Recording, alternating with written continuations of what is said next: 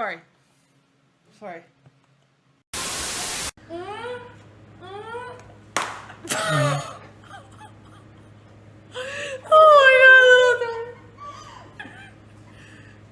We're moving away the things that might actually... Alright, you guys keep the water in your mouths, please. 1, 2... Ready? Oh, that felt kind of good. Okay, it's at 20. I told you, bro. Hell yeah. Okay, can I put it up to... Okay. I want more.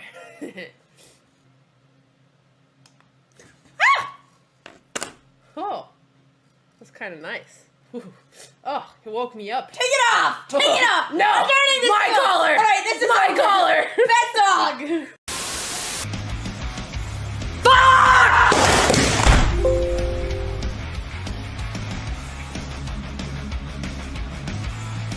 I broke my computer screen. I broke my computer. This is my computer now. Okay, we're gonna work on this. We're gonna work on this. I'm gonna work on this. I don't have anger issues. Distraction? There's no distractions going on here. I don't know what you're talking about.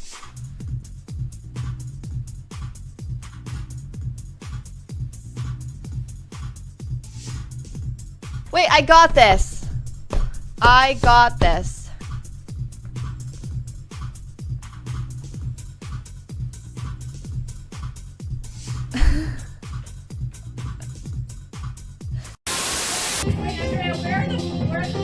I don't know. We're not putting them. You're using my One Piece books. You're not reading them anyway. You're not reading them anyway. You're never gonna read them. Andrea took my One Piece books and she put them under her DJs. Andrea, use your own Don't books. even read them. You have 40 books and you don't read. You don't read. But can we talk about something? Why is it this photo? Why does everybody have a fantastic photo and this is a screenshot from a random PCL stream when they used to make us wear the little golf shirts that don't even make sense? I'm not even looking at the camera. What is this? What photo do you want? Oh, well, I would love the same photo I have on Instagram and Twitter. Wait, did we change? We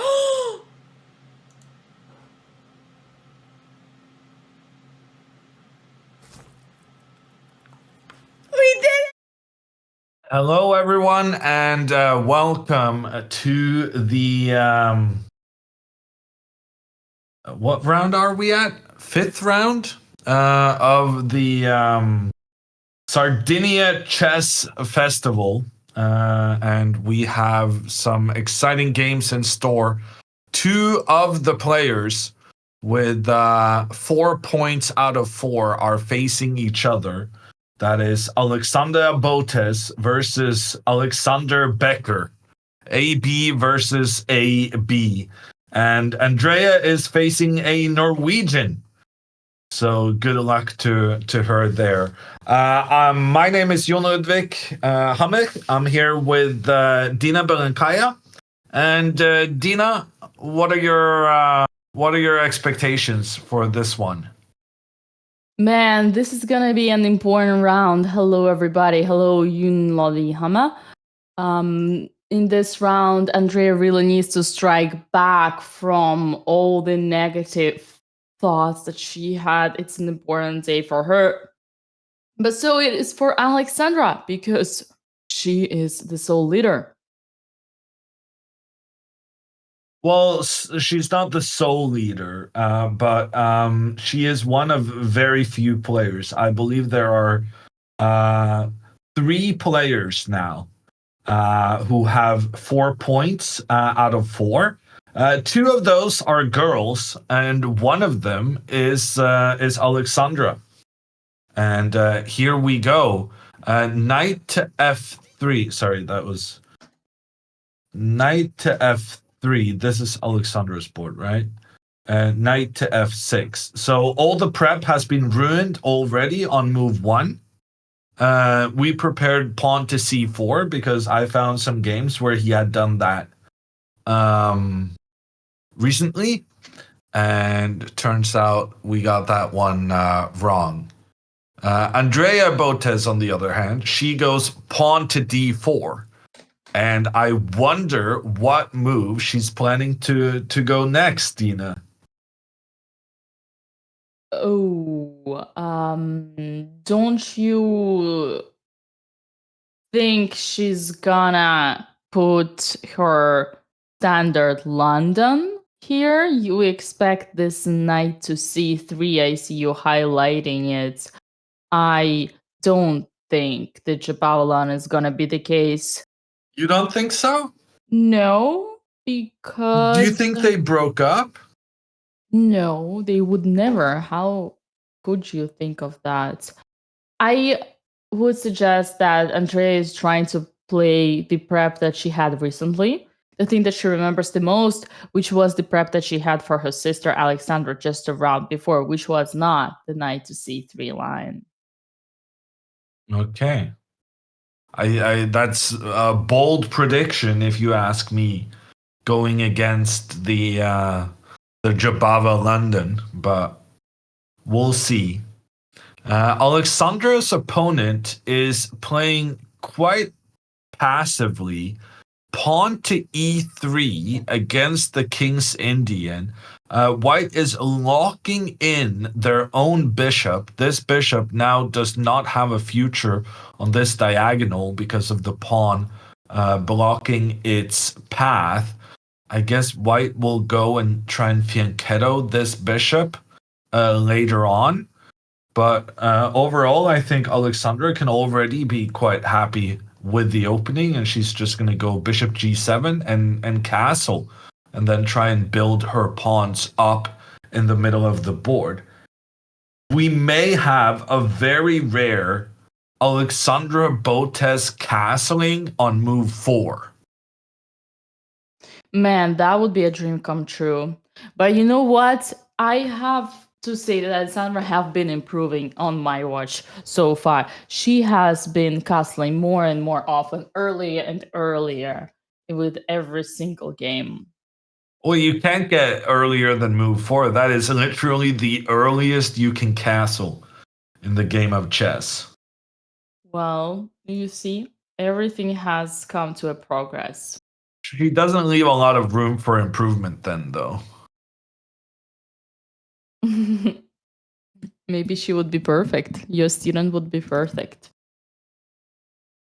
Okay, so pawn to b3 was played by Becker. So he is going for the fianchetto plan.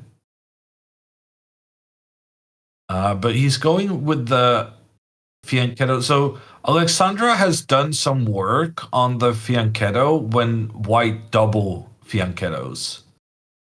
But here, with the bishop coming to b2, I don't think we've really looked at anything like this previously.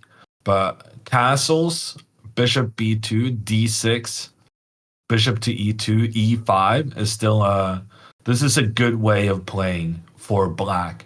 The idea is that if pawn takes pawn, then Alexandra can go bishop to knight to g4 and exploit the pressure she has down towards the white bishop, making sure that the white pawn cannot escape, and the white pawn will be captured on the next move. In Andrea's game, shocking. After d5, she has played knight to c3. And after knight f6, she goes bishop f4 and c6, played quickly by her opponent. I do not believe my eyes. We do have Jabava London here. Hammer was right. You're surprised I was right, or surprised that she played the Jabava? I'm surprised you were right. Okay, just checking. Sure. Did we just start? Yes, Savage. So tomorrow we're back to our normal scheduling, which is an hour earlier than this. but because they already played one game today, this fifth round is slightly later.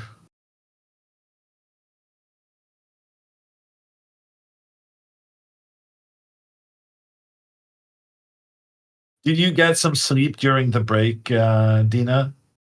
I tried, but my brain was so active that I think out of the 3 hours that we had, well, 2.5, I might have napped 30 minutes overall. I'm not sure. I will do my best. I have coffee.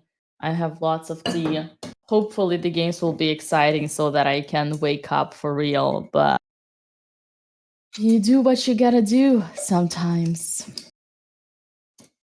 Did you get any sleep? Asks Dize. I didn't actually even try Oh, really? because it's the middle of the day. I Right. opened the door a little bit and got some fresh air. From the open door. To my balcony, yeah. Beautiful. You had a nice walk on your balcony. Yeah, something like that. All right, we're being told that Alex and her opponent, both who are up 4 out of 4, have performance rating of 2660 plus. That's a nice performance. We did discuss that with Hammer, saying that it's not really an objective performance, but it feels good. And sometimes you need that, especially after everything what happened in the previous tournaments. And let's see if she can keep it up. Yeah. Alexandra has gone pawn to d5, which is not a very typical King's Indian move. But I have been trying to encourage her to put her pawns in the center against the Jabava London, and I feel like this may have influenced her on this occasion. It can never really be wrong to put your pawn in the center like this, but it is easier to play with a pawn one step forward because then your plan afterwards becomes a lot more obvious. Yeah, that's true. That makes sense. But I'm here with you, Hammer. I cannot not be I cannot be unsatisfied with a move that takes the central pawn and puts it right where it belongs. Yeah. She does, however, manage to postpone castling. Ooh. So we'll see now. She was so close to doing the quickest castling possible. We'll see if she now got distracted with pawns in the center and whether she ends up castling really at any point afterwards. In the meantime, Andrea's game is progressing quite quickly, but her opponent is playing very passively. He, too, like Alexandra's opponent, has blocked his own bishop in behind his own pawns. That isn't necessarily a big mistake, but then doing the same thing on the other side, very often, if you're gonna play this pawn to e6, you then want to do something like b6, bishop b7, like white here did b3 and bishop b2 on Alexandra's board. That's the classic way of playing. But when you combine the c6 move with the e6 move, the combination of all of these black pawns being on the light squares is that they just stand in the way of black's bishop. And then you could have been more aggressive with your other bishop, the kingside bishop, but no, he chooses just to move that bishop one step forward. And Andrea, she just develops normally, and black castles, and I'm expecting now Andrea to castle next. I might have missed this or not, but did you guys got a chance to prepare for this game, you and Alex? We had a 15-minute phone call just going over some plans. in And the King's Indian versus the English. And oh, well, let's just say that the current position on the board is definitely not the English. well, The yeah, English starts with pawn to c4, and this pawn hasn't even arrived at that square. So this doesn't really look like anything we studied, but it's fine. It's just a game of chess. right. And Alexandra, as she was telling us in the interview just before, it all depends what kind of Alexandra you get to face, because there is a tilted Alexandra and there is a killer Alexandra. And in this tournament so far, we have seen the former. I think that was the word she used. So yeah, in the case of a second, it doesn't matter what's the opening. What matters is how Alexandra's gonna keep up with her pieces after. Yeah, and Which makes me think it actually applies to both on whatever she's tilted or she's in a beast mode. It all depends. Opening is important, but also what is important is what you do after, how you use your brain after.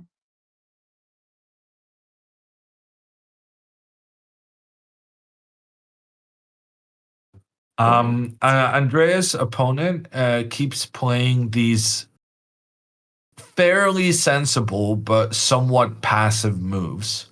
Really? Once again, he's chosen not to try and activate his bishop out on the edge of the board, but instead the knight comes in towards the middle. And Andrea can now, if she chooses, push forward with her pawn in the center. But if she does this, there will just be a couple of trades, and then the black knight will chase the bishop back again. That being said, this is a reasonable position for white. It doesn't look like the Jabava London. In fact, it looks more like a French defense. But a version of the French defense where white has nice active pieces pointing in towards the center of the board. Andrea, she goes for an alternate plan. She moves her knight again, which is the reason why the Jabava London is bad, because you put your knight in front of your pawn. But it's very clear what she's intending to do next.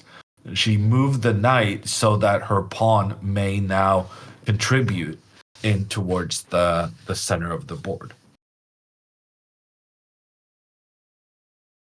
Yeah, I've seen Andrea do that before.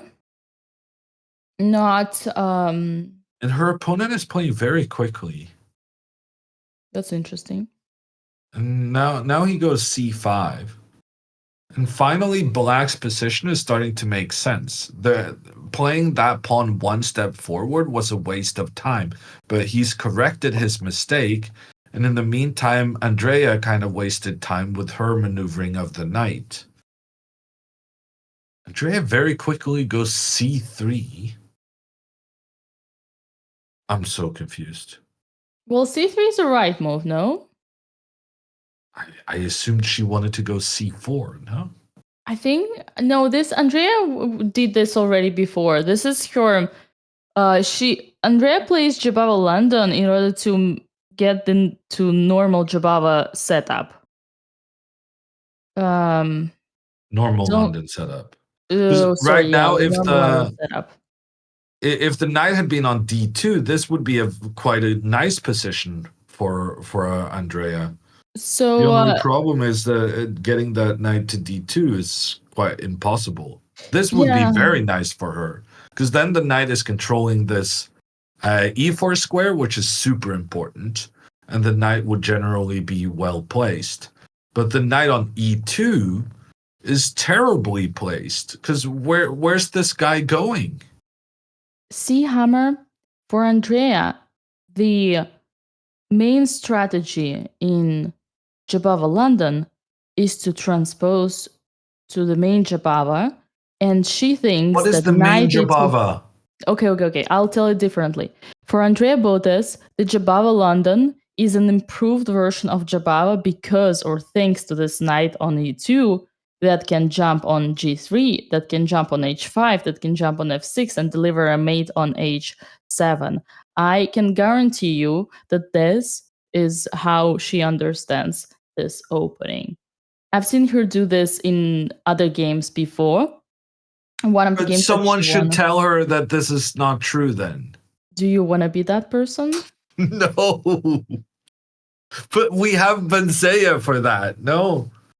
Yeah, we've seen, I cannot remember, maybe chat, you can help me out, but there was a game in Fermentera where Andrea would do exact same thing, and we would say, why so passive? But then she would, maybe it was with Howell, but then she would like manage to win the game, and we But would compliment her. unironically, Dina, Yeah. I think moving the knight, it would be better for Andrea to go knight d1 than going knight to e2. Yeah, but first of all, Andrea No doesn't kidding. go backwards. Like, no kidding. This would actually be quite a decent version of the London. So first of all, she would never go backward, and secondly, in her mind, knight e2 is the power weapon of the Jabava London. Once again, one last time, getting this straight for Andrea, this is the main idea in Jabava London because it's an improved version of London. Yeah, okay. This is going to be interesting. You trust me, right? Because you know sometimes No, I'm good at reading. what you're saying makes sense. And maybe I'm underestimating this knight's placement on g3. So after b3, b6, she has gone knight g3. Now I'm terrified about this bishop. I'm gonna tell you exactly what game it is. It is her last win against an Italian tourist. Her last win against a guy in Fermentera. It was round 7, Chad. Do you remember round 7 Andrea won when her opponent blundered in one move, exchanged and resigned, and we were all in shock. Why did he resign? Why did the guy resign? Because oh wow, and now it's gonna work out brilliantly, Dina. So in this position, I'm concerned about the bishop on f4. So I'm looking at something like knight to e8, trying to move my pawns up to go after the bishop. Apparently knight to e8 is terrible according to the engines. You know why knight d8 is terrible? Sorry, Hammer. It's because e4? No, because you even if you put knight to b8 and then king to h8, there is no way you can put the bishop from e7 to h8 to the corner. So knight e8 is terrible because there is absolutely no chance. There are legitimate reasons for putting the pieces on the back rank, Dina. It's not like obviously always bad. Okay. I'm sorry. I mean, I'm with you when you're trying to make a point with Alexandra. I'm with you, but here I'm more like I'm a grandmaster at chess. When I suggest going with the back with the knight, there's a very good reason for it. In this case, it was not a good reason. But anyway, pawn to c4 has been played, Dina. And we had this discussion yesterday. Yeah. In the previous game, Andrea had the white pieces. I suggested this pawn to c4 plan and said this is quite interesting for black because then you have a very clear idea what you want to do next. But in this situation, I gotta say, I don't like it very much for black because Andrea is now actually quite well placed with the knight on g3 to accomplish this pawn to e4 break in the center. Andrea does go bishop to c2. Her opponent is going to go b5.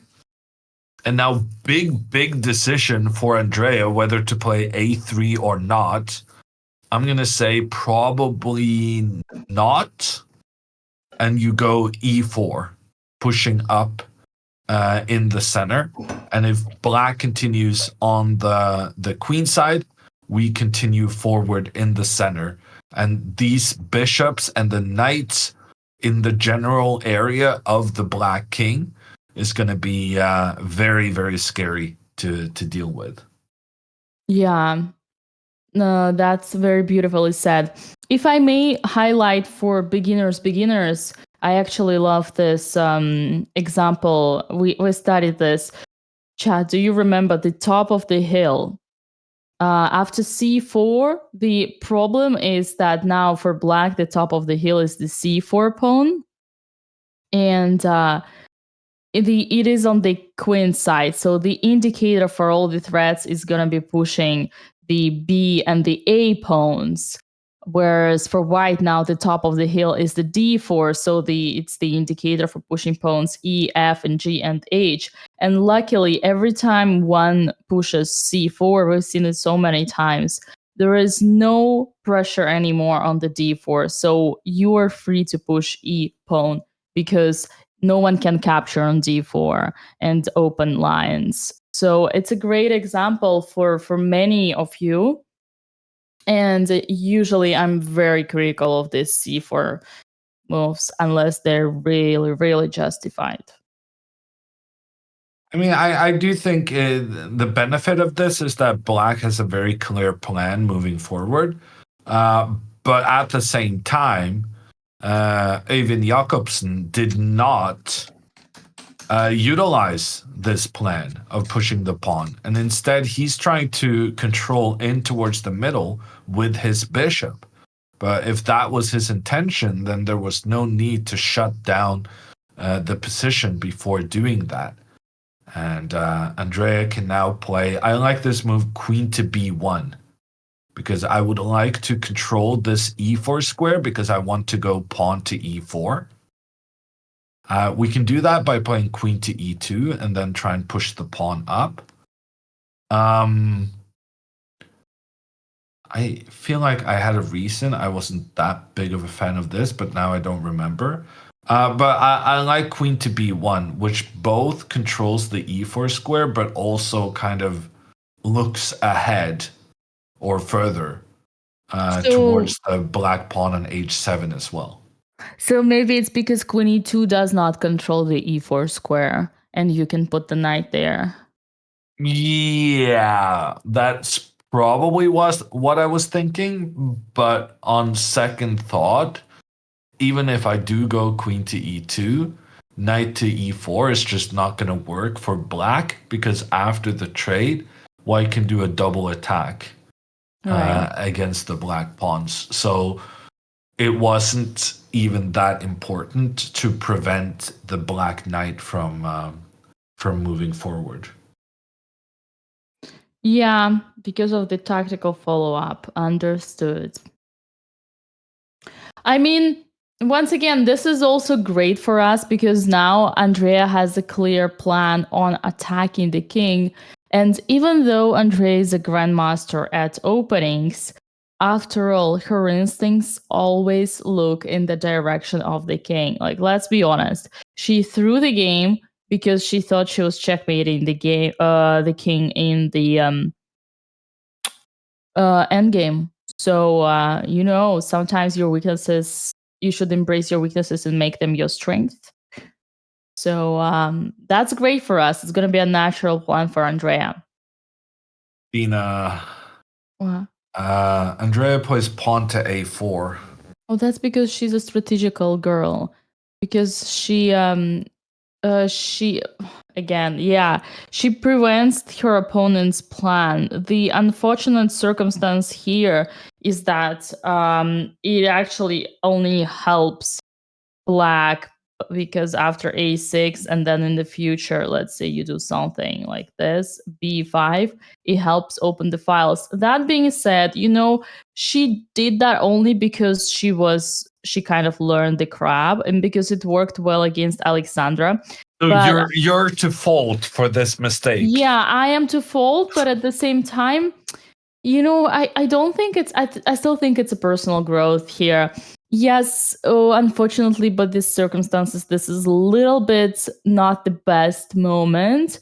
But hey, out of 10 times that Andrea pushes the A pawn, 8 are gonna be correct. So I'm looking further here. I'm looking deeper. I think statistically and mathematically, Andrea is doing great job with her crab pawns, with her A pawn and H pawn pushes. So to explain why I think that pawn here, mistake is maybe being a bit harsh, but the reason I think it's inaccurate is because there are some variations in the future where these black pawns make their way up the board. And my concern is that when she doesn't have the pawn controlling the b3 square anymore, I'm concerned. So something like, I guess queen here and you go e4. I know what she wants, Hammer. I think she actually wants to, on b5, to play a5. And even if Yeah, you that get would be b4, very interesting. That would I'm be pretty very sure interesting. that's her idea. Actually, a5 is super strong here because it takes the space and it also takes away super important square for both knight and the queen. And if you don't do that, then the question is, how do you push the pawns? And now she already knows that the only plan of black is this. You know, that shows extreme level of maturity. That shows a lot of understanding of, because she clearly says, listen, chat, who do you think I am? I look at the pawn structure and I know that my opponent cannot do anything. So I have all my time in the world to push this, because by the time he's gonna push the queen side, I'll already retire from competitive chess. And now that I can play a4 and after a6 continue my plan, I can get an even improved version, which by the time he opens the files, and good luck with his bishop, good luck with his knight, with his queen, I'm gonna dominate the whole board. How did that sound? a5 is a very interesting move. Yeah. It would I'm a definitely grandmaster. justify the idea of going pawn to a4 to begin with. Yeah. But one thing I am concerned about this a5 plan of yours. If I mean, they I guess play you a5? can even go a5 here, but say h4. Yeah. And then b5, a4, a5. Mm-hmm. And now if the pawn continues, this is the reason I was concerned about this guy leaving the a2 square. Since now the pawn is no longer guarding the b3 square, which means that black is threatening to just bury the white bishop alive. In order to avoid the bishop getting in trouble, I think we both, Dina, are expecting this bishop to a4. Right? Yeah. But now, after something like Not queen sure to about that one. c8, Yeah. well, I'm just thinking that this terrible bishop that black has given themselves, with all the pawns blocking the potential bishop's path, if the white bishop has to go up here, then that would present a very golden opportunity for the black bishop to try and trade with whites, which is strategically favorable. Yes, I think for exactly that reasons, but not only just that, also the reasons that white should pursue their plan. Absolutely, I am not gonna move this bishop. In fact, I'm gonna continue preparing my attack, and after b3, I'm gonna put the bishop here. And okay, I can see the engine, I can hear the engine, but my target is this, and I think this guy is a joker in Andrea's army, whereas obviously no way I'm letting you slide with this guy Yeah, on that's b7. a very good argument in favor of that. And, even if you were to force me to play bishop a4 on something like queen c7 or queen c8, the moment you want to play bishop d7, I would say F you and take on d7. And the knight takes and let you live with this guy on b7 here. Oh, I'm not sure I like that, Dina. Long term, I could potentially get this bishop out. Right. With my pawn on h5. I just don't think you have good enough light squared control. Well, yeah, for those reasons, I will tell you that I'm an independent woman, and you are not to tell me where to put my bishop. So I will therefore keep it on b1. And that was a joke, obviously. Don't think I am trying to cause a fight here or suppose that you would ever force me to do anything. Andrea has gone b4 instead.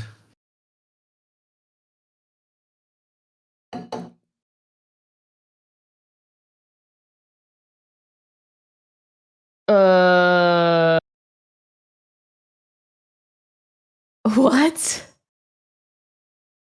Yeah.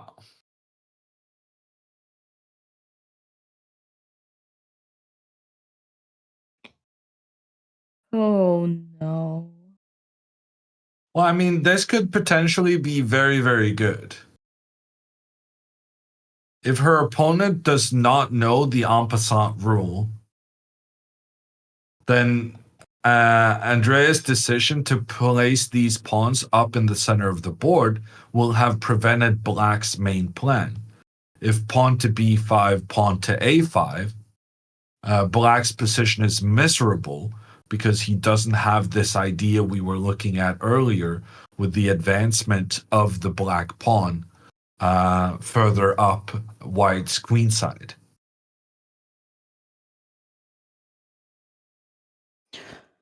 Man, yeah, so we're going to the direction if Andrea's 1700 rated opponent doesn't know the rule of 500 level en passant.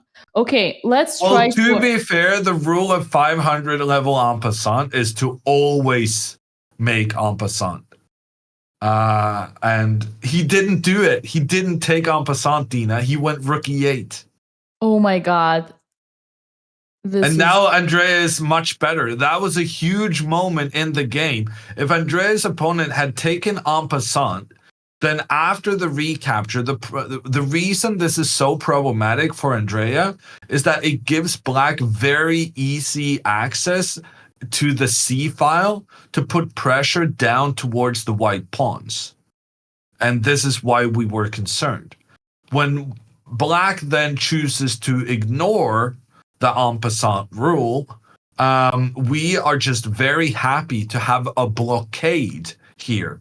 When our two pawns are opposing the opponent's two pawns with one line in between, what happens is that the position is completely shut down. If Black tries to go pawn forward to b5, so let's just make an attacking move over here. If Black tries to go pawn to b5, we say no to the trade and we close down the position, and then we can fully focus on this side of the board where we already have all of our pieces. And if Black instead tries to challenge our pawn in the different manner, then once again we can just move forward and make sure that the pawns remain on the board, keeping the position closed.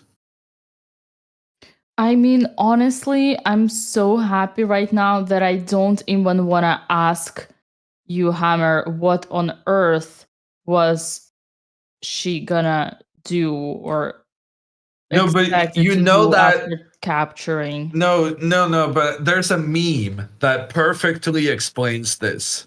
And I'm gonna ask chat now, or the quickest person in chat, to create this meme on my behalf.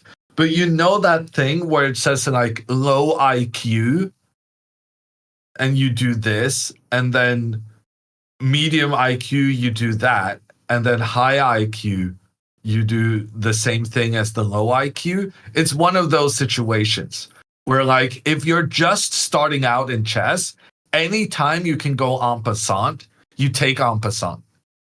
And then when you're a grandmaster, you take en passant because it's the strategically right thing to do in very many of the en passant circumstances. But there's the people in the middle, the people who think they're good, but they're not good. They are like, oh no, just because I can do an en passant doesn't mean that I should. And I'm gonna avoid being like those weirdo low IQ people who just goes en passant because it's a legal move.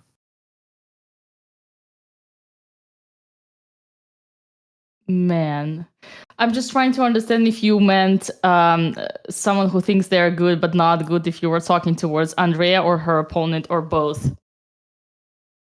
I'd prefer not to answer that question. You are damn right. You should not answer that question. Honestly, yeah. Okay, you know, chat, I need to learn how to let it go.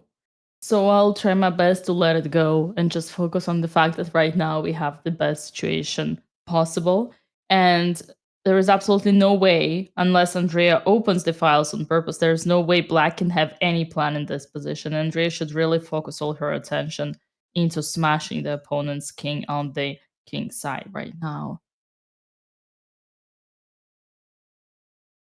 And that is gonna be her plan, I was gonna say.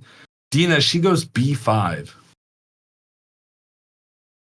What is this positional version of Andrea? I'm so confused. She's genuinely had good opportunities to try and start an attack on the opposite flank. And she's still making like positional moves on the queen side. And I don't hate it. Yeah, no, it's not bad, but it's yeah. There's a general rule that you should not play on the side of the board where you are worse. And Andrea has now violated that rule 3 times in a row. Yeah, I mean, once again, it's just. Oh God. Okay, we got to talk about Alexandra too. Alexandra just played the ugliest move I've ever seen.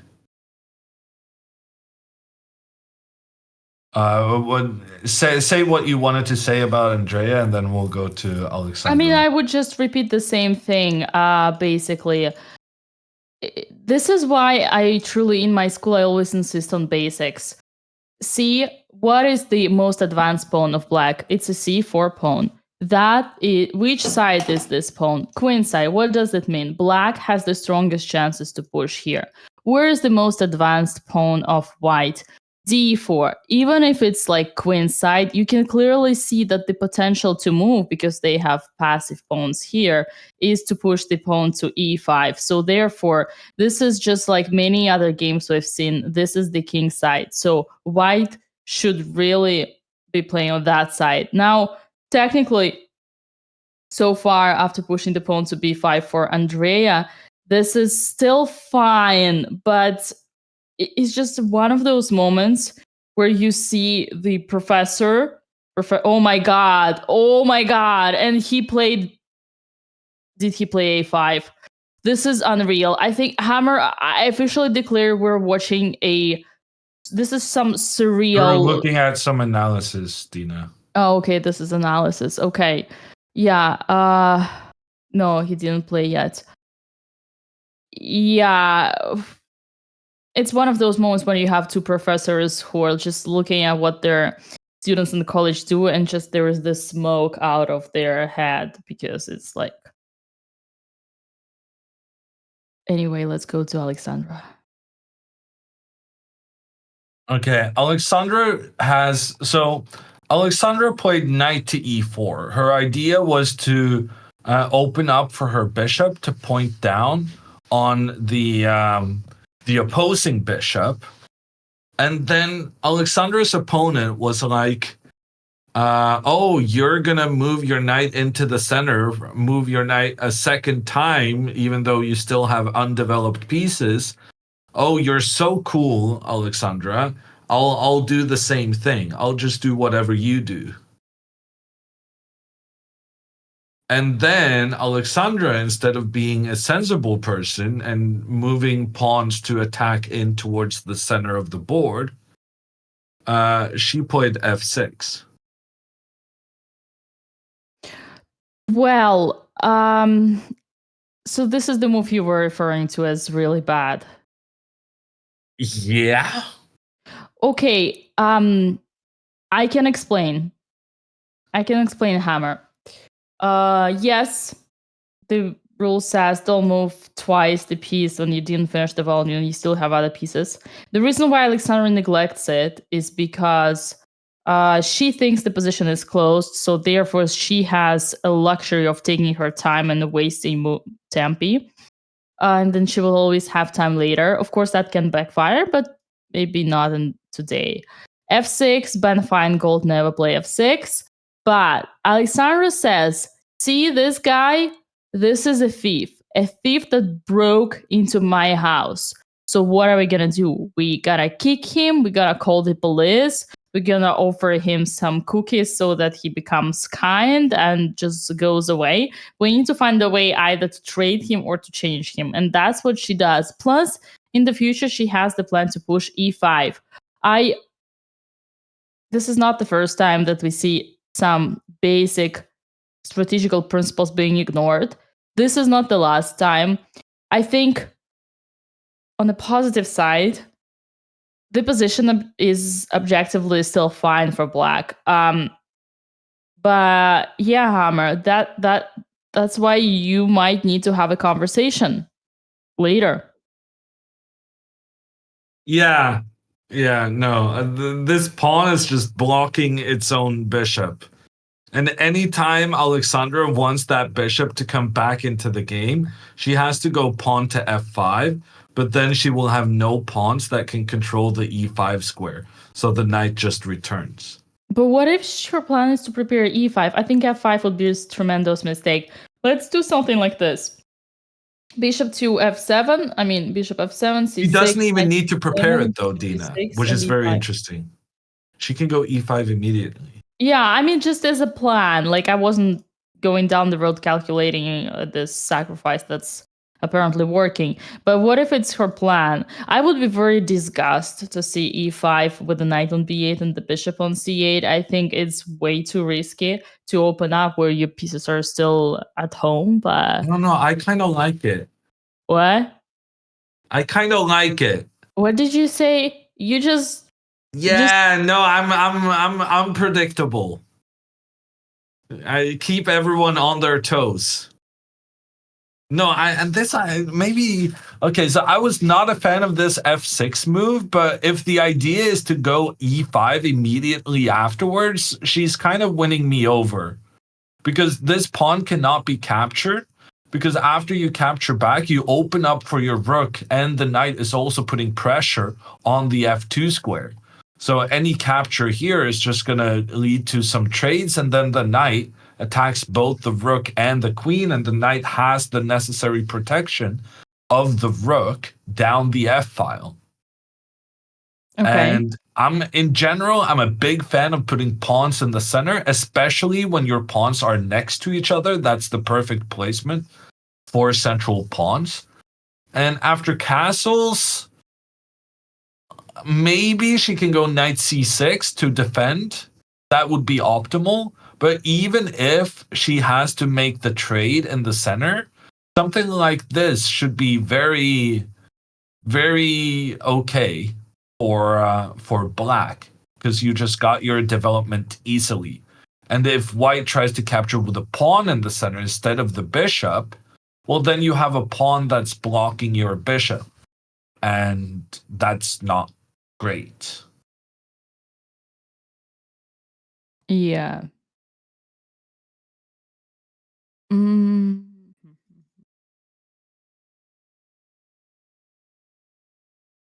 Okay. So but it's very dependent on her playing pawn to e5 next. If she doesn't do that, then this f6 move is a complete disaster. Okay, may I? What if I play c6? You go short castle. I play...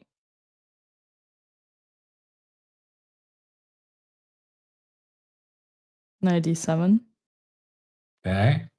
I guess I'm gonna go c4 at some point. Yeah. I'll go e5 now. And you didn't like the situation earlier? No. I liked it. Okay. It's just tough for me to push it when without pieces, but I guess is here what helps is that white is also without pieces. Yeah, it really helps that white has not put any pressure on the black center. If white had already played c4, then e5 just wouldn't be possible. Yeah.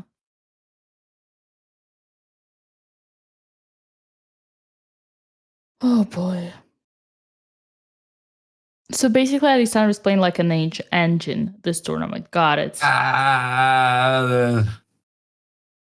Yeah, if it is engine-like to play ugly moves for concrete reasons, and that is, I guess, true. It very much depends on this next move, though. She really needs to go e5, otherwise this whole idea has been a disaster. That's interesting. I see Andrea's opponent did not react after b5 and instead played knight to f8. Is that true? Yeah. All right.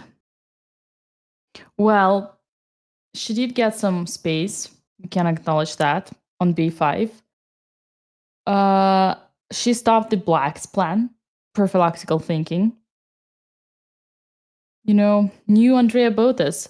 It's not Andrea Botez. It's And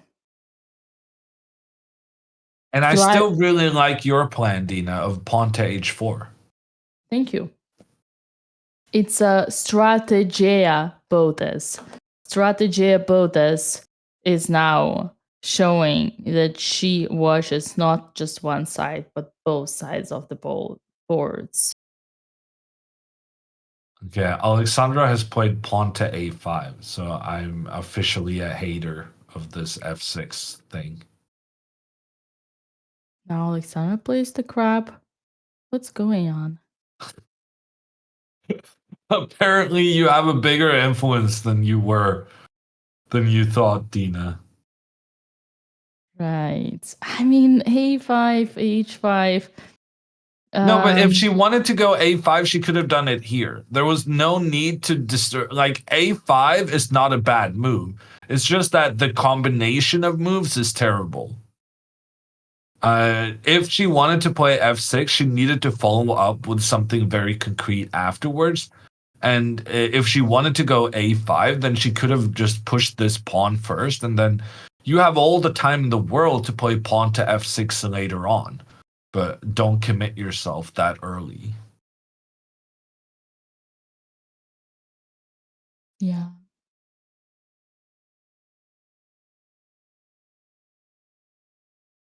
She's a French player. She has to play f6. The funny thing is, I had a chat with Alexandra last week. She wanted to prepare a bit for this tournament. And we specifically talked about her inclination to go f6 in the French. And basically, I told her to chill out and not play f6 as often in the French. Unbelievable. Unbelievable. You literally mentioned that. Yeah. Well, clearly she heard you. Yeah, now she's not going f6 in the French, but any other opening is fair game. Right. It actually took me a while to understand what the chatter who said Alexandra is French. She has to play f6. I almost was gonna go down the road that every Romanian is French at their heart, but then I realized the chatter was talking about the opening. That was a funny one. It actually got me. Congratulations. You're not, you haven't been sitting through hour after hour after hour doing commentary on Alexandra playing the French. That's true. That's true. That's correct. A huge respect on that one to Grandmaster Hama. Ah, boy. A5. Let's try to depict what was the idea behind. Maybe Alexandra wants to play e5 and then make the rook lift to f6 and then take on f2. No, I mean she just doesn't realize the massiveness of putting this pawn in front of the bishop. I think she's just playing on as if nothing has happened, and she doesn't realize how momentous it is that she has blocked her own bishop out of the game. Well, sometimes a 5 is a good weapon against c4, a4, and you kind of put the pressure on this because the rook is. But here it's not the case because the rook is protected by the bishop, and yeah, so it doesn't really help. In some other situation, it could. Like they cannot take, right, because of this. But she doesn't even threaten to push a3 because there's a knight and the bishop protecting. Again, I will admit, until as long as the position is closed, Alexandra doesn't really risk that much. She only risks once her opponent finds the right move. And clearly there is no yet concrete thing to do. So here, for instance, the best option would be, I mean, you have such deep moves as strategical c6 and e6 protecting the pawn, but you can also take and then strike back with e5. Wow. Yeah. And this looks cool, but if she didn't play e5 when it was good, I don't know if she's gonna play e5 here where it's just messy. Yeah. I think Alexandra's strategy is, once again, as she said, she thinks on her opponent's time and she plays quick, fast, and confident when it's her move to play. And I will be honest, I actually really admire this strategy. Alexandra indeed has a great, in my opinion, time management skill in life, but I also quite like what she does here. And you know, Hammer, whenever you say she should take more time, she should think more, she should like use her time a little bit better, she's slightly too fast. I always want to tell you, well, Hammer, even if she does take time, even if she thinks a little bit more, who says that she would find the right way? From my experience, it doesn't matter how much time you spend on the move. If you don't kind of understand or see it in the first, let's say, 5 minutes max, yeah, you won't likely find it. You'll just burn your time and then you still will do a mistake. It's just chess is so hard, and it's important to have some time left after move 30 for the last 10 moves because you usually lose the game because of the blunders that happen in the last 10 moves, and for that you do need time. Yeah. No, I can see that perspective. Alexandra's opponent has castled. And I guess the only real point of this a5 move is to continue further forward and just make trades. Then we'll get something like this, maybe. Mm-hmm. Alexandra hates to just make trades for no good reason. So I don't really understand why she would. Yeah, no, I need some good news in this game to get my Okay. enthusiasm back, because frankly, this pawn on f6, I've never been a big fan of the fine gold rules of chess. Really? No. Never Really? play f6 is not true. It's just as often a good move as it is a bad move, but in this circumstance, I think it's fair to say it was not just a bad move, it was a terrible move. And Alexandra has ruined her own bishop for no good reason.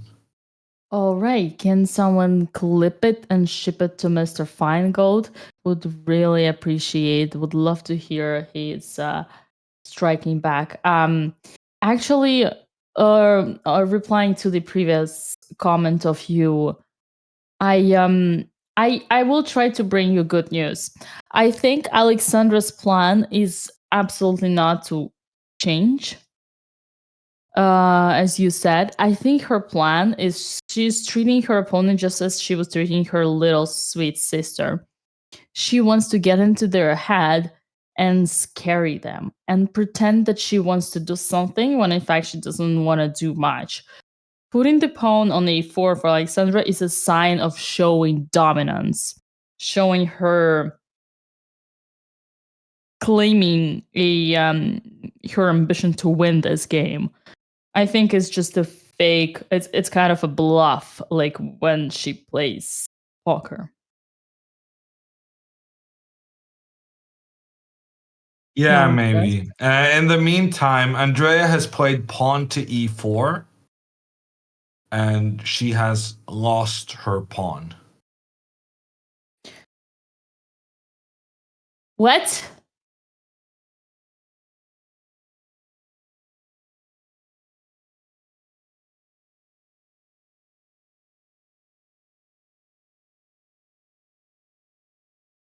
Okay, it's official. Andrea Botez got into a tilt phase.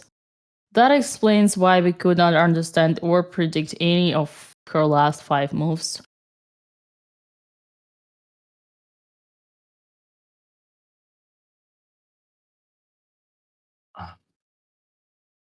Okay, I assume she's going knight to e5. Maybe knight to e2, no? Knight to Knight to d2. d2 would be terrible because then you can't defend this pawn. Maybe she blundered this? I mean, for the first time in the history, Andrea plays strategically on the queen side. She plays in the center. She is like, I'm trying to play classical chess and not rush for the attack nor for the king, because you know what happens in the attack. I get tempted. I sacrifice the knights, and that doesn't work. So today I'm gonna play like Petrosian. And then she's like, oh, 95.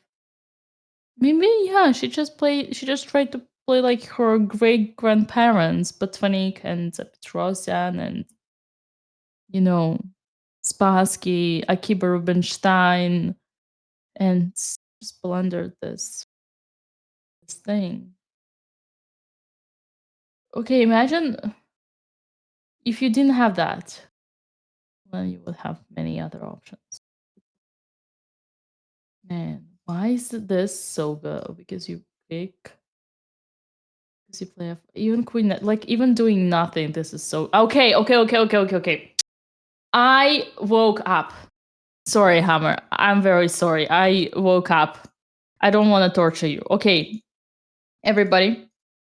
E4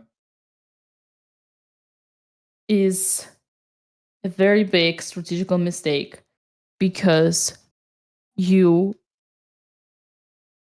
resurrect this little boy who has been buried for the last 2,000 years. You bring him back to life. That was literally the worst piece of your opponent. And after e4, you But make both him of us wanted great. her to go e4 earlier. True, but when that was prepared, right? Well, back when this pawn was still on b2, and this pawn chain was defending each other up the board. So I think the fact that she pushed this pawn forward has made pawn to e4 less attractive because of then the knight having some pressure towards the c3 pawn.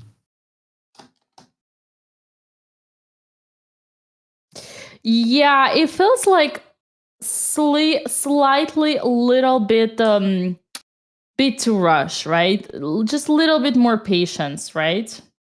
Just a little bit more patience. And that would be it.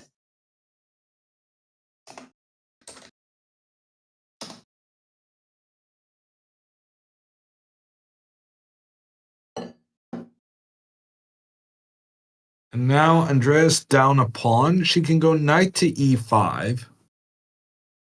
But then part of the problem is this knight to g6. attacking the bishop, but also attacking the knight. Yeah. So that when the bishop moves, black can just capture if they want to. And then start maneuvering knights towards the d3 square.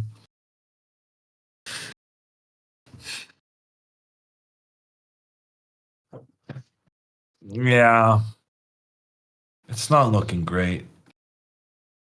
She did go knight to e5. The good news is that her opponent hasn't been super convincing yet. He's played a couple of pretty passive moves all around.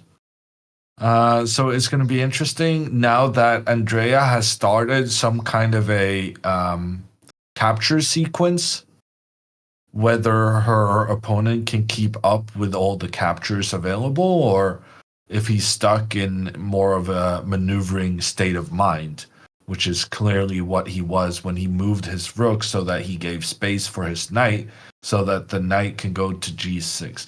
Damn it.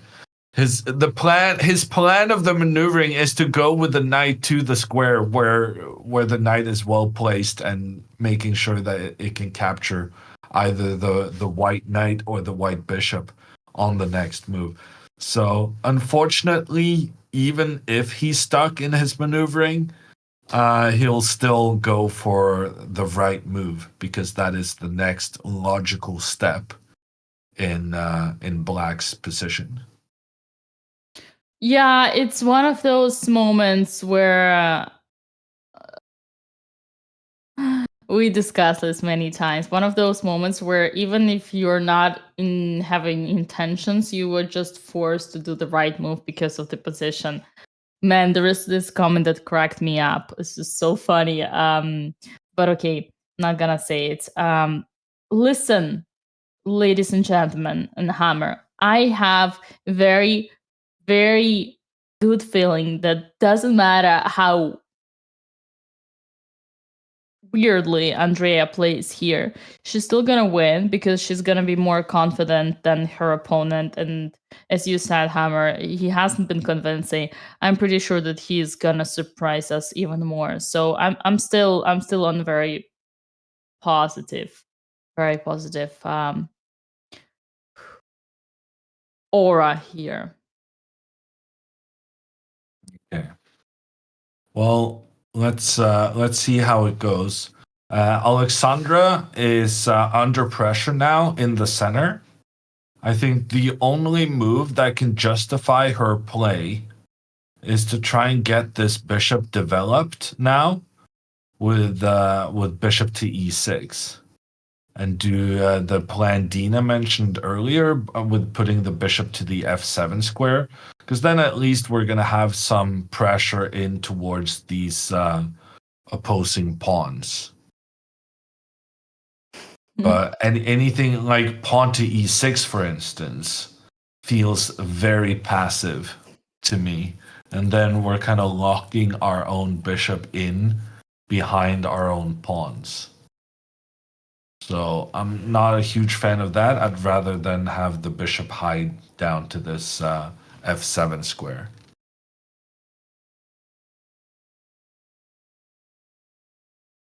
I remember. Yeah, that was a cute little plan I had in my. You know what, Hammer? As long as she develops all her minor pieces, what else? What more should we dream of? Yeah, I guess that's fine. She can go, even if she does go e6, she can then go maybe b6 and try and get her bishop out here and her knight here, and she'll have to play f5 at some point. In general, Alexandra should be fine as long as she doesn't do anything crazy. But you never know with these girls. It's gonna be fine. Trust me. I need to make some more tea, Dina. Can you hold down the fort? You sure you don't want mine? Okay, fine, go. Thank you. Yeah, I should stop offering him my tea. I feel like this is an old joke.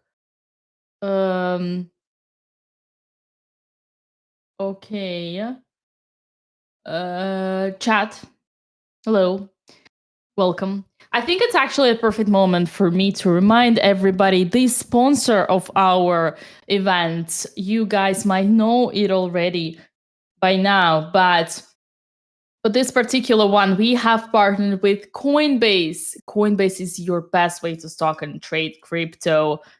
We have insane budget for giveaways for this show.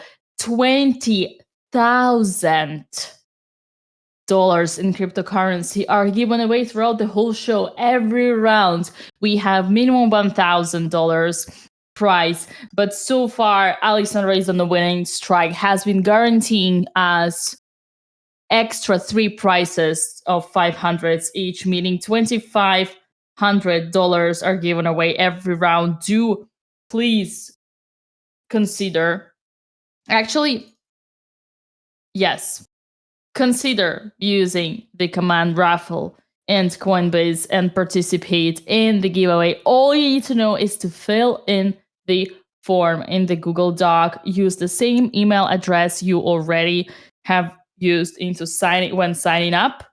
And at the very least, claim your $20 discount, $20 off by using the command BOTEZ20. We definitely are gonna have 2,500 giveaway in today because Alexandra has won her game. Not just she won her game in the round 4 earlier today, but she also won it with 2 hours, which is like absolutely insane. Absolutely insane. Alexandra is on fire in this tournament, so that's why I have believe in her. She's gonna win today, just like she did in all the other games. Hammer, in fact, even suggested that. Could that be so that Alexandra is playing her best tournament ever? What do you think, chat? Do you think it can be true? Alexandra is on the winning streak. I do believe she's actually having one of her best tournaments so far. And that's so pleasant to see. I can admit I'm slightly worried for Andrea, but that's because, yeah, she had a big frustration from the early round today. She shouldn't have, because she has been playing her best chess ever. She has played a rook endgame like a grandmaster earlier today. But for Andrea, the result is more important than the quality of her moves. So that's why she is playing in a slightly hectic way here this game. It is because she's quite frustrated, a little bit angry, and she's trying to kind of win fast, I would say. A little bit mad at everybody, including herself. So the problem is that this attitude can backfire. It affects your ability to think clearly, to be objective. But luckily, her opponent isn't the strongest participant of the tournament, Jacobson. So hopefully it's gonna be all fine. Andrea, yeah. Man. Up And here he is, the gentleman himself. What did Alexandra's opponent play by chat? If you can see it. I'm not sure I can see it. I'm gonna need some positivity from you, Dina. Oh yeah. I'm kind of sad right now. With both or only with Andrea? Both. Okay, what are you sad about with Alexandra? She played her pawn in front of her freaking bishop. Completely unnecessarily. Like, if we had in this position, she could have gone a5 and then c6. There was absolutely no reason to go f6 that early. If she wanted to go f6 later, I mean, maybe. But why do it so early?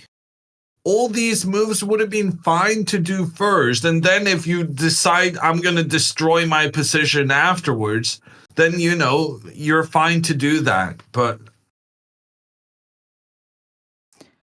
I see where you're going. I don't see why she's playing f6 without following it up with anything concrete. Because if she didn't have a concrete idea in mind, then she might as well just have delayed it and played f6 later on.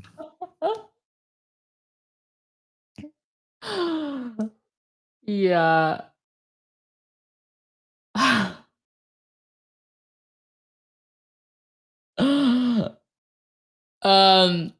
I'll tell you. Sometimes it happens so in chess that you have an idea and then next move you decide that your idea was bad. So you change the idea. Do you even believe what you're saying? Or are you just making stuff up to kind of justify Andrea's decisions? No, sorry, Alexandra's. Yeah, Alexandra's is this case. I mean, I'm trying to give the best out of myself, you know? It's like literally, I don't think she had an idea to push e5, but maybe she told herself, maybe later I can also push e5. There is one thing that is good, and we cannot close our eyes on this. Alexandra had her opponent's piece in her territory. She needed to claim the property to that territory. She said, this part of the board is mine. Okay? Don't you dare. Everything after 5th rank is mine. Don't you dare. Get the heck out of here. And then she said, okay, fine. Now that I am claiming the property here with the knight on e4, and now that I have the control of all this, I can do whatever I want. I can do whatever I want. Look at this. She's claiming she's just claiming dominance. She's showing that the chessboard belongs to her. Yeah.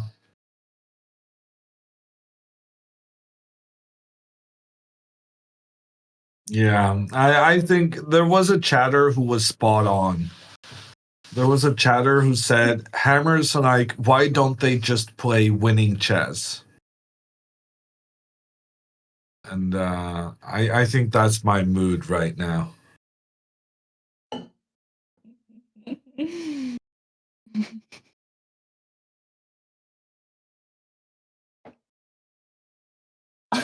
Why not just play good moves? I like the other chatter who said caffeine hit hard. Okay, that was one of the funniest jokes that cracked me on the street. It's a powerful drug. What can I say? One of those moments when a chatter really cracks me up. Congratulations to the person who typed that. I think it was in caps. You have a great sense of humor. Okay. I think we're fine here, Hammer. I think we are fine. I think, if anything, I had hope that by treating Alexandra in a disrespectful way and mocking and trolling on her putting the knight on b8 against Andrea, she would actually take the best out of that situation and kind of decide, okay, developing my pieces is gonna be my priority from now on. But I don't think it worked. So again, I don't think I'm in the position to give lessons. So maybe you, Hammer, I think. But it is a conversation that needs to happen, objectively speaking, not just with Alexandra, but also with every one of you watching this video, this live stream. I mean, we need to get it straight once and for all. Just knowing that pieces should be developed is not enough. You also need to do it, and you need to respect that. Okay? You need to respect this rule, and you need to develop your pieces and not play 10 different pawn moves when, I mean, d5 is obviously a good move and c6, but these two,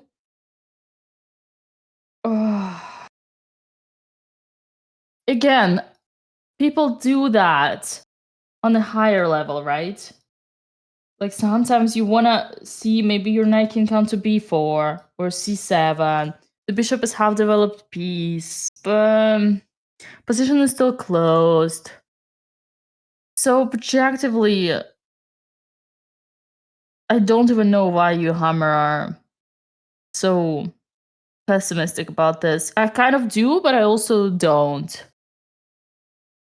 I lost. Well, I mean, I would be more optimistic if I saw her playing bishop to e6, so that I know she's going to develop her pieces. Yeah, you just feel like the father who has this heartbeat, right? Very high whenever your daughter spends 1 hour on the move h3. Oh my god, Andrea just took on a6. It's probably, I don't know. I don't know anything anymore in this world.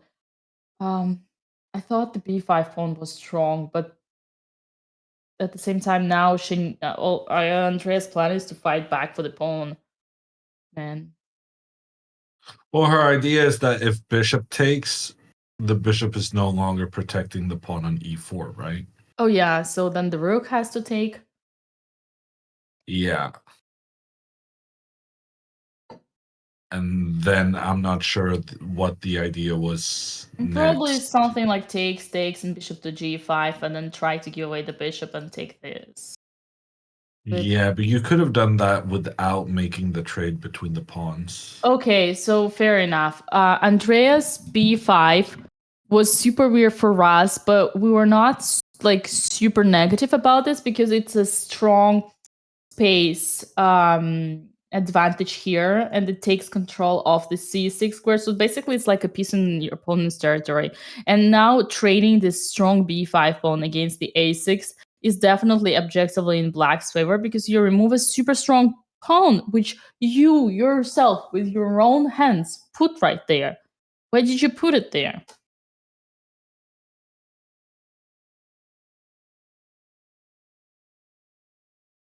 Right? Yeah. Okay, cheer up, my friend. This is the middle of the tournament. And Alexandra is developing her bishop. Whoa! You see? Not to the right square, though. Oh. She went bishop f5. And now what I'm really scared of is that she's going to follow up with knight d7. And then her opponent is going to go knight f4. And then suddenly her bishop is going to get trapped. So basically, if black does a nothing move and Alexandra goes knight d7, the knight to f4 takes control of the e6 square, which was the only escape square for the bishop. Or rather, maybe take, and then knight f4. Now you're attacking this one, but you're also taking control of the e6 square. And if black goes e6 to protect, then your bishop is trapped. It's probably not the worst thing. Like, this was very cooperative. In this position, you can go knight to b6. Yeah. And you're fine, and you can retreat. You can even put the bishop here, might be decent. So no, I'm gonna be positive. She's developing her pieces. Yeah, Developing her pieces, positive mindset. Yes. exactly. That's the way. I'll give you something. On this king h1, as you say, which I think never is gonna happen, might rather move the knight somewhere, right?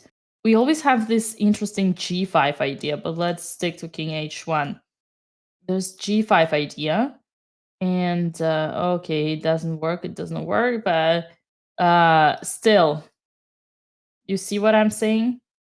Yeah. Preventing the knight from coming to the f4 square.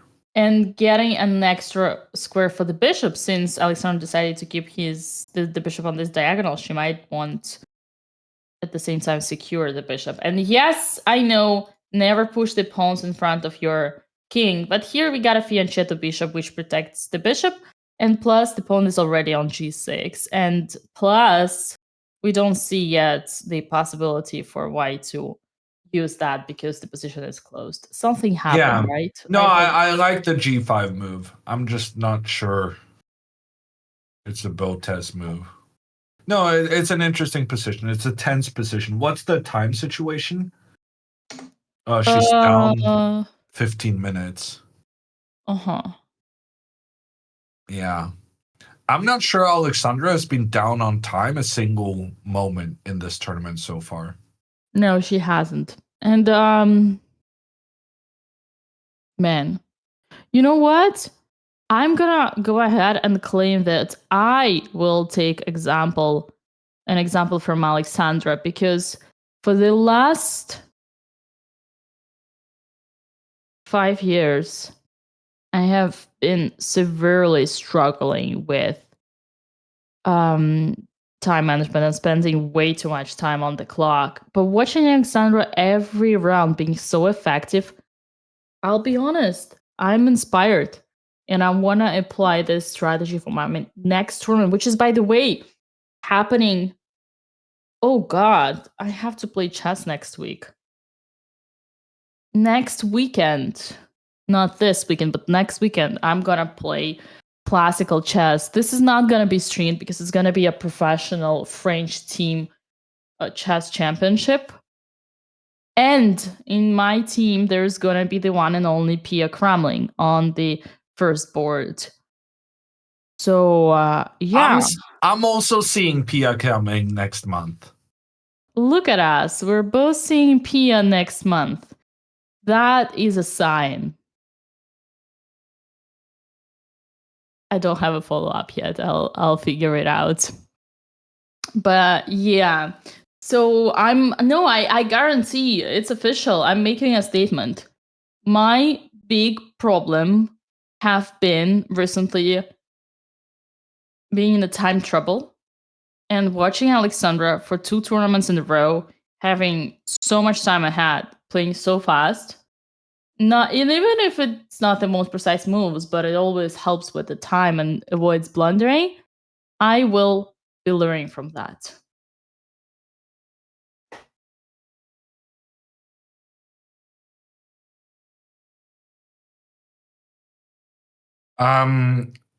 Andrea has played bishop to g5, Dina. So you were right that she wanted to try and take out this knight in order to recapture in the center afterwards.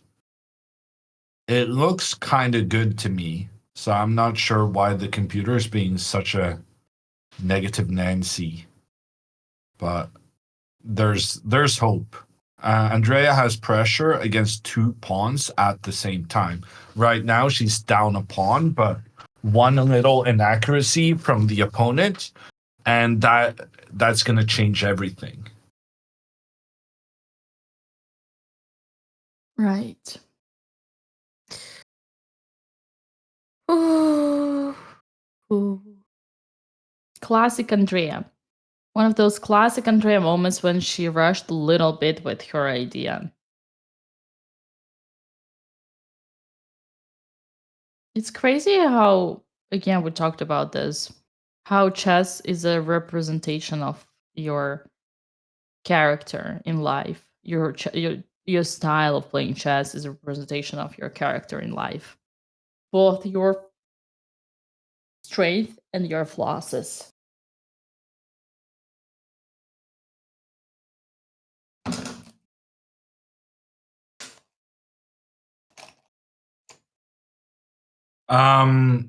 Alexandra's opponent went knight to d2. Uh-huh. So putting pressure in towards the center. Okay. And I'm still kind of scared that if Alexandra plays knight to d7 now, I feel like takes, knight f4, puts some uncomfortable pressure towards the light squares in black's position. Which is why we both wanted the bishop on f7, right? Because then the bishop would protect both of these squares. Correct.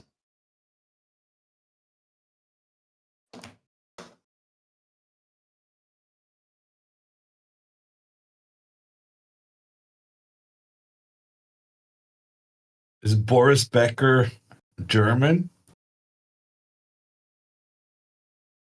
Is the original Boris Becker not German? That's the biggest surprise. If he's not. This is Alexander Becker going up against Alexandra Botez. AB versus AB. Isn't that beautiful? And they are 2 out of the 3 people who have won all their games so far. So if Alexandra can win this, she's going to be number 1 in the tournament after 5 rounds, just as she's been number 1 in the tournament after 1, 2, 3, and 4 rounds so far. Perfect score. She's making the impossible possible. And she's teaching Dina about the difference between impossible and improbable. Ash Menke coming in with a 57 months. Let's go. How are you doing? Cash Menke. Is it a friend of yours, Hama?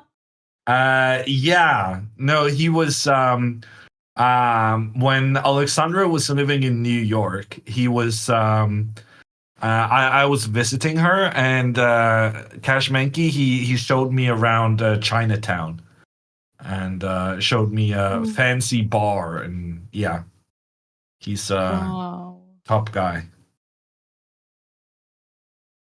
Nice. Wow. Good old friend. Interesting. I like how I could guess that just by the excitement. I was like, this is not just a 57-month sub. There is something extra there. Miss you, buddy, he says. Okay. Okay, yeah. Alexandra still is down on time. She needs to speed up, I feel like. Because she's actually going to get into time pressure if she keeps this up. Alexandra taking time means that she is slightly hesitant, slightly more hesitant than usual.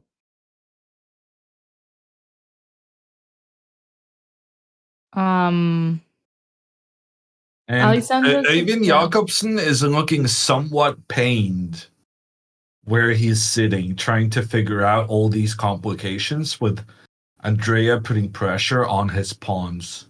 I agree. I agree. That's why I still have hope in Andrea, even though her position is not the best. I think she's gonna be mentally stronger in this game, regardless of all the obstacles.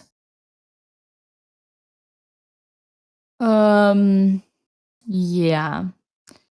I do have to acknowledge that Alexandra's opponent, Mr. Becker, finished his development first. Tick, tick, tick, tick, tick. But you know what? Sorry. After knight to a6, we gonna clap because the development will be finished. And even though knight on the rim is slim, it's all about your intentions. Here, Yeah. the intention is to go to b4. I'm with you on all of this, Dina.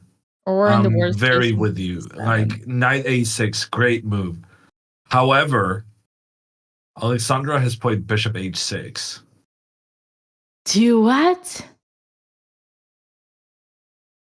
Disappointing all of her coaches.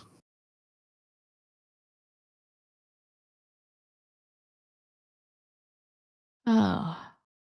So part of the reason why this knight to a6 was so important is that then the knight would have control of the c5 square. But now, after bishop to h6, there's a problem with pawn takes knight, or knight takes knight, pawn takes, and then knight to c5. And this is somewhat annoying. The knight is attacking the pawn on b7, but it's also putting pressure against the pawn on e4. And now we have to go pawn to b6 to try and kick the knight, but then pawn to g4 looks interesting for white. Although here, Dina, maybe we're just winning a pawn. Takes. Maybe we just take back. This is probably fine for Alexandra because this bishop is going to spend quite some time before it can start to attack the black pawn structure. Okay, I'm being optimistic. This is not too bad. This is manageable. And then if knight to a4,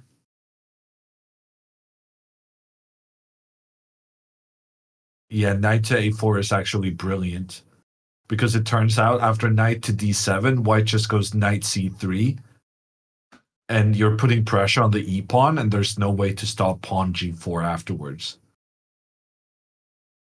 Which means that after knight to a4, you would need to find bishop to e6, which is a very tricky move to find. And it's not even clear whether it's good, because then white has d5. Takes. And if you take again, then the knight captures here, attacks the rook, attacks the bishop. If the queen takes the knight, then the queen comes in, attacking the king, attacking the rook. Oh no. Yeah, she needed to develop her pieces, and she needed to control the c5 square. Okay, if I may. I'm still trying to process what just happened. Just to make it clear, was bishop h6 oriented into stopping knight to f4 with the idea of giving away this bishop for this knight? Just I mean, I don't know, maybe. But let's just say I don't think she would have played bishop to h6 if not for the fact that she put her frickin' pawn in front of her frickin' bishop earlier in the opening. There's a direct correlation between this mistake and this mistake. I think I got it, Hammer. I think bishop h6 is a deep prophylactics against f3. Alexandra did not want her knight, the beautiful piece showing domination in the opponent's field, to get kicked away because she has prepared a check winning the pawn. I think that's what she was thinking of. Otherwise, what on earth would make her want to move this bishop away. Yeah, that's Yeah, it. that makes sense to me, Dino. But yeah, she chose not to prioritize her development because of this. Well, apparently, I will have to continue my roast if I ever want Alexandra to improve on that. But I don't want to continue my roast. I want to be nice and What? friendly. Yeah. But how What's your success rate on your roasts to Andrea? has always been good. See, I mean, I might be a believer or a dreamer, but I do think that Andrea has been listening to me and improving. This game doesn't count today because she's just under. She's not thinking clearly because of emotions and frustration.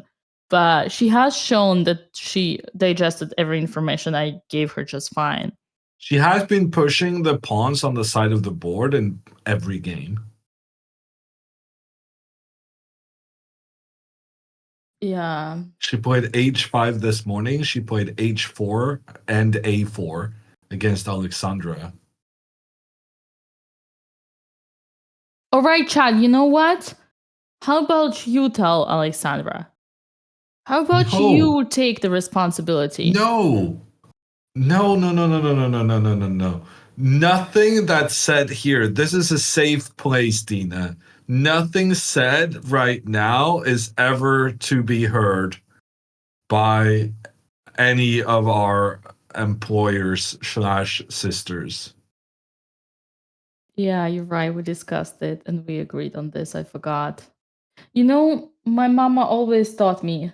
When they come in after the interview, we're gonna be like, oh yeah, no, very interesting play, intriguing, very unusual. We're not gonna rehash our on stream pessimism.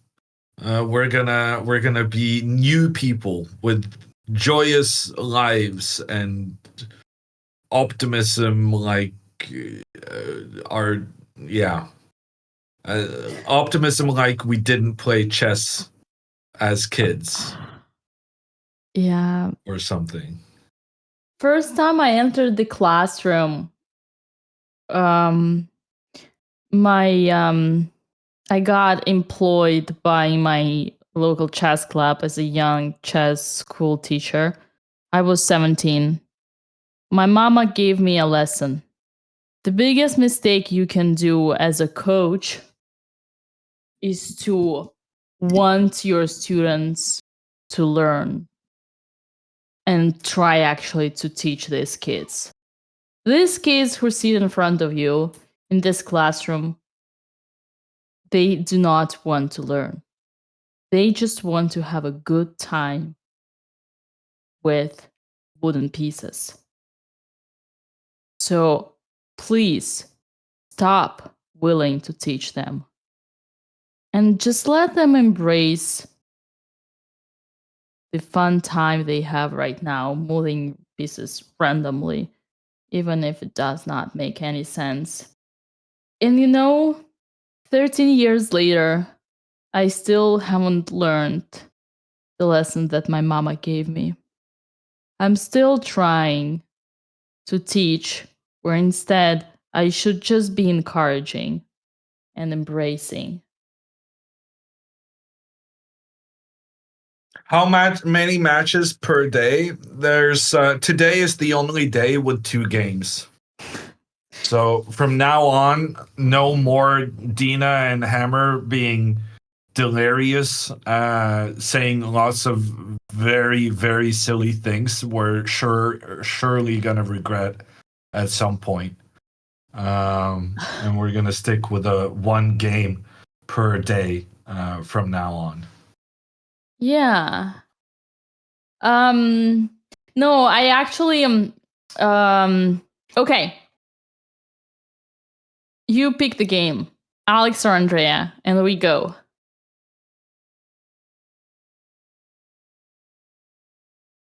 What do you mean? Let's try to find something good. Probably Andrea, because Alex we just discussed. Let's try to find something good in Andrea's position. I will start first. Okay. It's like, one of those games. Pick a compliment. You gotta give a compliment to your friend. I'm gonna start. Think you're wrongly estimating how many friends I have, but let's go. Do you ask? Okay, yeah. If you ask all of them to bring you nuggets and pineapple and berries, raspberries and blueberries whenever you get COVID, then yes, I can understand why.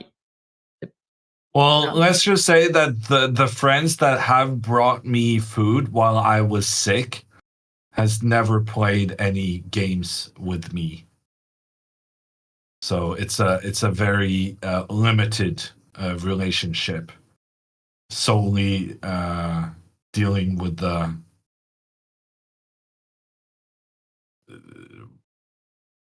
delivery of foods. Okay, I got you. Okay, that was maybe harsher than it needed to be. It's Dina was okay. very nice. Dina was very nice to me when she was feeding me fruits when I was sick in my hotel room with COVID. She was the only one who actually looked after me. I'm not gonna name names, Danny. But there was there was a problem of getting food. I mean, Danny was super nice. Danny got me food the first day, but then after 5 days, it was like, I kind of don't want to distract Danny because he's like the boss of the entire company. But at the same time, I'm hungry, and that's when Dina stepped up and took the responsibility of feeding me. Yeah, so just to get straight, during the commentary of the candidates in Madrid 2022, Grandmaster Jan Ludwig Homer got COVID and asked the main organizer and commentator of the whole thing to prepare the commentary. Okay, I think it's you got it, chat. Let's focus on the most important. Andrea, there have been moves in Andrea's board, and I wanted to start with compliments. And the first compliments, I mean, not compliment, but positive mindset, positive thinking. The first positive thought I wanted to bring is that Andrea's opponent has been out of his comfort zone after Bishop G5. Looked like a simple option for Black to do, just play knight d5. But yet he was taking so much time to think. He did play knight d5 eventually. No, he did not. He traded. Amazing. Andrea's plan worked. He got confused. Yeah, this is very, very good news for Andrea. And the reason is, after knight to d5, there's an opening between the bishops, but after the trade between the bishops, even though the knight can come to defend the pawn on c3, here Black can go pawn f5, chasing that knight away, forcing it back, after which the Black knight can capture the white pawn. And this is very important, because when White instead chose to make the trade between the knights first, then after pawn takes knight to d5, same thing can happen. Trade between the bishops, and then knight takes e4. The knight protects on e4, but Black can go f5, trying to attack the knight. But, as we know, I need to find my meme. Here's my meme. I'm gonna spam the meme in chat. We are smart people. And we know whenever we can take en passant, we should take en passant. And here, pawn takes on f6, f5. I'm not sure how you call it. But here you prevent the black pawn from attacking the white knight, which means that the white knight remains in the defense of the pawn, which means that Andrea is fine in this situation. Man, how on earth did you find this? No, I got chat to make it.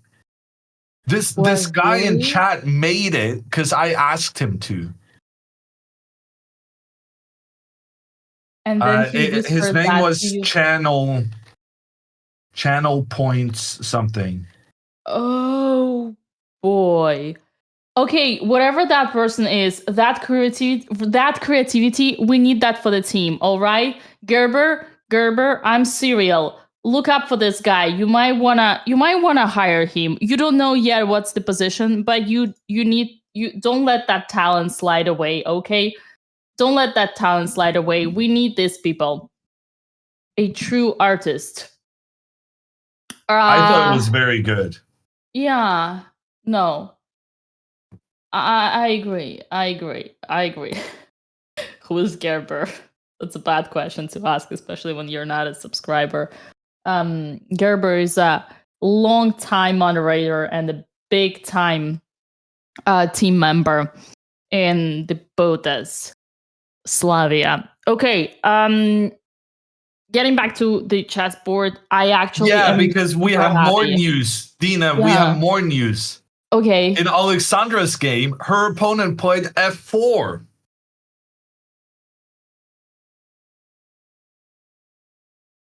It worked. I mean, It worked. from being completely kind of distraught 5 minutes ago, we are suddenly celebrating on both boards. Andrea has regained her pawn, and not only has she regained the pawn, she's now also aiming for the d6 square with her knight, because she has that protection from the pawn. The knight can be very, very good coming to this square. It's going to be a fantastic outpost for that piece. And Alexandra's opponent has voluntarily moved both of his pawns past the knight on e4. So now this knight can stay here for a long time without getting chased away. We're very happy with this development that happened just within 2 minutes of each other. La remontada, the famous French term when they say we are back. And we are back on track with Alexandra dominating the e4 square, the outpost without the post, the outpost without the open file, but still an amazing square. No pawn can now reach it. The worst positional mistake ever that could happen in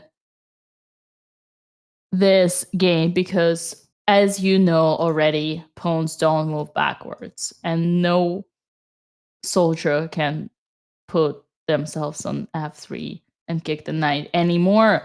Amazingly planned by Alexandra. She just provoked her opponent.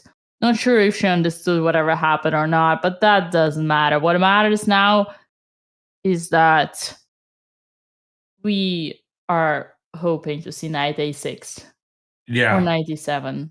We still need her to use her knight to take control over this c5 square. It's very important that she take control of that square. But how she does it doesn't really matter that much. She can even go pawn to b6, and I think this would be fine. But she needs to have one more piece controlling that c5 square. Very important. All right.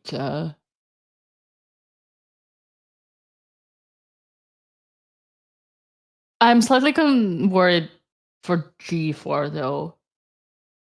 Yeah, no, it's still a bit. There's some annoying things in the position still. There's no doubt about that. But say knight to d7, and then if g4, we just back up. And if they take our knight, we recapture. They can go back with the knight, but then we just protect and we get this row of pawns protecting each other up the board. And then if pawn to d5, we take. Oh. Uh-oh. I got you. I got you, man.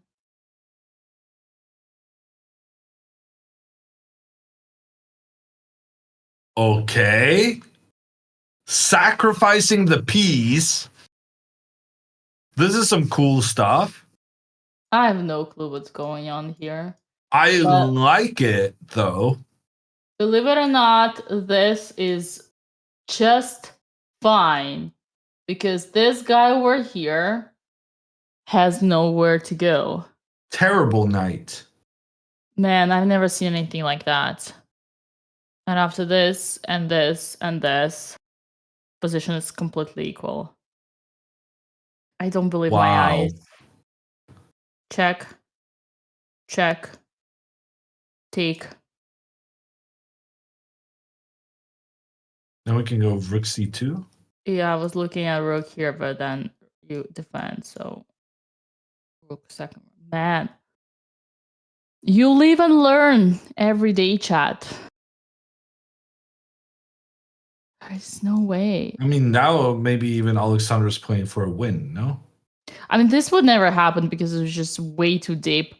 But boy, how is that possible? Literally, the guy is up a knight, and there's nothing he can do with this. Very cool variation. Can we go back and see how this happened one more time? Yeah, that was too quick. I was amazed by the engine here, but no, it's just everything is about perception in life and chess. The moment Alexandra sees Queen D4 happening, she's not gonna feel good. The only move here is knight to f6, which just puts. I mean, I think we should go even further back, right? Because Yeah. oh my god, we're so far away. Yeah. All right. We went a bit nuts in the analysis here. All right. Do you wanna be my guest, Hammer, and guide us through this? Okay, so knight to d7, developing the knight that had not yet joined the game. If Alexandra does not play her knight either to d7 or a6 now, then, well, she needs to go back to school and do a little session on developing the pieces. She says she knows that you're supposed to do it, but practice then has shown that she doesn't. But for the sake of the argument, let's say that she does understand the importance. Then we were looking at pawn to g4 when the pawn is attacking the bishop. The bishop retreats, but then the bishop is no longer offering protection to the e4 knight, giving white the opportunity to make this trade without the bishop being able to capture back, which means the pawn has to capture back, which means that black gets 2 pawns on the same file, so-called doubled pawns. But that's not necessarily a bad thing, as long as we manage to keep the pawn on e4 protected, and that we do. After the knight retreats, an attack on the e4 pawn, but then we get a nice pawn chain, pawns defending each other up the board. Everything is good until we get hit by the move d5. White gives away a pawn in the center in order to free the square d4 for the queen, and there's lots of pressure down towards the black king. And then Dina introduced this amazing idea to sacrifice the knight in order to counterattack White's pieces attacking down on the king's side. And we're going to have to move on from this because Alexandra has instead played.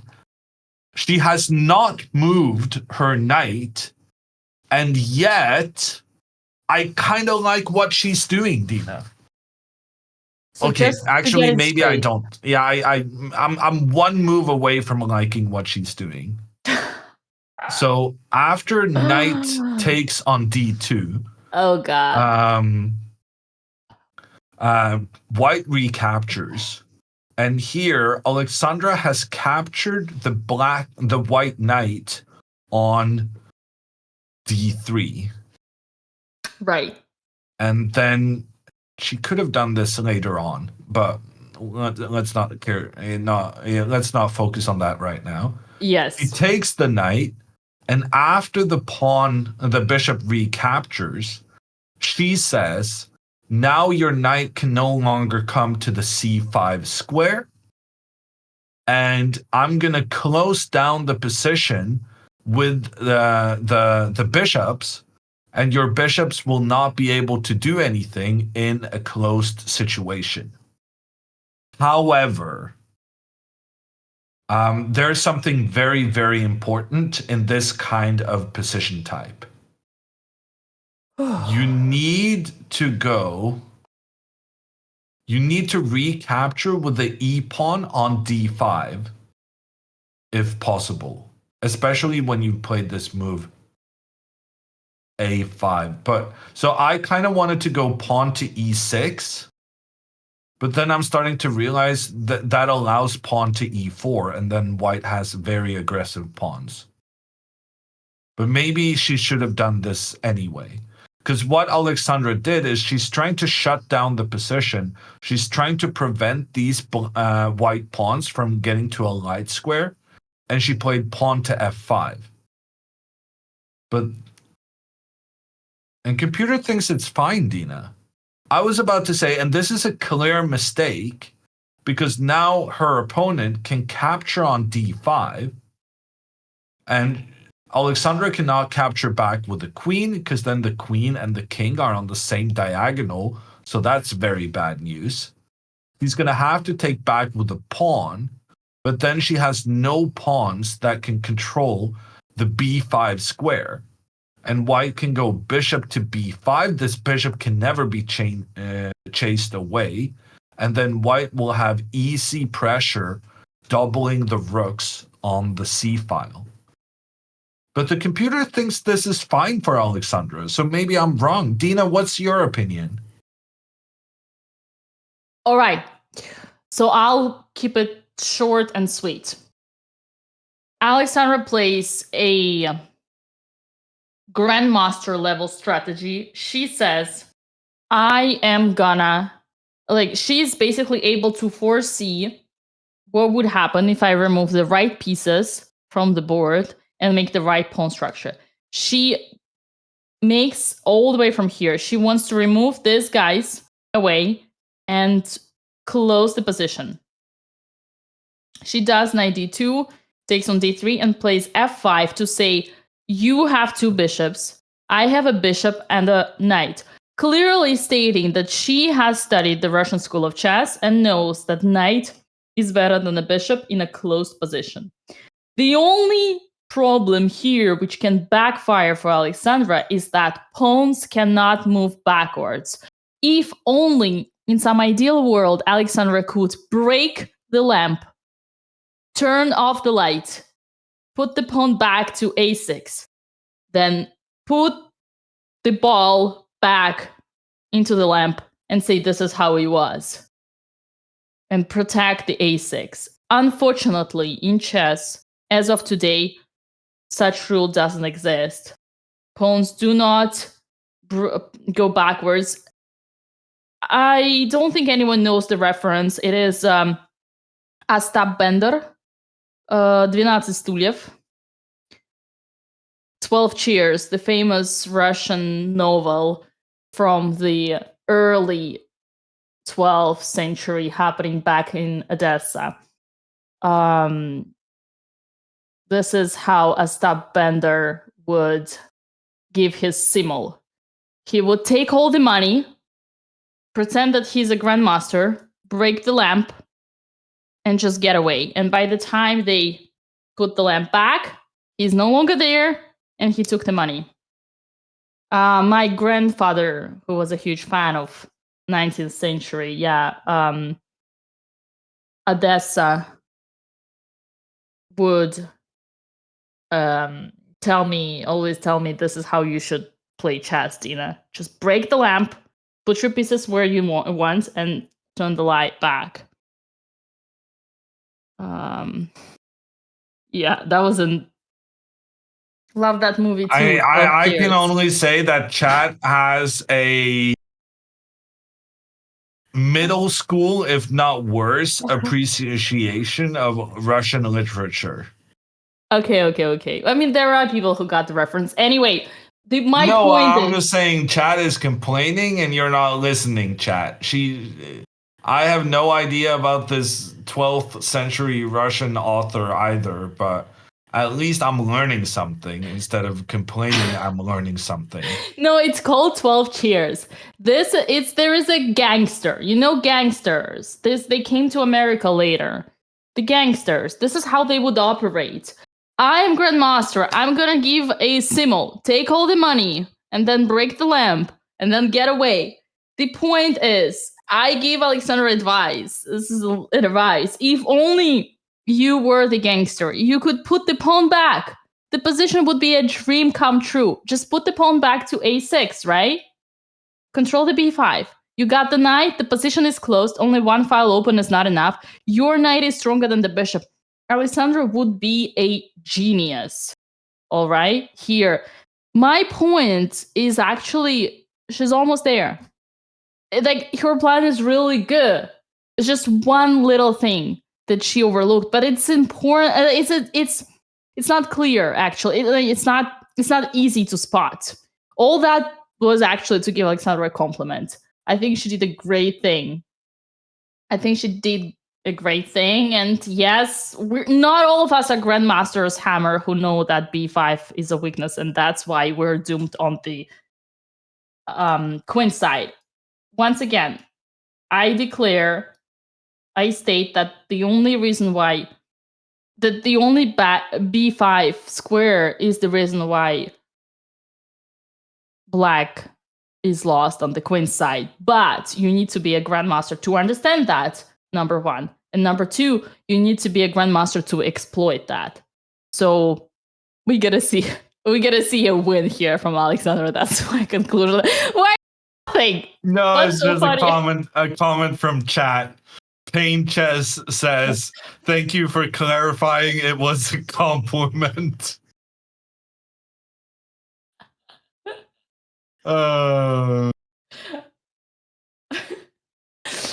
Okay. Yeah. It was a compliment, chat. I understood it was a compliment the whole time. But I must admit, I also did think she was talking about the famous 12th century Russian novel or something, and apparently the title was 12th something. So 12 Cheers. Yeah. They 12 were cheers. looking for diamonds in 12 Cheers, so they were running around the country trying to find this famous old 12 Cheers, the collection, because there were diamonds buried in one of the chairs. So the whole poem is like very big. Is about how they do all this gangster scams in order to find the chairs. And one of their scams was giving a chess symbol. And you know what's the moral of this story, guys? Is that in 19th literature, Russian literature of the 19th century Russian literature, already chess was a part of the culture. That's what you need to take out of this. That even in literature, the most classic poem, you gotta see chess as a main pattern.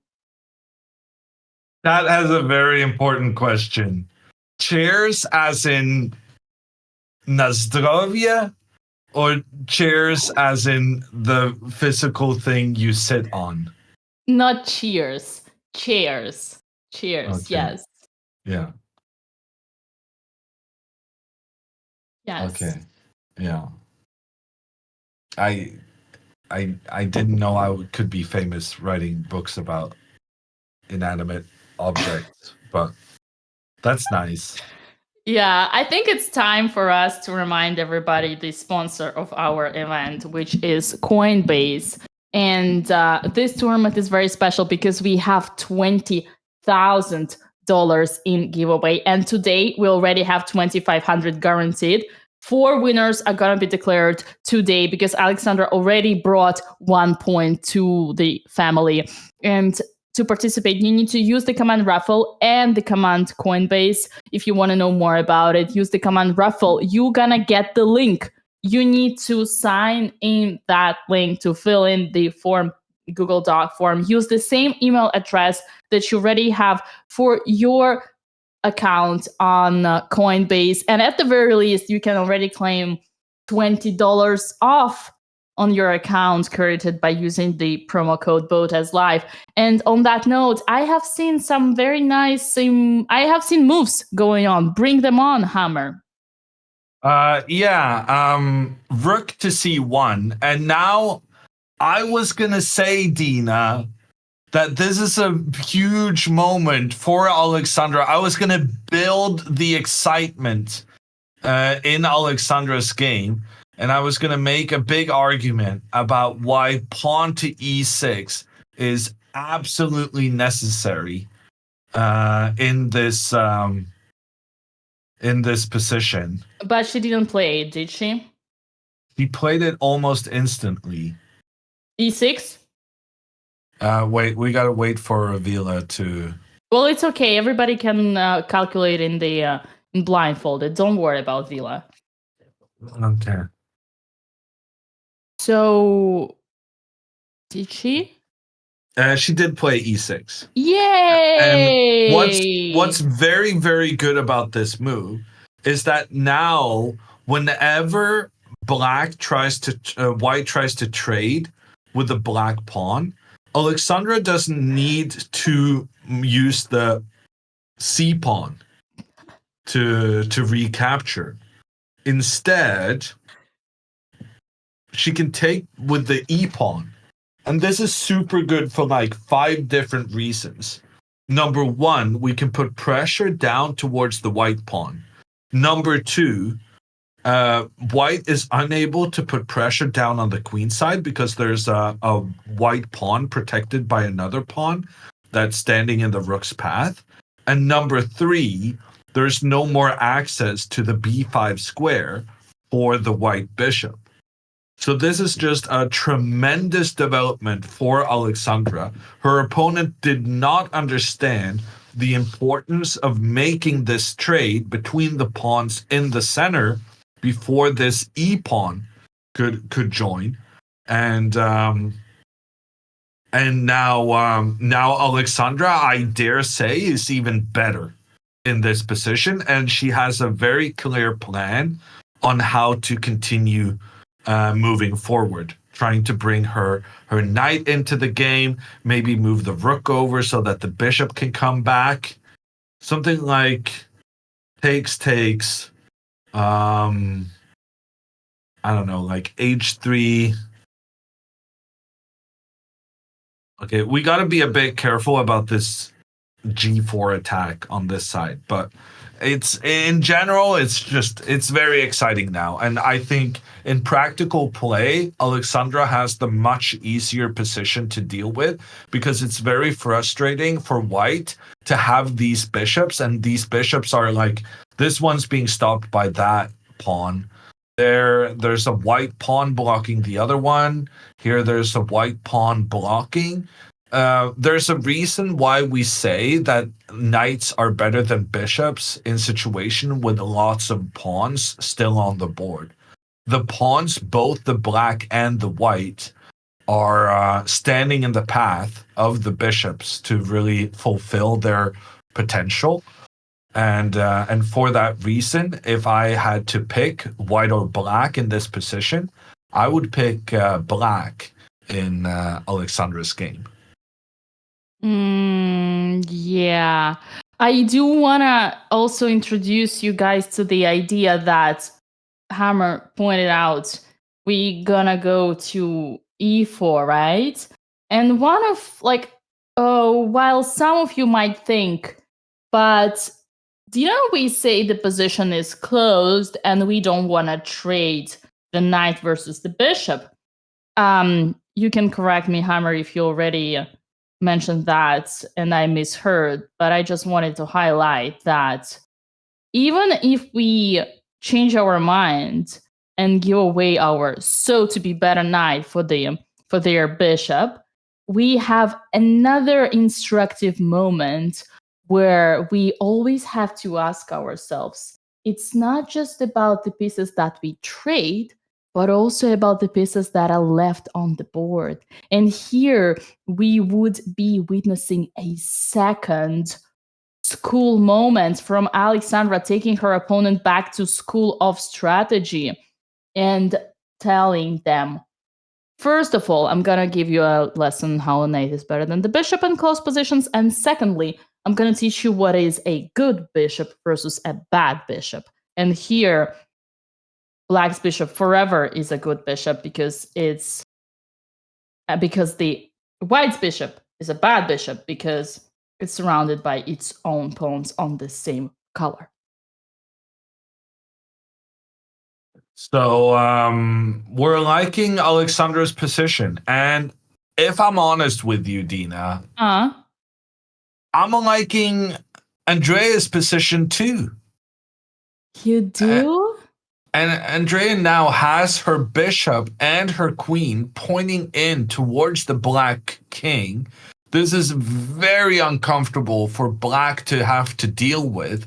If Black tries to go knight to f4, attacking the queen and making sure that the Black bishop afterwards can take out the white knight, then knight to f6 is a winning move for Andrea. Check on the king, but also opening up towards the pawn on the edge of the board. The knight can be captured, but then the queen comes in for the checkmate. And her opponent only has, well, he has way more time than Andrea, but at this point, it feels like having more time is not going to be enough to save you, because the threats underneath the surface is just extremely annoying to deal with. I'm shocked that the computer thinks Black is better in this position, because frankly, I don't even see how Black defends against this immediate onslaught. The closest thing I can tell is like pawn to h6, maybe. But that's not what he did. Instead, even he played g6, but that is weakening the dark squares around the Black King. And Andrea can now go queen to h6. Her queen has its nice placement very close to the Black King. And if the queen tries to trade with the white queen, Andrea can keep the queens on the board and keep her attack going strong. Listen, Hammer, we are about to witness finally the position that Andrea is the most comfortable in, both objectively but also subjectively, because her style, as we say, her instincts are always looking to the direction of the king. So I, as you say, am here with you 200%. We are having the biggest moment of joy ever. I mean, probably last time we had so much joy was just before A4. And then when B4 happened, we also had a moment of joy, but that didn't last long. I do believe we're here in the most positive situation we've ever been. So my prediction worked. It doesn't matter how interesting Andrea's moves have been, as Hammer would say. Her opponent would choose even more interesting moves down the road. I'm trying to see a smile on your face. No, I'm happy. I'm surprised it worked, that we were kind of like needing some excitement in the games, and then in the span of 2 minutes we go from being very negative on both boards to being very positive on both boards. And I don't know if you noticed, but Alexandra made her move in like less than a minute. Her opponent played. Oh, sorry, this is Andrea's board. Alexandra's opponent played this move rook to c2, which is, I think, just a mistake. He's preparing to go with both rooks on the c file, but you're never going to make any progress there because whenever you capture on d5, Alexandra is not going to recapture with the c pawn. She's going to make sure that this black pawn, protected by another pawn, is standing in the path of the rooks, preventing them from getting into the game.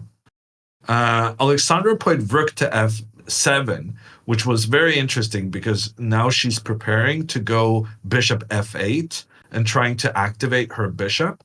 And to prevent bishop to f8, her opponent went bishop a3.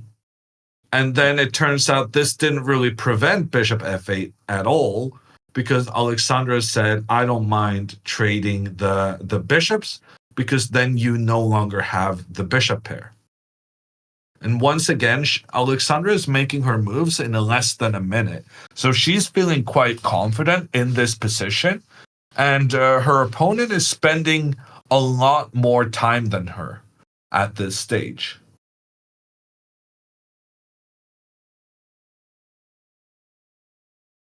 Excuse me, did she just play bishop f8 offering to trade on the bishop to a3? Yeah. Okay. And you said it's fine. I said it's fine. Well, because Dina, for simplicity, we tell people that closed positions are good for the knights. But what I didn't tell anyone, at least, is that in even the worst bishop is better than a good knight. Yeah. So it's always nice to trade off the opponent's bishop pair. And in Andrea's game, her opponent has played pawn to f5, which is a second en passant opportunity, Dina, in this game. And now we're going to see if our little meme factory where Andrea is going to show up on our meme. Is she going to do an Øystein Jakobsen and not go for the en passant? Because en passant is not always the best move. Or is she just going to go for the en passant, giving her a big advantage and a potential attack against the Black King? And for the record, in case she does, she's gonna be declared a grandmaster, promoted to grandmaster right away. She's gonna be declared either bottom of the scale or top of the scale. Yeah. The thing is, we cannot extrapolate where on the scale. Okay, here based on the data we have. This is actually a very confusing situation because the only good moves are here the moves that Andrea will never play. That worries me a little. Wei has a slight edge advantage thanks to the pawn structure. We have studied that, right? Pawn islands and weaknesses. So here, Black has 3 pawns that are kind of divided, and White has only 2. But we are challenged on the pawn on c3, and the only good moves are anything to do with the queen. Queen back to e3 is the best. Queen back to d2. Queen back to h3. The problem that I would see here for Andrea is that, first of all, she doesn't consider moves back. For her, it's a sign of her weakness. Secondly, she has a PTSD from losing a game when her opponent had the queen on h6, and then losing a second game trying to prevent queen to coming to h6. So in that regard, I think Andrea would never even consider putting the queen back. And, that brings me back to here, thinking that maybe for someone like Andrea, it's actually better to keep the position somehow like this, because even if it's not a top priority by the engine, on practice, Andrea has more space. She doesn't have to put the queen back. She has the knight in the opponent territory. And I don't know, Hammer. I am attacking. You know what's the best move here? Watch me. The best move here for the engine is rook a to e8. Give me... Oh, no. Do I know how... Rook... Oh, it's rook... Okay, no. Okay, forget what I just said. I think this is Consider actually... it forgotten. Oh, forgotten. Yeah, I actually think this is way better for someone like Andrea than to take. Because if you take... No, you're crazy. Am I? But why are you taking the knight? Oh.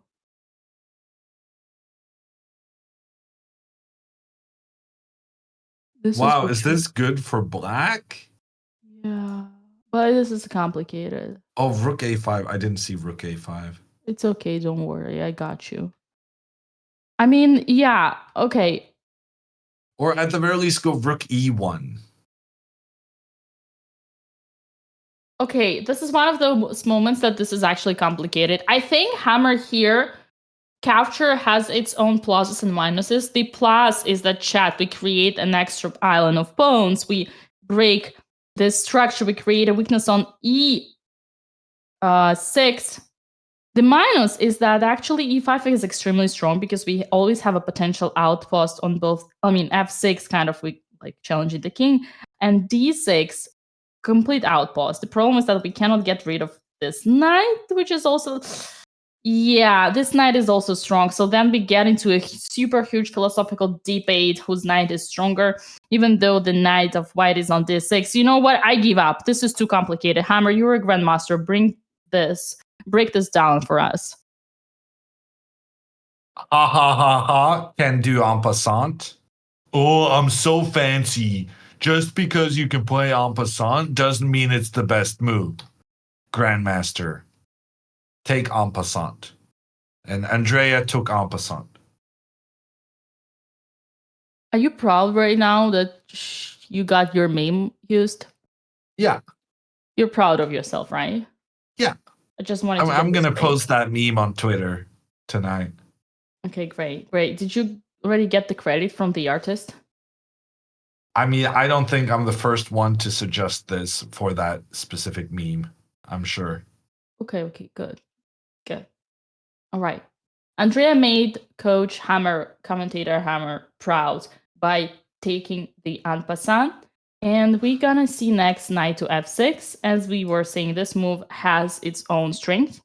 For instance, breaking the pawn structure. And as long as Andrea is aware of that, we are very happy and proud and satisfied. I mean, Andrea has now shown that she has grandmasterly instincts as far as these special pawn moves are concerned. So I do fear that she's going to make a grandmasterly blunder with knight to g5, considering that was my suggestion when faced with the same dilemma. But at the same time, your opponent might not find rook a5, or he might find it by forcing this position. Bright side, Hammer, this is not as bad because you got a choice. You can counterattack the knight on g4. Wait, can you even take it? Oh no, taking is actually a blunder. Okay, this is actually how the game could end in a bad way, because here, oh boy, we don't want to see that, right? That's nasty. Yeah, okay. The options here are bishop to d1. Andrea might find it. Kind of willing to take with a bishop. The other option is just simply knight back to f3. And the queen is protected. Maybe this is what's going to happen. I do have to say, whenever the rook gets activated, everything that happens after is actually very annoying. So I would be advocating for not putting the knight on g5. But yes, Andrea would want to challenge the king. So she would be really tempted to do that. Oh boy. I don't know. What's going on in Alexandra's game in the meantime? Oh no, stuff is going on in Alexandra's game. So Alexandra played bishop to f8 and she played it pretty quickly. Then her opponent goes, "Oh, actually I changed my mind. I don't want to trade the bishops anyway." He went back with the bishop to b2, which means that he literally went back and forth with his moves. Then, when Alexandra comes with her bishop to b4, attacking the queen, now he goes, "Oh, actually, I changed my mind a second time in 2 moves, and I do want to trade the bishops anyway." And now the bishops have been traded. And for the love of God, please, Alexandra, it's time to get the knight into the game. It's got to be like move 26 at this point. Or at least out of respect to the mother Dina. Don't you want to respect Dina? Miss Botez, please start respecting your mother and develop your pieces. Because otherwise, these grandmasters you hired are going to have a panic attack.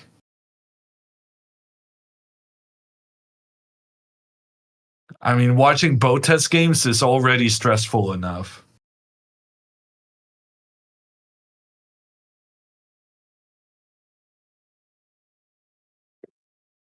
I mean, I don't think I What can about say knight better. a6 to go knight b4, asks a chatter. And since you ask, and because I wanted to say it myself, I'm going to explain why I think knight to a6 is not the best move. My problem with this one, well, number one, we're further away from the king side, and we can maybe go for an attack over here. But number two is that after takes, white has the option of trading the bishop for the knight. And I have this theory that we shouldn't allow that. But now that I think about it, this is fine. It's fine, but didn't Alexandra try to teach us a lesson on how knight is just gonna show better knight against the worst bishop? Also, Hammer, knight g4 is challenging, but I think the most important part is that we have a potential outpost on e4. So after the capture, let's say knight d7, capture, our idea here is to put the knight to e4, where it would be a dream come true, and double the rooks, triple the rooks, and like just take this weakness out here, or even like just keep the knight on f6. Yeah, no, we don't want to move the knight here because then it could be traded. Yeah, We we want want to to keep the knight versus the bishop, which was kind of my argument when I was upset about the knight a6 move. Yeah, I would actually, you're right.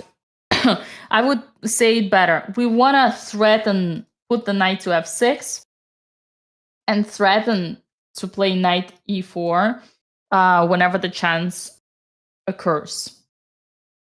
And there is one more thing. Wait a second. I needed to drink. Andrea went knight g5. Oh, God. Okay, just a second. Here, after knight a6, you might think that you want to go to b4, but after simple a3, it's not clear where you're going after. So you would still have to retreat. Let's go back to Andrea. Yeah, no, a3 is a good point. A3 takes control of the b4 square, and you're not getting where you wanted, so you might as well move over here to begin with. And the worst part is that a3 is actually a plan of white, because white wants to push the pawns on the queen side, because we talked about it, the top of the hill, right? So this is the direction. And this is also a potential minority attack after something like takes, and this is going to be a3, b4, and b5, trading, creating a weakness, and grabbing all these pawns. That's the minority attack. That's a Carlsbad structure over here, but okay. It's time for us to look after Andrea. Oh, God. Alexandra just played the most horrible move. Oh my god. Oh. So we had like half an hour of extreme positivity, and then within 2 minutes of each other, they mess it all up again. Pawn to b6 from Alexandra completely breaks up her entire plan, because her entire plan was that she had this pawn defended by another pawn that is making white's c-file control completely useless. But by moving this pawn forward, now after takes and takes back, her knight is just stuck here forever, because the knight has to defend this pawn, because, well, now the other pawn is no longer defending it. Okay. And also, she's not developing her pieces. Like, how do you... One thing is not realizing the importance of controlling this pawn, Dina, but why can't you just get your knight into the game? Because she wants to show us that she doesn't give a F about what we think whenever we roast her on development. She takes this as a offense and wants to continue not develop and prove us that she's gonna win the games her way and not our way. That's what's happening right now.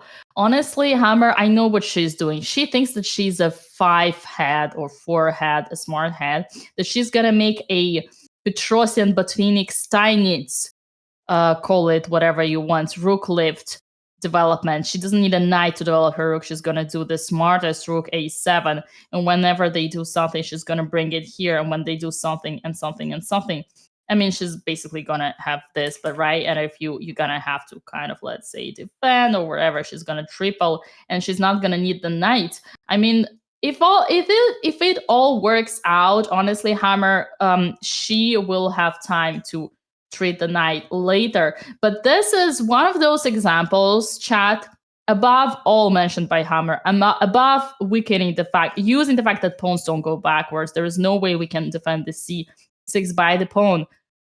It might actually work out, right? But this is one of those examples where Alexandra is being a big brain instead of being a small brain.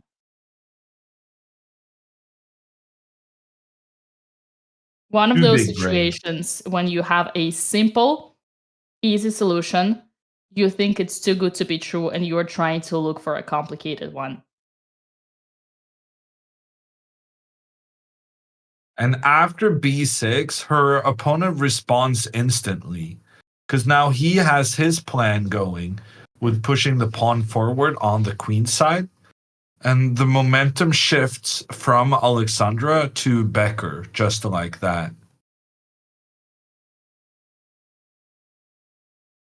Yeah. I mean, does she want to Hammer. go rook a7? Yeah, that's her plan. No, the other rook. The other one? Oh god. I remember. Was it round 1?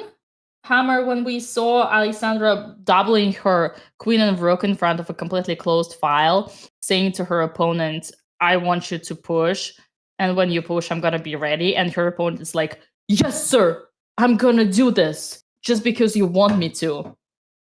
Was it the round 1? I don't recall that. It may have been Indian. When she, with the knight on c3. Was it Fermentera? Oh yeah, no, the knight on c3. I remember. Yeah, with but the bishop, with the knight opening up. Yeah, remember? So basically, she did the same thing. She put 20 pieces, heavy pieces, in front of a completely closed file, saying that this is how I play prophylactics. I know that there are 2 pawns here, but when they push, I'm gonna take, they're gonna take, and I'm gonna dominate them by the rook. And what happens if they don't push? Oh, I didn't think about that.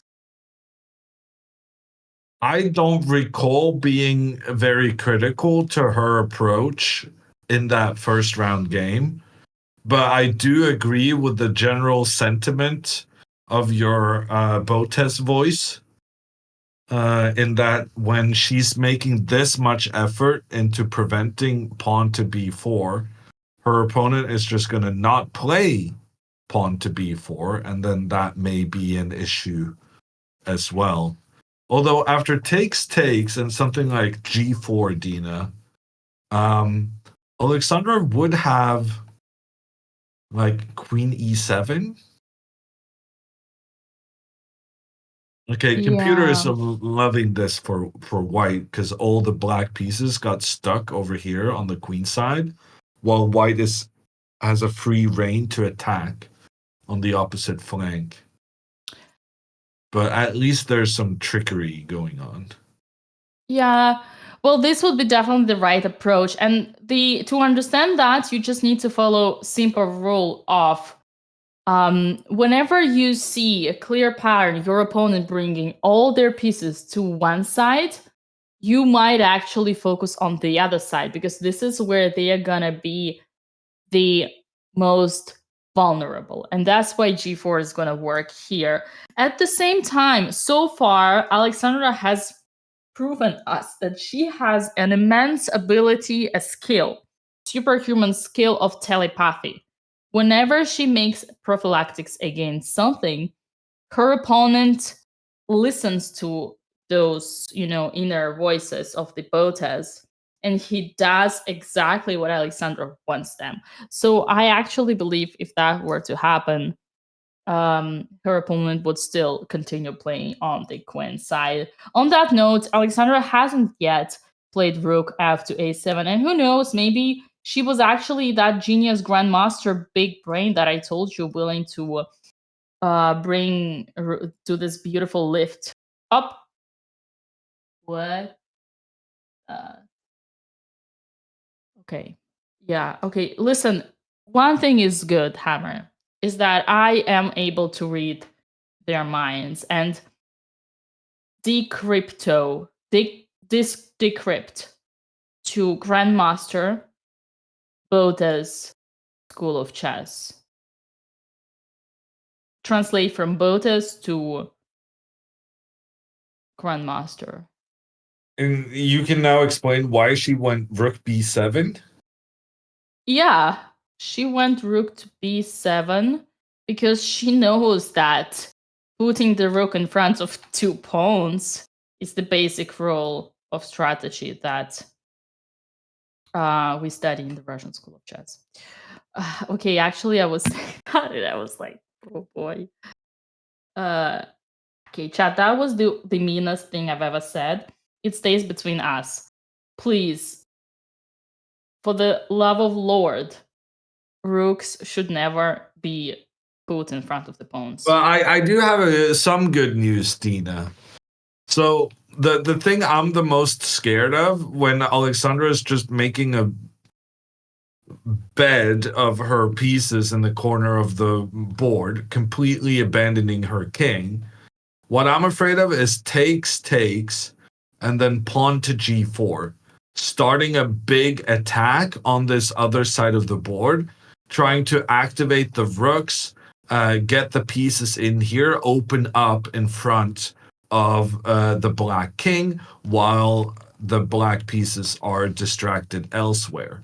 That would be my major concern in such a position. But yeah, her opponent has played rook to b1. I told So you. he's now focused on this side of the board, which means he's not punishing Alexandra for leaving her king on its own. Chat, what did I tell you?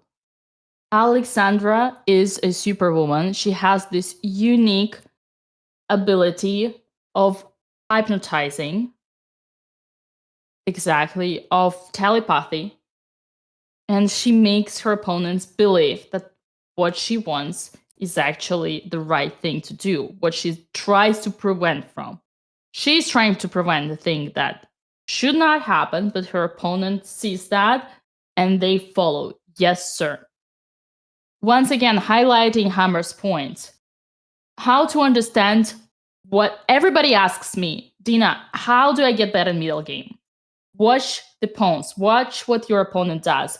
If you see a clear pattern, your opponent bringing all their pieces to one side of the board, especially the side that is far away from the king, that means that this is where they are extremely vulnerable. That's why moves like g4 make huge sense, because now it's time to open up the mama here.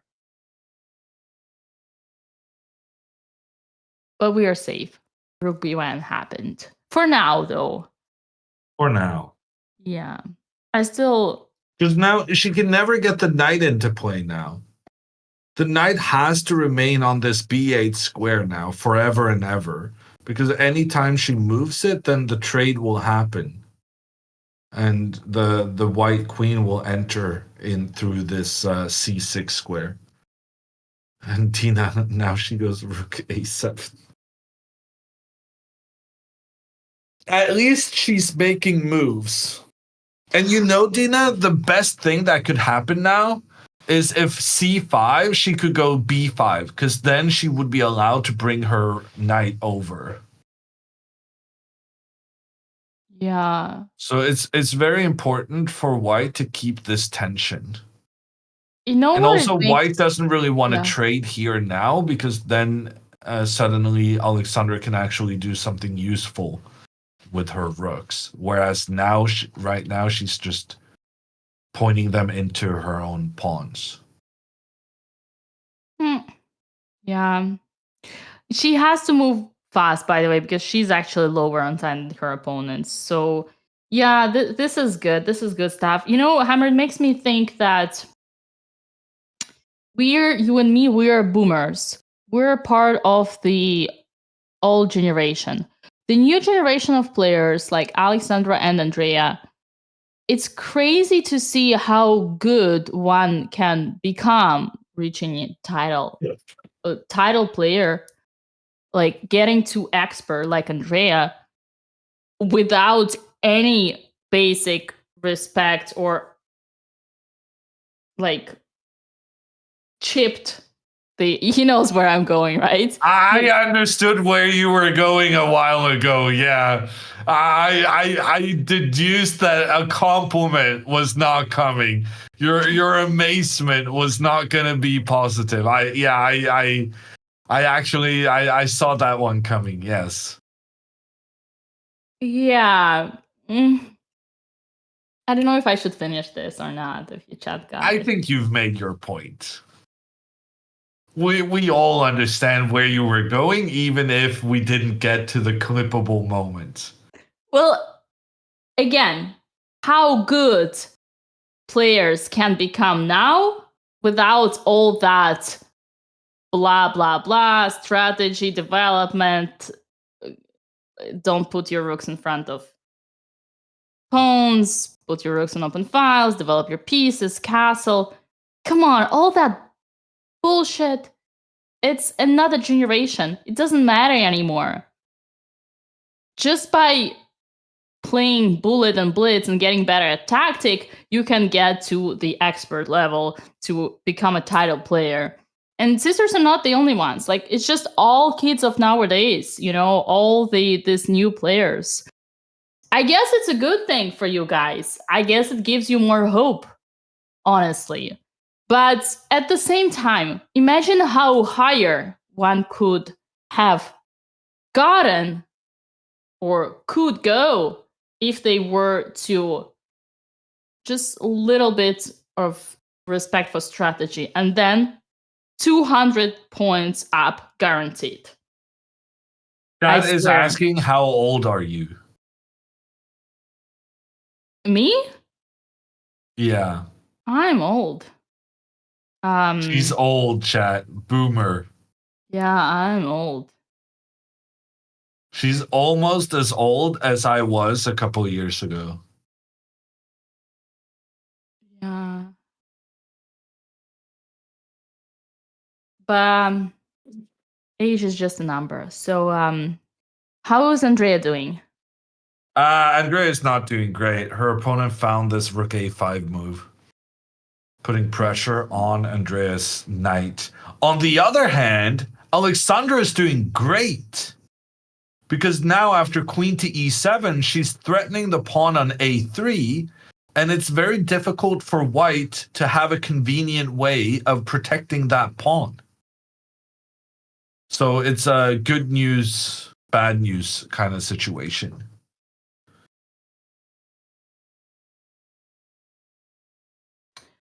Oh my god. Just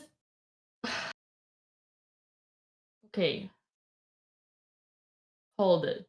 Hold it. Please, Dina. I don't know if it's the sleep deprived or position on the board, but I am seeing what you're seeing, right?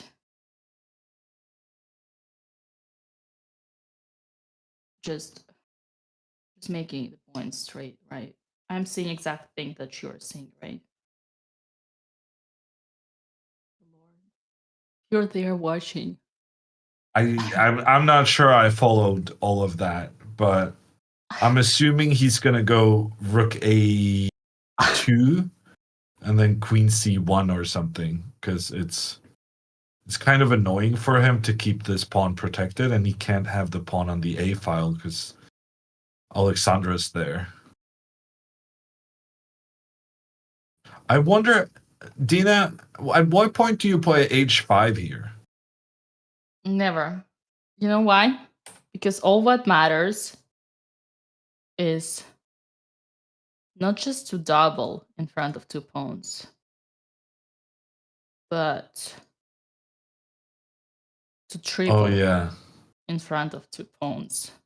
Yeah, and then you can bring the king over as well to have like a neighborhood party. I see where you're going with this. Man, I'm so lucky Hammer is here. He gets all my roasts. Just I say A and he already has a B in his mind. Isn't that beautiful?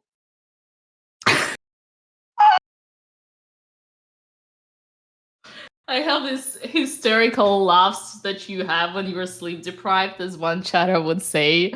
I can't believe he literally continues my jokes. Oh my god, this has amazed me. Chat, this is a living dream in the commentary booth. I think they just think that this is official. This is corners game. You know that game when you gotta bring your army from one corner to another corner? After queen e7, rook a2 was indeed played, and Alexandra now goes rook c7. Change of mindset? Ugalki. Exactly that. I don't know. At some point she might. Now she's protecting this pawn, Dina. Yeah. Which means that the knight no longer needs to protect the pawn. So maybe she can finally get her knight into the game. I like how you still have hope. That's great. I mean, there was one question that I was asked by the producer before the start of the show is to try to balance out positivity and negativity. When Hammer brings the positivity and keeps believing, it is good. It is good stuff. Hammer is a believer. I'm not sure I'm a believer, but I am trying to. She still has a nice knight versus the white. It's just this tension between the pawns is quite annoying, and the tension has been there for a very long time now.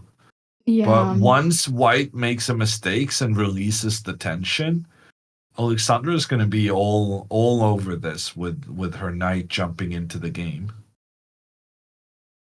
Man, the only tension I feel so far is poor rooks that are doubling in front of no one but two Do we pawns. have a prediction going right now? Can we do a prediction on when Alexandra moves this knight into the game? Okay. Move 31 or later. Or never.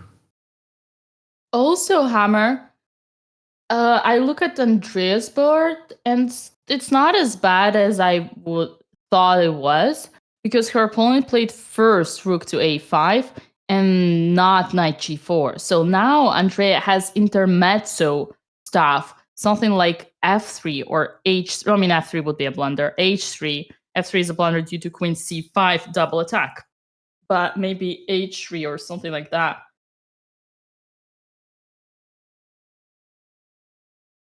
Yeah, h3 makes a lot of sense to me.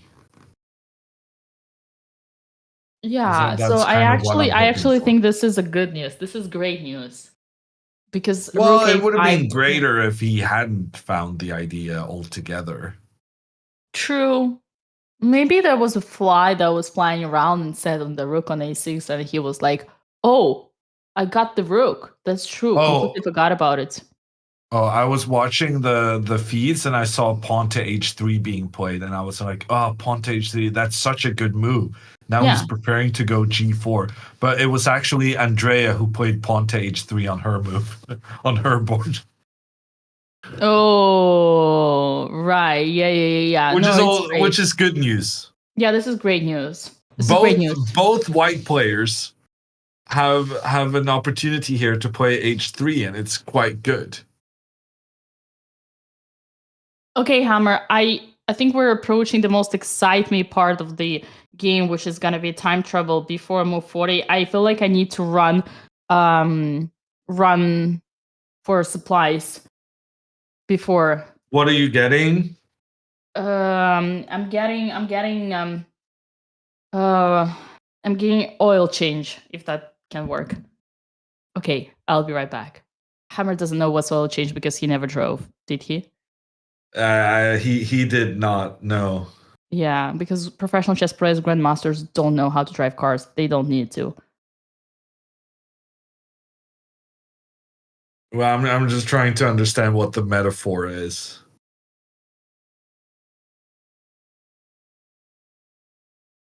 Oil change. It sounds like a girl issue, but what do I know?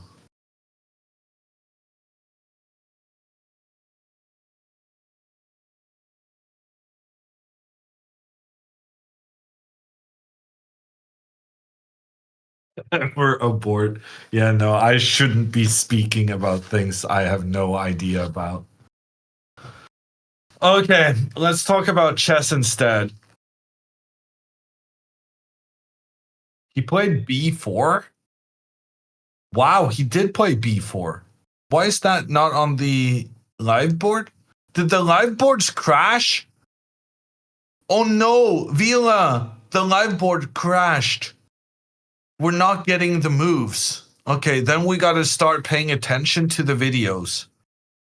Pawn to b4 has been played.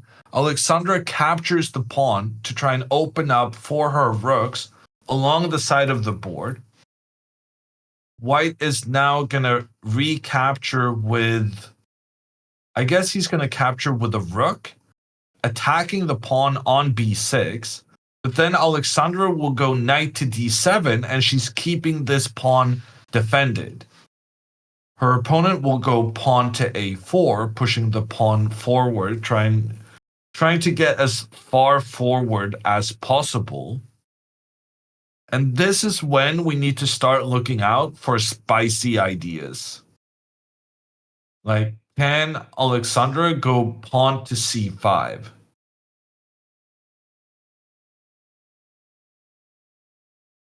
And then if pawn takes, Alexandra can take back with her pawn, attacking the rook, forcing the rook to move. And then I can go pawn to d4, sacrificing that pawn. But after the sacrifice, I get a nice square for the knight. And I'm attacking the queen. No, this seems a bit loose. How's our time situation? Oh, we don't know the time situation because the boards broke down.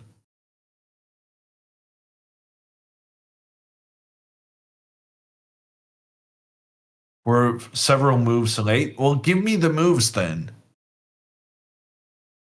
he still has the queen. So knight to d7 was played. And then he did go pawn to a4. So far he's playing my moves, which is not a great sign, in my opinion, because that means he's playing good moves. And Alexandra now goes rook to a7. But that's a big mistake, because now she's giving up the control of the c7. She's given up control of the c6 square. So now after rook to a7, her opponent can capture on d5. And if Alexandra...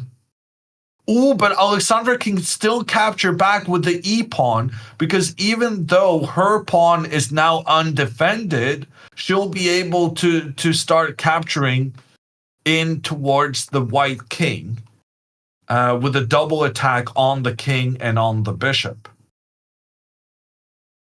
You're living in the past? Rook on a1? Why would he do that, though? Rook to a1? That doesn't make sense, though. And what did Alexandra do? I'm so confused. This is a very inconvenient time for the board to break down.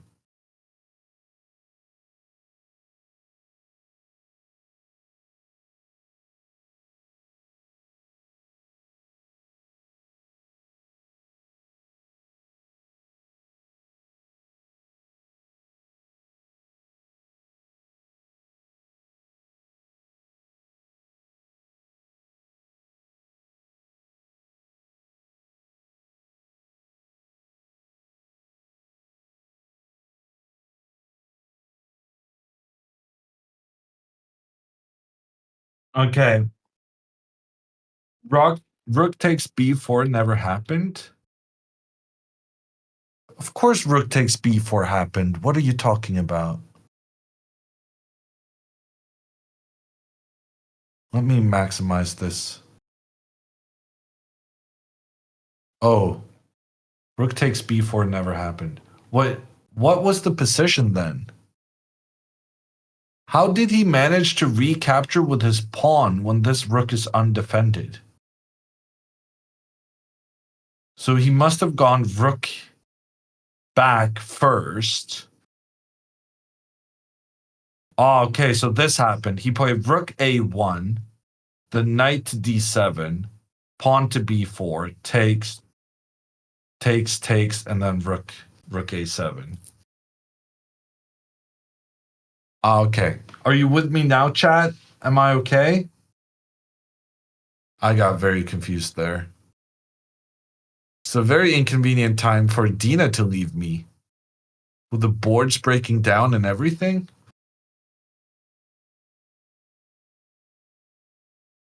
Okay. Oh, thank God. Immediately after I fix it, the boards are working again. Typical. Becker goes for the trade between the rooks.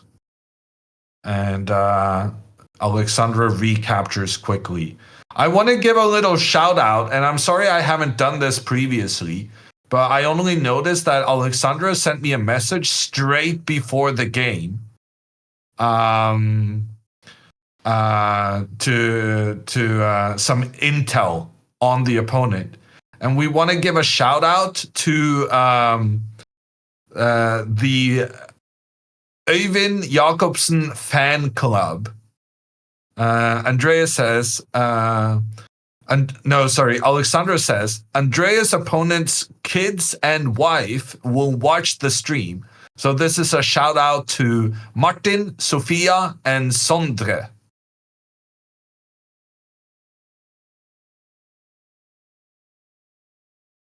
We hope your guy loses, but we're happy you're here to watch.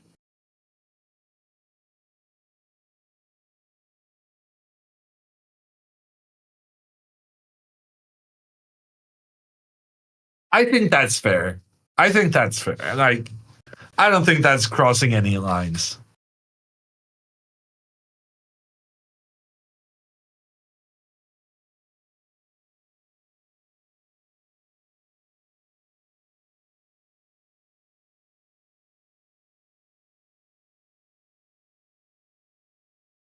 And Ivan is still thinking about Andreas' move.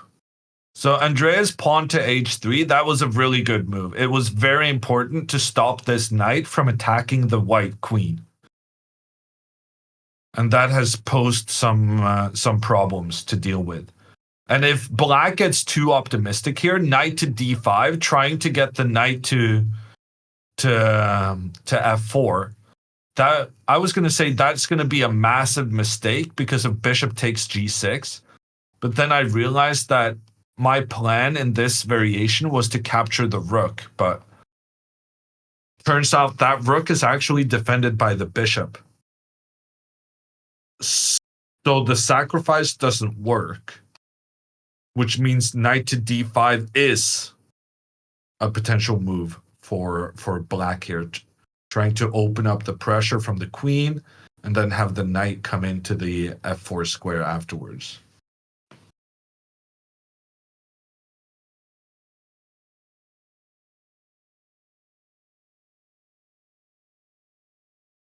Okay, instead, knight to h5. Same idea, though.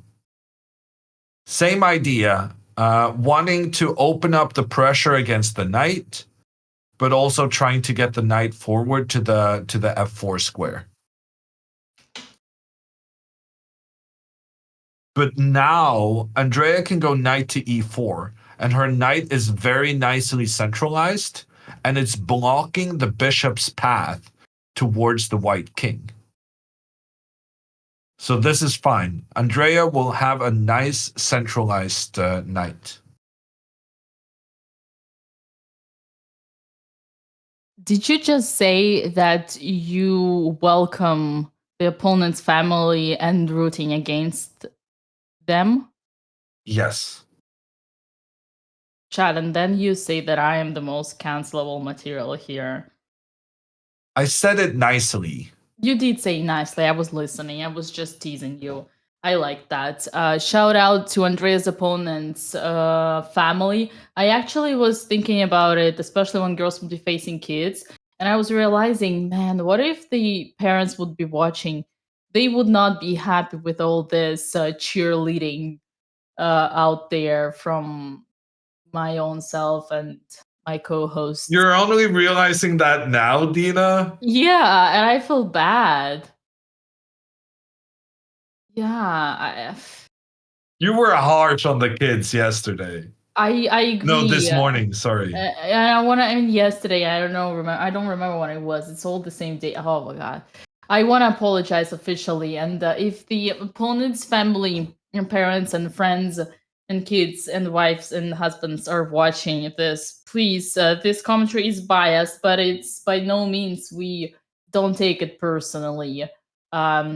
It's only for the matter of just take it as a cheerleaders on the football stadium dancing around, hoping to bring love and support, but we love all the opponents.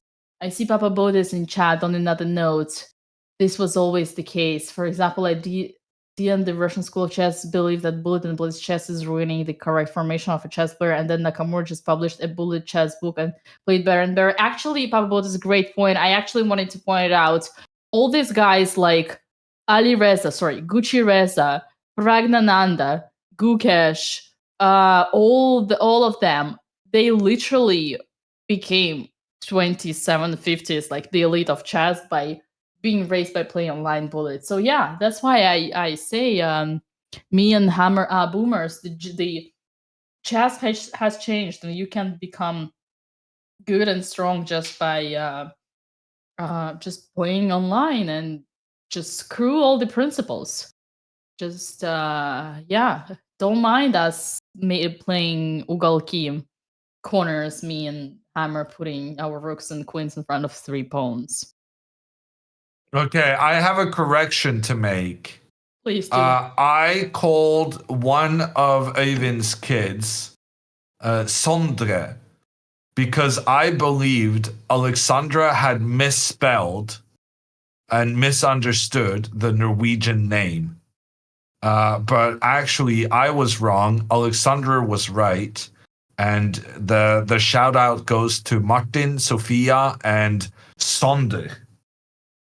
Okay, how on earth did you find out about the correction other than the family messaged in chat and you saw that? Because I got a message from a friend who knows Eyvind because he's a famous guy in Skeive in northern Norway, the chess club there, and I was corrected as to his kids' names.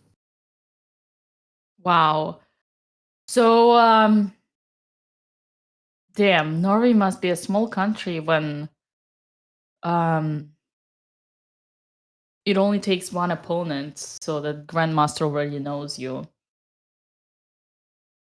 But yeah. Back in the day, Dina, the chess community in Norway was so small that everyone knew everyone.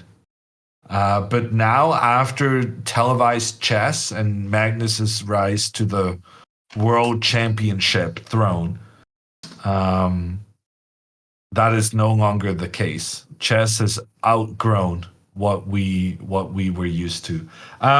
So let's talk a bit about the pressure Alexandra's opponent is putting in on Alexandra's pawns, because I assumed that Alexandra would go pawn to c5 here, because you want to keep this b5 pawn still on the board so that it's blocking the white rook from acting in the game. c5 looks like a very good move to me, but Alexandra has instead captured the white pawn, which I am definitely not a fan of, because now white can come in with their rook, attacking both towards the b5 pawn and towards the b6 pawn. Computer says these two moves are equally good, but in practical play, what Alexandra did is a blunder in comparison to the alternative. Because the alternative was that you didn't have to deal with this rook and it making any threats whatsoever. Whereas now, after rook takes b5, which I'm expecting, there's quite a bit of trouble to deal with to keep everything protected. Man. So many things changed. Isn't that crazy?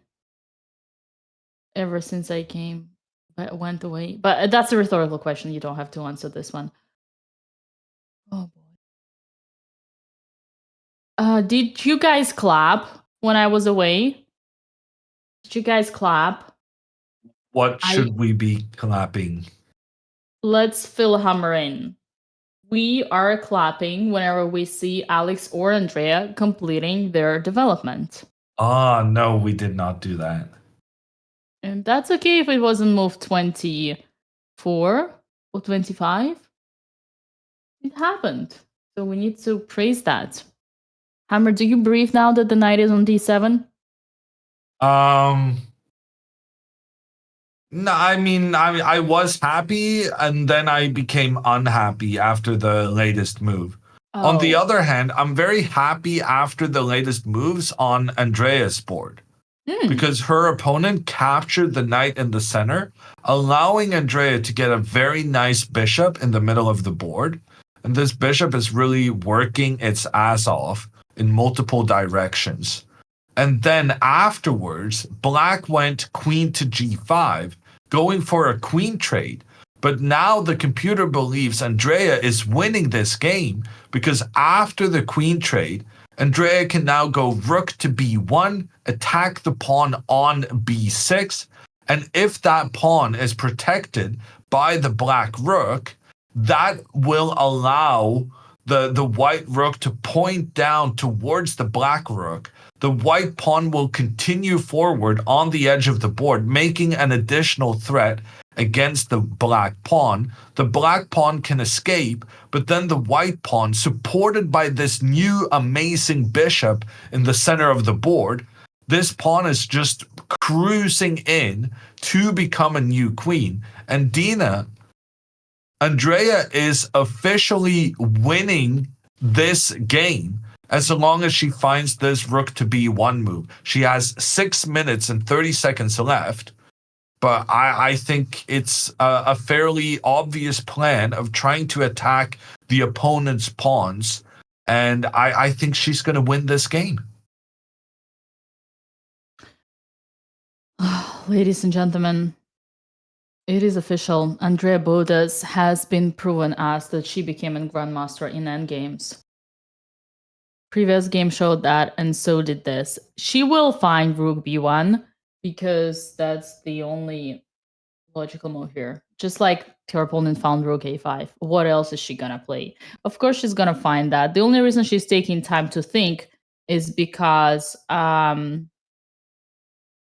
she failed the round before, so now she's slightly less confident of her own self, slightly doubting a little bit more. That's why she's taking time, but she's gonna find it. No worries on that one. And yeah, I mean, I'm so proud once again. I'm so proud to see Andrea trading queens. Basically, whenever she trades queens, trust me, this is like a pattern. You can prove me wrong, but whenever Andrea changes her queens, he gets into an endgame that she has advantage. Oh, his pen died. Of course it died. So much pressure, you know, to defend against all this knight jumps and all this B, A4, B4, A5, B5, and then E4. And then, of course, my pen would die too if I saw that.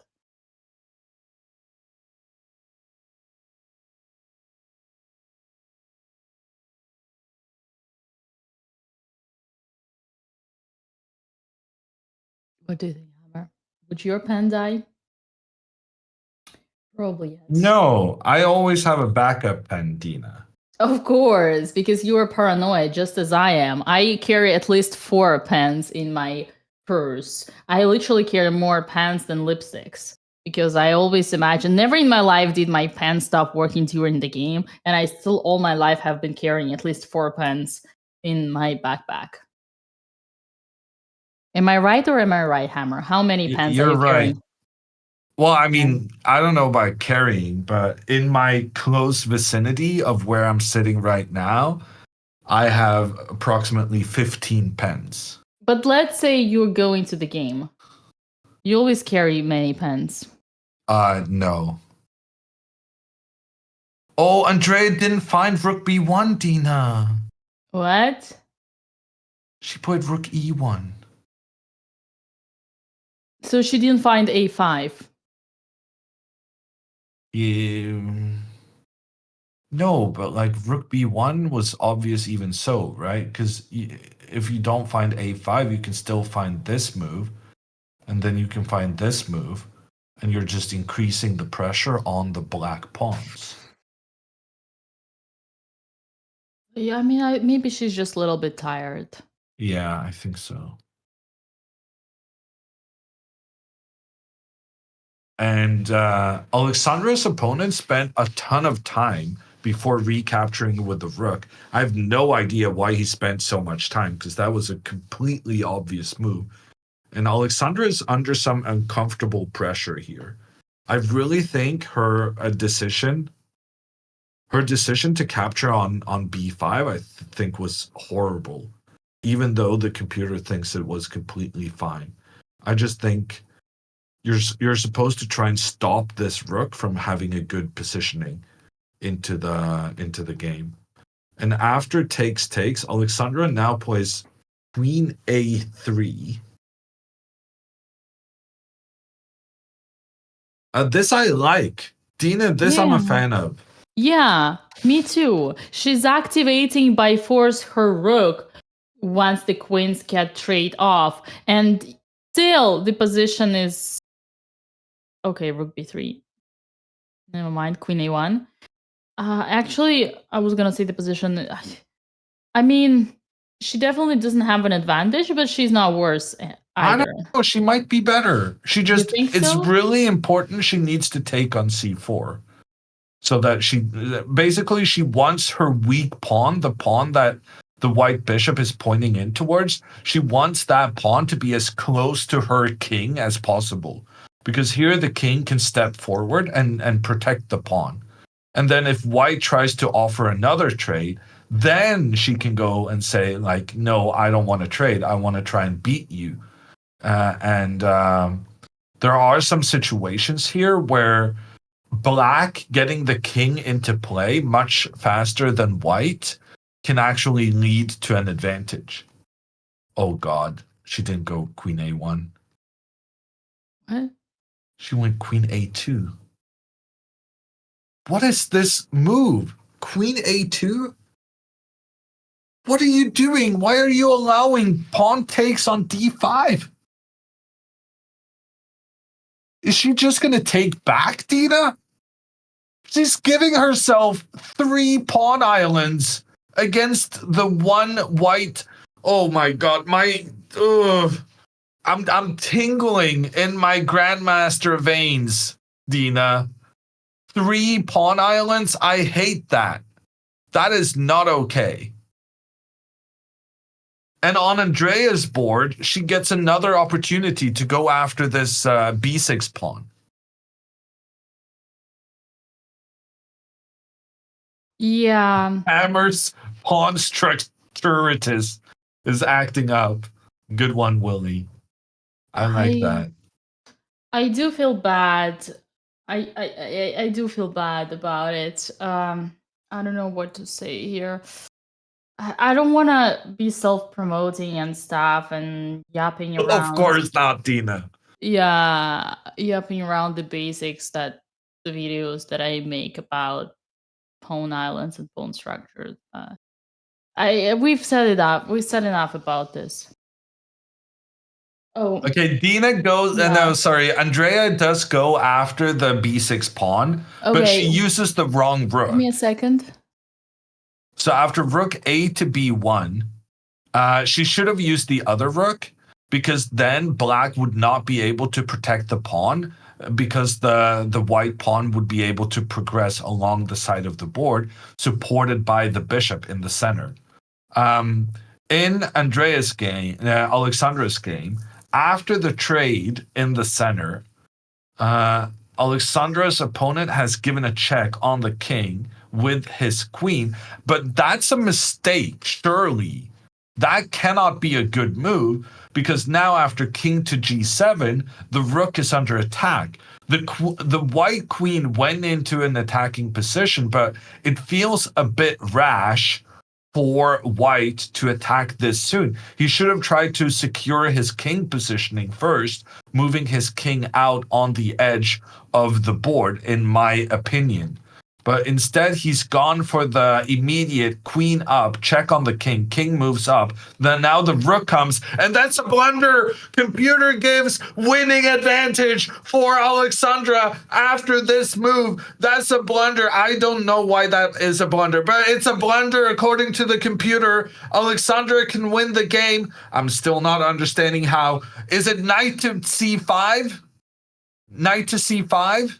Is that the move? Knight to c5 is also good. Dina, Hammer, you're saying you queen... forgot. Yeah, you forgot that how yapping around you were on Alexandra's queen a2. Little did you know that she has prepared a swindler. She has calculated all that. She was setting a trap voluntarily for her opponent, and it worked. It worked. Now, I still... Queen d2 on the board. Queen d2 is on the board, but what happens after bishop f1? Rook to a2. No. Okay. I think it's knight c5, right? It has to be knight c5. Yeah. Oh my God. Okay, so I had the right idea, but the wrong execution. Yeah. It's better to first go with the queen to d2, and then knight c5 is brilliant because it interrupts the protection between the queen and the rook. Yeah, this looks tempting, but actually this also works. After queen d7, this is another trap. This is winning for black. Ooh, bishop f1 is on the board. But here the only move is unfindable. The only move after rook a2 is h3. No, oh, sorry. Good luck on finding this one. This will never happen. But if he Yeah. does find h3, then maybe Alexandra's in trouble? No, it's a call. h3, just knight to c5 again, or king h6, and after queen d7, we're... Oh my god, this is high-level stuff. King h6. I mean, h6 is great. Alexandra needs to take time and... She played king h6. She spent no time and she didn't find any of the moves. No, but wait, king h6 is a good one. It's a good one because she keeps up with the pressure. She has the idea. She has the slightly confused execution, but she sees the idea. She had 12 minutes remaining, Dina. She had 12 minutes remaining and an easy winning move. Yeah. And now instead she's allowing white to go into defense with the rook, chasing the queen. And then when the queen goes back, you can just trade the queens. She's counting on the fact that her opponent, once he went up, he will never go back. She's setting another trap. Rook to c7 is losing due to everything. Yeah, but that's the problem. Since everything is losing, it's going to be easy for him to avoid that. True. But also, queen d8 is not queen d8 fine? Ooh, queen d8 is not fine. Okay, that's good. There's Queen d8, you just check, and you get out of the checks. He doesn't have time. That's why she played fast, right? Yeah, She's but you're playing not on time. supposed to do that. When you have a winning position, you're supposed to spend your time to figure out the right move. You only play fast if you think you're not objectively winning. And he finds rook d3. Yeah. Well, imagine in this situation, Alexandra doesn't see the tactic. Then she thinks rook a2, queen takes, and check. So instead, I'm gonna be smarter. But this was also winning, you said. So that's why she should have spent some time calculating, because she had two different winning variations. Oh, I'm a bit upset right now because I wanted her to win. I'm not upset because, I'm angry. I'm upset because I'm sad. Listen, she's gonna win. Don't you worry. She's gonna win. It's like just because the position is equal, her opponent is in 3 minutes. She keeps up with the threats. She's gonna make it work. Queen e1, I expect. She's taking a little bit of thought. That's probably because she realized... Yeah, no, but that's because she realizes that she messed up and she's allowing her opponent to get back into defense. And now because she knows she messed up and she knows she was winning, she's not going to keep her objectivity. Now she's going to do some kind of crazy sacrifice that would have worked earlier. And she's not Andrea. She's her sister. Yeah, but she's more mature. I mean, listen, this equal thing, it's not clear. I think on practical level, Alexandra still puts a lot of pressure. I think she's gonna make it work. She's taking time, I think, because she realized what just happened. You know what else can happen? Sometimes when you're fatigued, Hammer, accidents, like it happened to me, I'm sure it happened to you. Chad, this is very insane, but sometimes one can actually accidentally make the second move of the line instead of making the first. And in her mind, she was like, okay, rook a2, check, king h7, king h6, got it. Okay, so king h6. No, I'm not criticizing the move, Dina. I'm not criticizing. I swear, I'm not criticizing the move. I'm criticizing the time usage. It doesn't matter whether she got the move right or not. The fact that she didn't spend any time is the mistake. Mistakes will happen. That's fine. But not even trying to figure out the solution once you get this big opportunity, that's what's not okay. And now she's spending lots of time. And this is such a typical scenario where if you had spent this time you're doing now, because now you're spending a lot of time because you're realizing, oh, there's no attack. He's going to come back into defense with his queen. and you're upset with yourself and you're looking for, oh, can I find some white?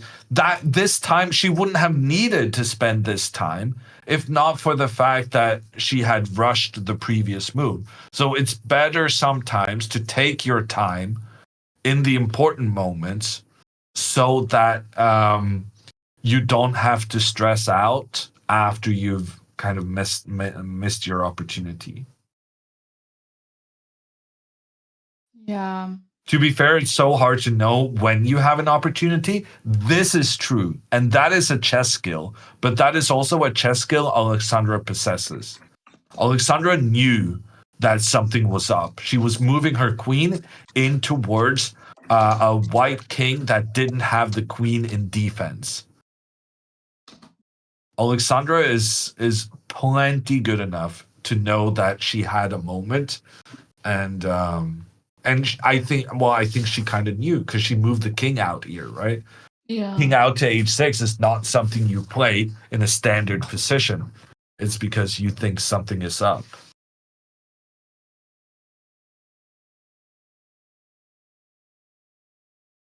Okay, Hammer. Queen E1 happened. She is okay. I she's just don't taking want her one to now. lose this. No, It's she's not gonna. messing up and making a draw, that's fine. Like, she's going to be very upset, but at the end of the day, we can make her think that, surviving the double round intact is already pretty decent. But if she loses after having a winning move and she didn't find it because she rushed, that is a killer. Yeah, so basically, just to be precise, surviving the game in which you did not develop the knight and put your rooks in front of 4 pawns, and so did your opponent, is a good thing. Agreed on that, Hammer. Yes. How's Andrea doing? Andrea is better, but she's down to just 1 minute and 45 seconds. But her bishop controls the whole board, so whenever the knight jumps, it's okay. So she can just play g3 maybe, no? Oh yeah, I was thinking rook to b1, but then the knight can come in with a check, and that's actually winning for black. That is very bad news. And if she goes g3, like you said, Dina, then the knight can come in and attack both the rooks. I like Andrea's move, rook e3, because now she's preventing knight to d3. Yes. Oh my god, the German guy does not go for the queen trade. Dina, we're back in business. We're back in business. This is winning again. I have no idea why it's winning. Okay, my first instinct is to go rook here, trade the queens, and then knight f6. And then I'm trying to get this knight involved in an attack against the king. And that is the correct answer according to the computer. But Alexandra doesn't think it's possible to win with a queen trade. Or that's at least a stereotype I created right now. No, it's a good one. It's a good one.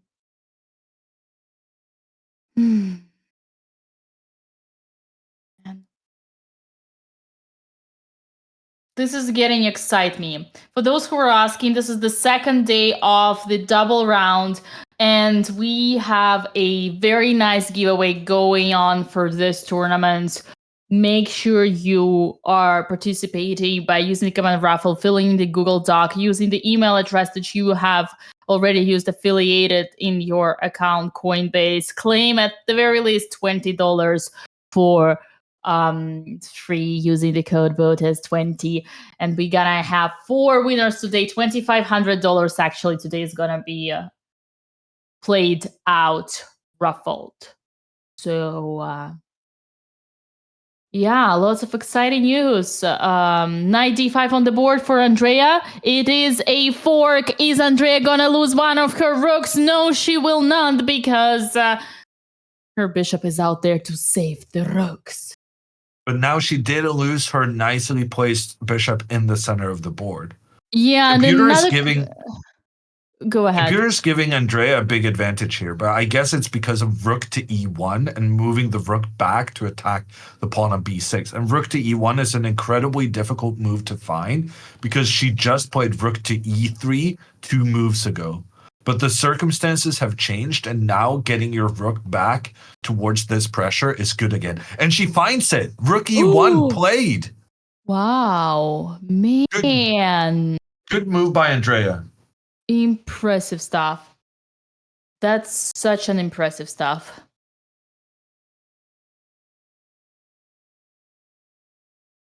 Wow, man. Congratulations to Andrea on finding the right plan. And both players playing very quickly in this time scramble. I remember the opening of this game, Andrea's game. Both players were playing so quick, but then we've had a phase where they're spending a lot of time, and now it's all about the scramble.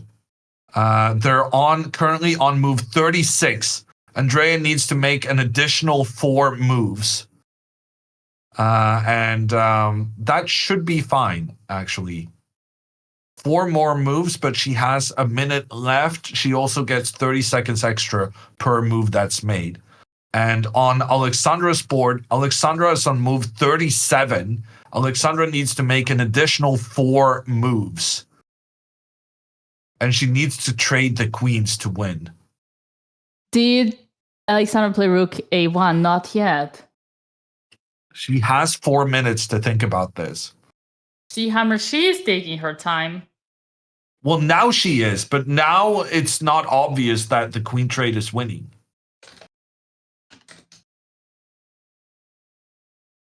All right.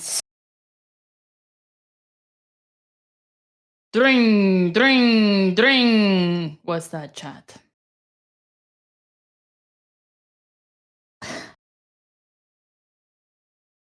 Andrea is loading. Andrea is loading the engine. Andrea is loading her Ferrari engine. She's going after the b6 pawn. Dring, dring. But don't worry, this time she got the police report. She's gonna keep the speed limit.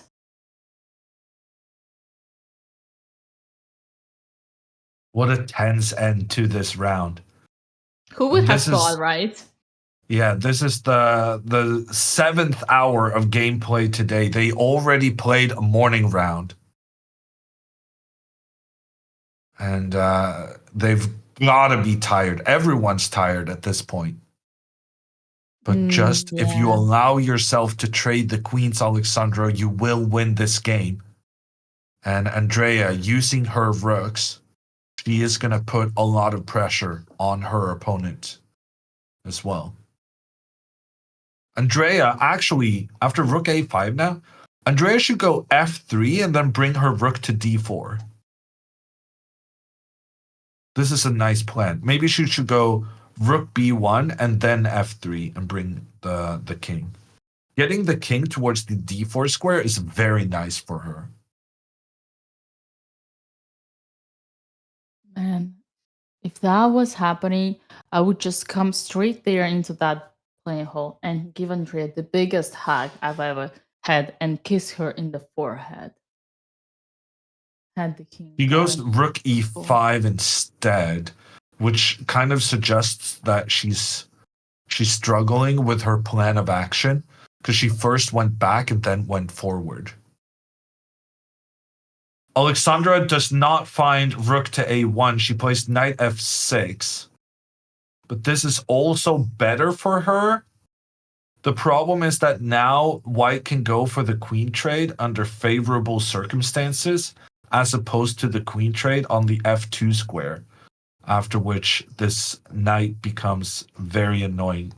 Apparently, even here you have to go rook a1, which is not an obvious move. But Alexandra retains her initiative here. But the question is, after queen to d1, is she planning to go for the queen trade? Or does she want to try and avoid the queen trade, after which the computer thinks it's equal again? Okay, Hammer, just very quick. Can you explain us once again why trading queens is good? Well, it's not really clear why it's good, but the reasoning is that here this bishop is in massive trouble. Yeah. So if the bishop moves forward, then the knight comes up, check, king moves, and then white is in a Zugzwang. White cannot move this bishop without getting checkmated on the f2 square. So if bishop moves, checkmate. But at the same time, if you just sit here, then this black pawn will make its way forward to become a new queen. So this is like very 10 moves ahead kind of strat. Queen e2 has been, sorry, knight f6, queen e2 has been played. Yeah, and now the difference now is that we're not able to force the king to the f3 square, so we're not able to go for the Zugzwang thingy. But Alexandra also doesn't trade the queen, so she doesn't understand that the queen trade is favorable for her, and instead she avoids the queen trade and loses all of her advantage. And part of the reason why the queen trade is so good is because long term, black has this pawn on the side of the board that can make its way all the way up to become a new queen. Mm-hmm. So that's why she wanted the queen trade, simply to remove some of the white defenders. Whereas now, after queen to b1, rook to d1, the situation is such that getting this pawn forward is now pretty much impossible in comparison because white has two pieces pointed towards that square.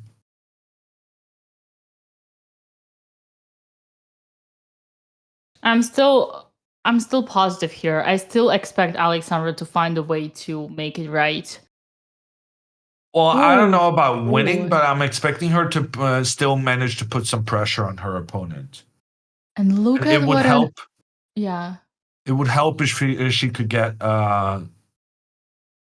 if she could get some help from her opponent, and if she can get to move 40 to get more additional time. And look at what Andrea have done. Oh my lens, this is a complete domination on the king side. I mean, come on. That woman doesn't have the right to complain. She literally plays rook endgames like a grandmaster, and then all her whining about not getting the results. Honestly, she could give a lesson to all of us included on how to outplay any opponent in the rook endgame. Big moment for her now. It's very important that she retains this tension between the two pawns and exploits the fact that the black rook on b7 is unprotected. There's no need to do something about these two pawns. Just continue bringing your king into the middle of the board. Yeah, because the king is the strongest piece in the... And this is move 41. This is move 41. She's got the time! Yeah, but last time she made a blunder on move 41. It's okay, don't worry. It was and she said that she decided not to do that next time. She's looking at her score sheet. She's looking at her opponent's score sheet. She said something. She tried to get him to confirm that they had reached move 40. Yeah, she's fine. She's gonna take her time. She knows. She's gonna take her time. King to E3, she has 15 seconds left, and she's not looking stressed. So it looks like she realizes that she's going to let the time go. She's going to trust herself that she has made enough moves. In the meantime, Alexandra is putting pressure in towards the white pawn in the center. That's the furthest back. And if Alexandra's opponent now tries to trade both the rooks and the bishop, both the rook and the queen, that could be very problematic for him. But maybe it's fine, actually, now that I think about it.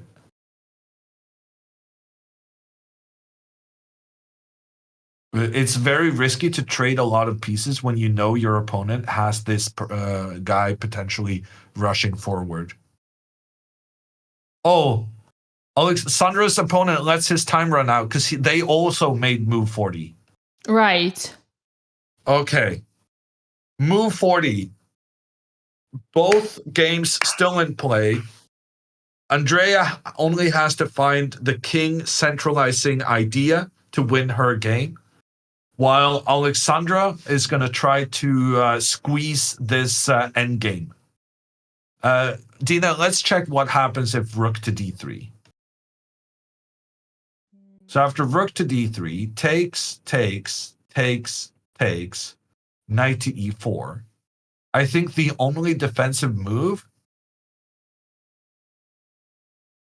is bishop takes e4. Would I be correct in making that assumption? No. Any move works.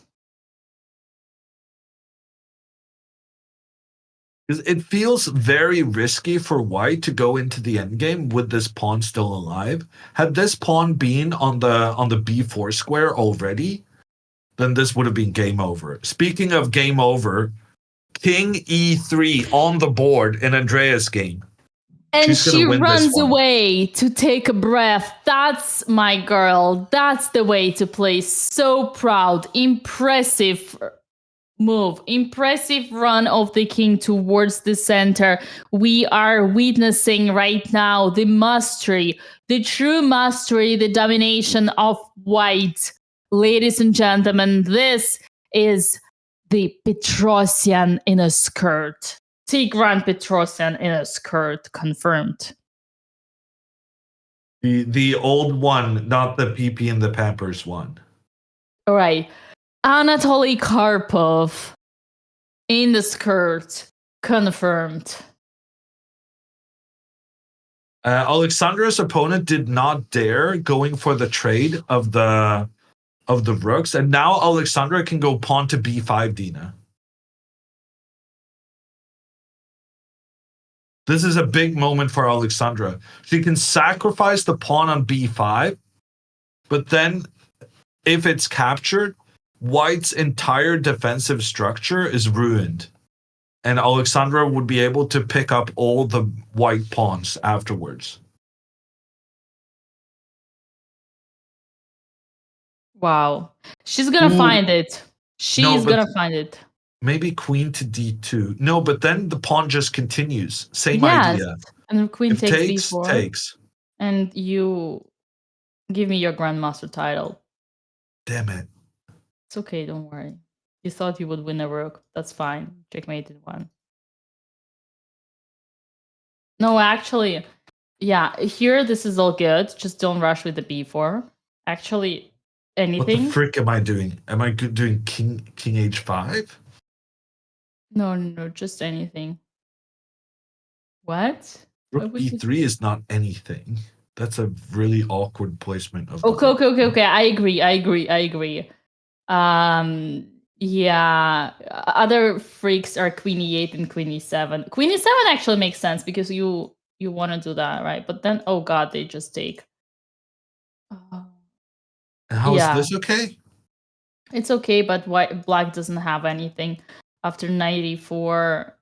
Okay, but I have no idea why the computer is not more optimistic on Alexandra's behalf, but I do like this pawn to b5 move.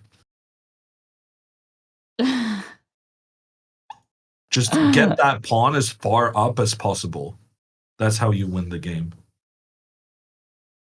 Yeah. I mean,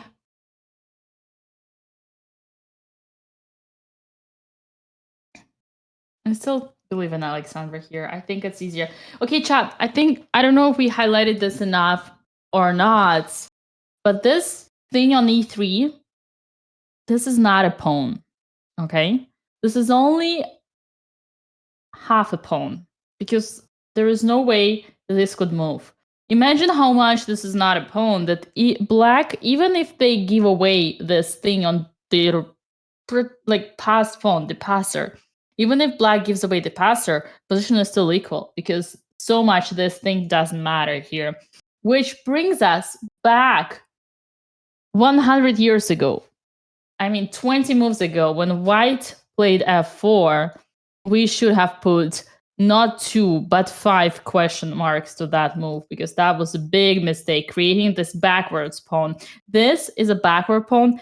Queen e4 is an outpost. This is a very typical example of how not to play chess for white. And Alexandra is clearly taking the advantage of white's weaknesses. Unfortunately, right now, we do not have any tactical execution for that. But on strategical level, Alexandra's position looks truly perfect to me.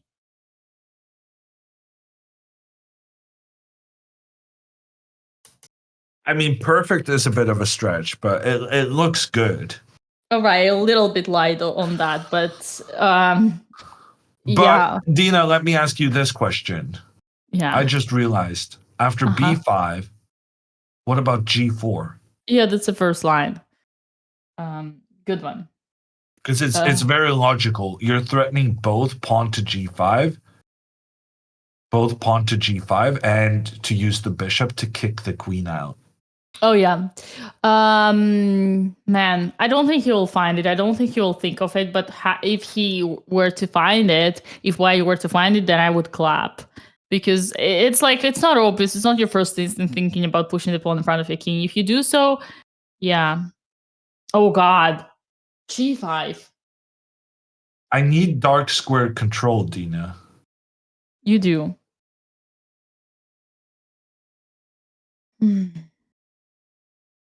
Like here, Alexandra's still better. Right. It's tremendously complicated.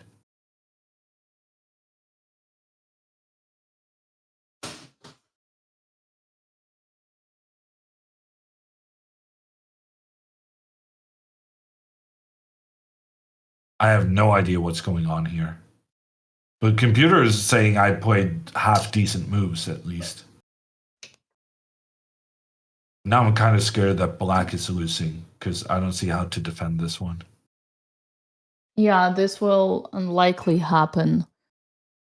He moved. He played Rook A. What? Well, Andrea's opponent moved. Oh, sorry. Excuse me, chat. But Andrea can still just go with the king to take out the rook. She's got this completely under control. Man, this is a dream come true. I mean, look at how easy it is. But yeah. Alexandra goes king g7.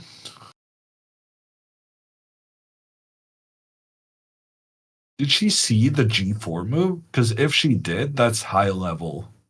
I think she did. Also, she's just improving her position. Her goal here is to keep the tension. You think? Yeah, well, that's also she wants to go idea. h5. I love that. Oh, that's a great thing. I didn't think about that. Man, this is some high level stuff. This is Maybe she can go h6 g5. Yeah.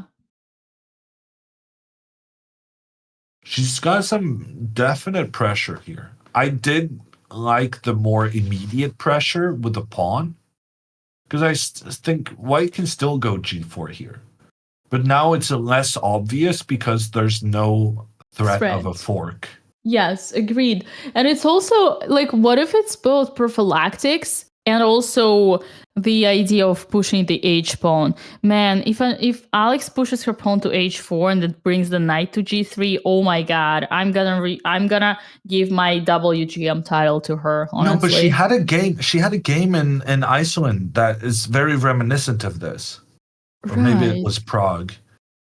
It was the French game. I think she ended up drawing in the end, but she should have been winning. And it was the same kind of constellation with the rook and knight versus rook and bishop, but with all pawns on the king's side, and her knight having access to some very juicy squares. Well, you know, Howard, this is anyone in chat remember the one I'm talking about? It was against the Middle Eastern guy, whose name I forget. Abdul Khalman, maybe? Yeah, I wasn't following that one, but that's exactly what I meant, Hammer. In this position, black has such a big margin of just slowly building up the position, improving, putting the pressure. And remember, it's all mind game, and Alexandra is the best at this. She has proven that in this tournament, but when the way she beat her sister and many other opponents, she's the best at getting into the head of your opponent. So making your opponent believe that like you have an advantage, keeping up. She still has the pass pawn. Every single piece here is better. Queen is better. Pass pawn. Rook is better. Knight is better than the opponent's rook, opponent's queen, opponent's bishop, and opponent's e3 pawn. So, hey, I declare this game is gonna be a win for Alexandra. She did move. What did she do? Well, Andrea moved. Oh, okay. People are still. The reason, guys, that we're not giving Andrea a lot of attention right now is because we're completely convinced she's going to win. Oh my god, she did play king d4. Bravo, my lady. Bravo. And she took the pawn on b5. I mean, come on. Honestly, how dare you talking back about this game that you're so good at?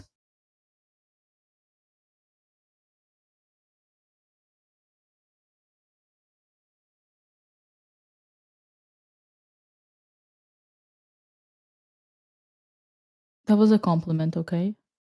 Yeah, no, chat is just upset I'm not completely up to date on the board. Fine, it's fine. I mean, I want to get the point straight. Andrea here got all the advantage in the endgame. She outplayed her opponent in the endgame, and especially in the rook part of the endgame. And you know why? Because she mastered this part. This is a skill. This is the understanding that she developed that her opponent has not. You see what I mean? Yeah. It's not just because Andrea plays good. There's no such a thing. You just wake up and play good. You use your skill. You use your knowledge, your experience, and the conclusions that you've done from the previous games that you had.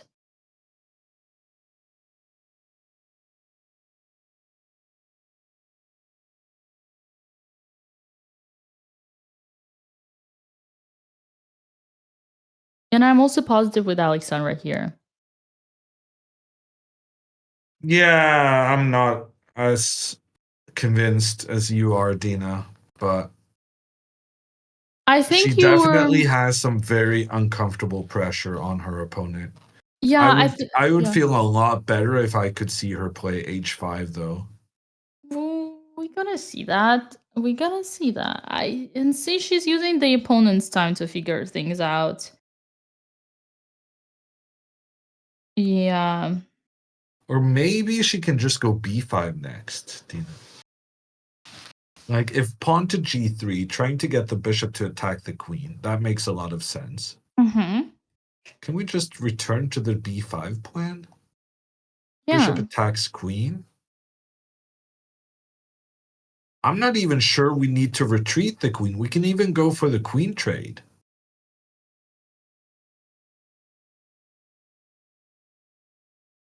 And then takes, and this pawn is going to be really annoying for white. White probably needs to do something like this. And then at least we have an endgame with an extra pawn. No, actually the king attacks the rook and we cannot keep the rook defending the pawn. I don't know. I think Alexandra's game is very, very tricky. I think some of my concern with Alexandra's game, it's like she has very good chances to squeeze out a win, but it's just that she had the win earlier. So it's a bit, I'm also kind of not forgetting what happened. Yeah, you're not letting it go. Like, I see. yeah, no, I feel like the game should have been over to calm all our nerves. Imagine though if she wins 5 out of 5. What a revenge after the Formentera tournament. Okay, And the other girl who was on a perfect score, 4 out of 4, she has lost her game. So if Alexandra wins this, she will be the only player on 5 out of 5. And even with a draw, she'll still be in the lead. listen, Hammer, here is the thing I'm gonna tell you. Yes, Alexandra had a win at one moment, but first of all, she needed to find knight c5. And secondly, she might have found that rook a2 idea. You might want to show it if I am able to find it. But there is that sort of blunder when you intend to go for a line and then you calculate like rook a2, queen d7, king h6, and I win. And then But that's not what happened, Dina. wait. Listen, you gotta get the point. And tell me if you didn't have this in your games. And then you're like, yes, I'm doing rook a2. And then your hand subconsciously, there is like a bug in the system, and you do the second move of the line you were calculating instead of doing the first. Thinking that you're doing the first. I didn't know that was such a standard thing, Dina, honestly. Oh, but I've done yeah. that like 2 or 3 times in competition. Yeah. I And played so that. did But me. that's not Yeah. what happened here. This is She how played I would explain. she played too quickly for that to have been what happened. All right. Well, anyway, I think what is important to highlight right now is that Alexandra has never been so risk-free dominant in the game ever before that now. She has never been using her opponent's weaknesses so clearly ever before than now. For the first time ever, we are seeing, and she did move the pawn. Oh, she played g3. Okay. Oh, okay. Now, okay, it's official. She's gonna win this. She's gonna win this because she's just gonna remove the queen. Her queen is better than the opponent's queen. Her rook is better than the opponent's rook. Her knight is better than the opponent's bishop. She got the passed pawn, which is 10 times better, like the opponent's pawn. So every single piece that we compare is in Alexandra's favor. She's dominating both strategically, and not only strategically, but also it's a risk-free situation. And yeah, I'm confident. Yes, it's gonna be a win 2 hours later than what Hammer wanted, but this is like a case when she's gonna just suffocate her opponent. What about g4? Let's take. h5? Sorry, it wasn't me, it was the engine. Oh, that's interesting. That's very interesting because I was gonna go g5 and chase the knight away, but now with the h5 move, the pawn is protecting the knight so that the knight can move forward. And this is very uncomfortable for white. Yeah.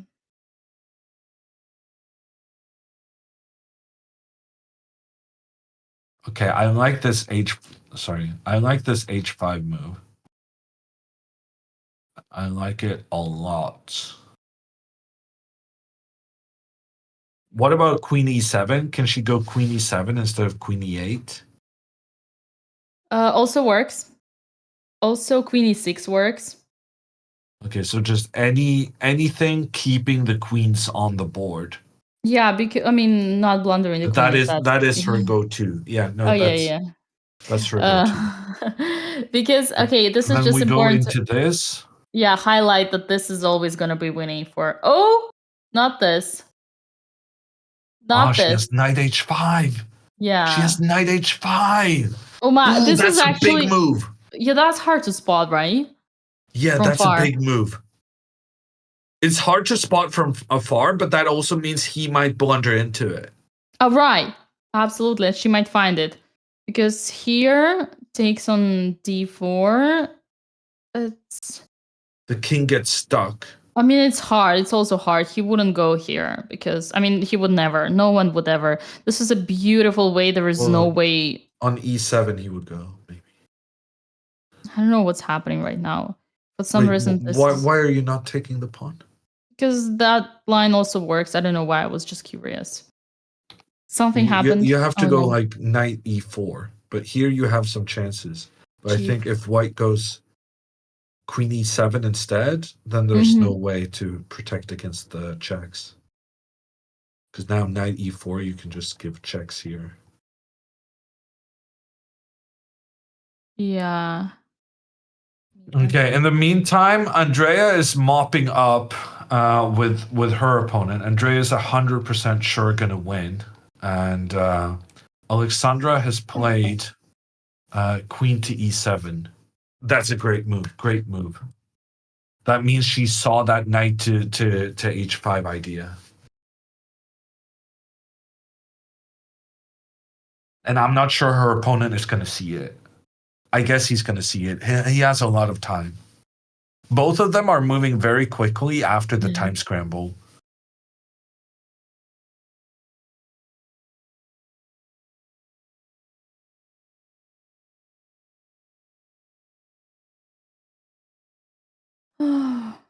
Wow. Man, are we gonna see the double win for tonight? That would be incredible. Andrea just smashed this third pawn. She's officially crushing her opponent. Oh boy. Dear family. Wait, it's Andrea's opponent who's Norwegian, right? Yeah. Dear family, if you're watching this,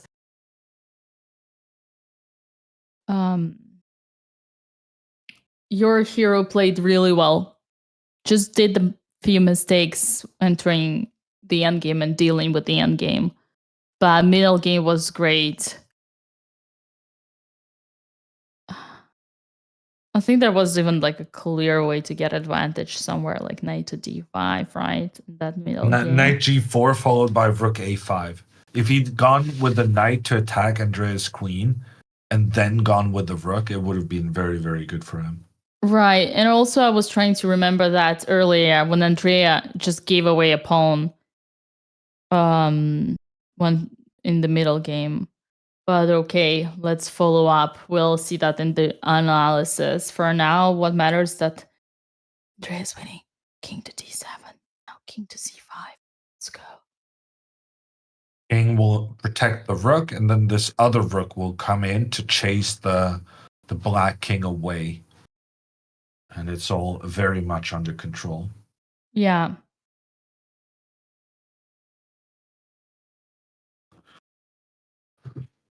And Alexandra's opponent is thinking, this one is a big one. If Alexandra wins, she's going to be leading the tournament alone. No one else has won all 5 games if she manages. I mean, man. Alexandra's cooking. Look, she's looking at her opponent. She's trying to read his mind. Do some telepathy. That is actually freaky. She's actually staring him down. What the?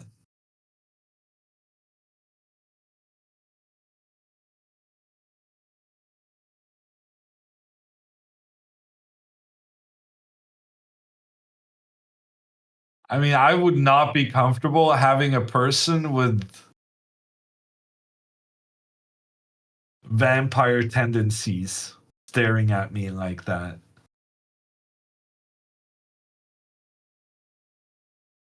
And oh, sorry, wrong button. And we are sliding into 11,000 viewers on Twitch in the meantime, and almost 6,000 viewers on YouTube. Hello, YouTube. Hello, Twitch. I see you all, and I welcome you to this delightful morning, afternoon, evening, whatever you are. We are witnessing here the second victory for the Botez family for today by Andrea. And Alexandra is cooking, and that's a perfect time for me to remind you that we are playing today for $2,500 in giveaway if you participate in the raffle by using the command raffle and Coinbase. Thank you, Coinbase, the sponsor of our event. $20,000 in crypto for the entire tournament of Sardinia Chess Festival. Every day we have giveaways. Oh my Coinbase- god. What? Sorry, Dina. It's okay. We already participated. Once you submitted your claim, you are enrolled for the whole tournament. And I trust on everyone has already submitted their claims. All right, Hammer, what is going on there? He just played his pawn to a square that Alexander is controlling with 1, 2, 3, 4 pieces. Do you And want he's opening up for the rook to potentially capture the pawn on g3 as well. my honest opinion? Yeah. Well, why are you acting so surprised? I literally told you he's gonna crack under the pressure of Alexandra. Didn't you see her stare? Didn't you see the way she was staring at her opponent?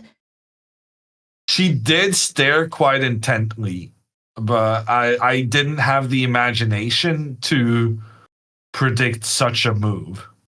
And the most beautiful part about it is that whatever Alexandra does, it's all winning. Knight takes c4, f takes c4, d takes c4. My Is rook guess. takes winning as well? No. This one Rook less. takes is the only thing that's not winning. I mean, it's still better. It's much better, but I guess that he maybe wanted to go here, but he might have like either forgotten about g3 or thought that this 2 equals 2. But hey, it's not the case right here, Susie. This is kind of drawish, no? Oh, yeah. Oh no, I'm getting this one. Ooh, but there's a trap, Dina. There's a trap you cannot take. Oh, well, I don't have to take. Apparently, yeah, but let me show the trap. Oh, please do. If queen takes h3, it's a draw because of queen check, king moves, and then queen gives another check, allowing the queen to be captured. But then afterwards, it's actually white who wins because there's no longer a rook to put a pin down towards the white king, allowing the white bishop to capture the queen. Beautifully executed. Even though f takes e4 is already on the board, we are finishing up the important discussion here, which says this is chess, no checkers. So we can go back. We don't have to take. On that note, it would be still fallen into the trap because we would lose our winning chances. Luckily here, any move would win. Any other move would win. But in any case, that would not have happened because we already have pawn takes. Yeah, and after pawn takes, I'm really surprised Alexandra's opponent did not play pawn to g4. He took on b5, but that has allowed Alexandra to take the pawn on g3, which number one is a very important pawn, but also has now given Alexandra access to attack the white king. And Alexandra now is planning knight to h5. For instance, if king moves up to try and chase the rook away, then knight to h5, the rook doesn't even need to move, and the knight doesn't need to protect the pawn on d5, because if now queen takes pawn, Alexandra can sacrifice her rook, give a check on the king, lure the king into an unfortunate position, after which the knight will end the game with a fork, an attack against the king and an attack against the queen. And right now it's a race. Which sister is going to win this game first? So we thought it was obviously going to be Andrea, but Alexandra's position is improving at an extraordinary rate.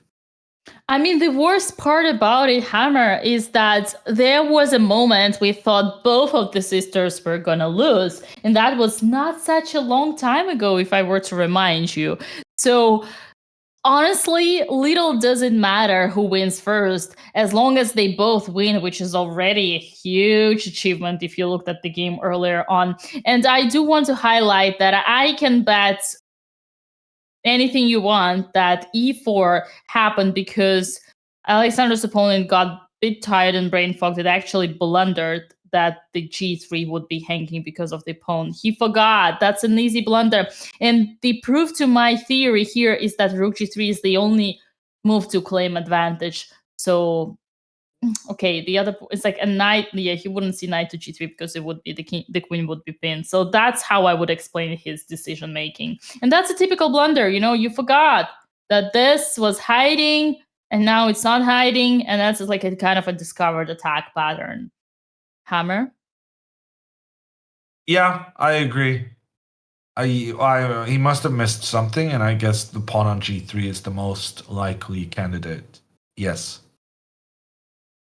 Amazing outcome of everything what have just happened. And in the meantime, we're witnessing how Andrea Botes is playing with her prey. Alexandra is looking at Andrea. First time she can breathe. Her opponent went away because he couldn't believe what he has done on the board. And we King don't h2 played, and now if Alexandra plays knight to h5, she's going to finish this in style. Oh boy, blundering the pawn on d5, and then blundering the rook on g2, and then And she finds it. She doesn't even take that much time. oh my god. When it comes to easy tactics, honestly, Alexandra's puzzle rush is not that good.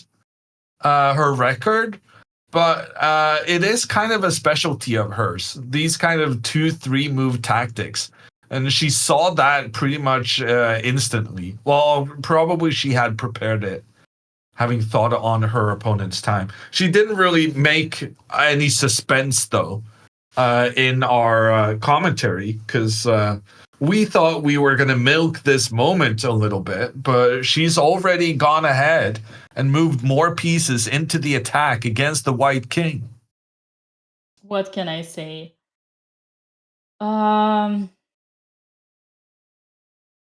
Hammer.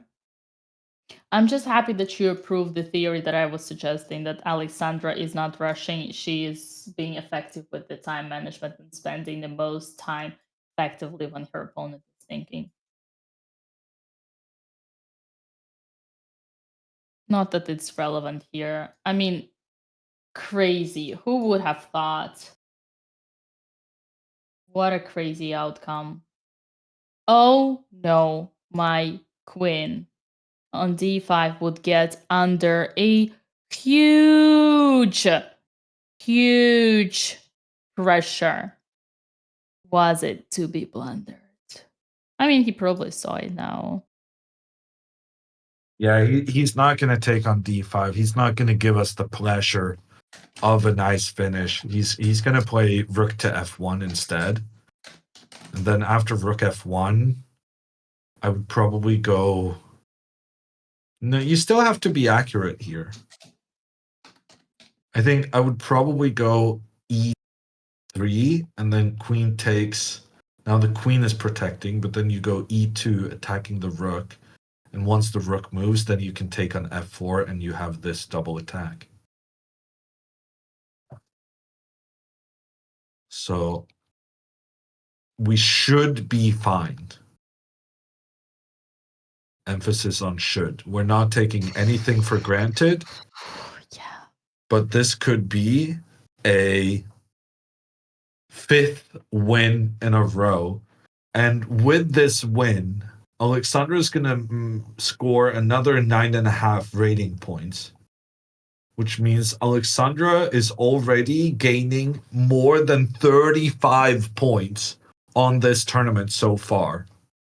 And I think that's more than she lost in Spain, right? I guess so. Man, you know what the most dangerous thing that could What is happen? the first prize? Sorry. I'm going to do some research. You go ahead. Yeah. You know what's the most dangerous thing that can happen after this tournament is that Alexandra gets so inspired by her play that she's gonna do another tournament. Oh my god, Dina, the first prize is 1,500 euros. 1,500 euros, first prize. Man, That's we literally, honestly one of the better prizes I would have won ever. man, we literally give away 2,500 every day. You sure you calculated correctly? Maybe there is an extra zero that's missing there. No, I mean, in chess terms, this is good prices, Dina. I can't help that you've been spoiled. I mean, we have 20,000 giveaway for this tournament. But okay. I think what matters here, it's okay, Amber. I think There's what also a matters. prize, 500 euros for the best women. Well, Alexandra does not put her title for a reason. She doesn't believe in women's titles, nor would she ever accept a women's title because she would get it as a But would she offense. accept a women's prize? No, she would get offended from it. On that note, I think she would be way more proud. She would give the 1,500 to the organizers back, but get the cup with the pride. Get the cup for the pride, the win of the win. But actually, I feel like I'm being very harsh on Hammer. I want to back him up. I do agree 1,500 is a lot. And as a matter of fact, we have lots of tournaments where a bunch of grandmasters is competing for the first prize, which can be something like even 1,200, like even less than that. 1,500 is a good prize for a strong open that has a bunch of grandmasters. And this open is, let me remind you, is under 2,000. So no, I was actually roasting Hammer because it was a good moment, but yeah. Chris is making a joke on, well, it's not even a joke, is it? Hammer's extra excited because the Norwegian krone is so weak right now that 1,500 euros is a lot of money compared to what it was like 5 years ago. All right, because you guys are still not in the Eurozone. Yeah, no. That's a good one. Well, listen, guys. We got the moves. We got the moves on the board. And unfortunately, Queen Gambit, Botez Gambit, I mean, did not happen. The guy found it and played Queen to B8. Now, Alexandra's gonna play her favorite King H6, I guess. Or Queen H4. Anything works. And Andrea's opponent resigns the game. Andrea wins it first. Congratulations. That is official. Andrea is winning her game. Congratulations. Well played. Well done. She might not be the happiest person out there because she's definitely still having flashbacks from this morning. But what is important for us is that she is healing her wounds. And we need that because there are still 4 more rounds to go. And we need to keep up with the, positive aura. So that's an extremely important point for Andrea to continue enjoying the tournament and believing in herself. Yeah, GG's, Andrea. Nicely done. Nicely done. Still 4 more, yes. And one of those 4 is a morning round. Or to Dina, they're middle of the night rounds. Don't remind me. Don't you even remind me about my misery. Hey, I'm not I was thinking about it. I have no right to complain. You know for who it's worse? It's worse for our moderator and the producer because they are on the Pacific coast. And you understand, the Pacific coast, it's basically the whole night in front of Oh a no. 10-hour Oh no stream. no. What? Queen F6. Dina, the computer What? didn't like it. It's okay. It's okay. Don't you worry, dear. No, It's but fine. now Queen A5. Yeah, it's okay. What was it she could have played? She could have played Queen H4. Why didn't she go Queen H4? Then she's threatening here because she's X-raying the rook. And after Queen E5, she can hide the king. Why did she not go Queen H4, Dina? Why are you yelling at me? She's your student, not mine. I take the responsibility for Andrea. You figure out how Alexandra works. Okay, I don't want to take this queen. I don't like that. But this is still winning completely. No, I want to go Rook D3. Yeah, but this is not as winning because she got this. Instead, if we take this and then she gets here, and then you got this and you got that, and then you got that, and you're completely winning, man. What are you complaining about? You're. I mean. What were you saying about completely winning as you allow the pawn to become a new queen? Wait. How about this? Oh no, it's check. It's check. It doesn't matter if it's check. Okay, this is this. Okay, here we need a little bit of precisement. I agree. This is a bit complicated, but I mean, bright side, imperfection. That's fine. The position is winning. Yeah, Queen E5 is not on the board yet.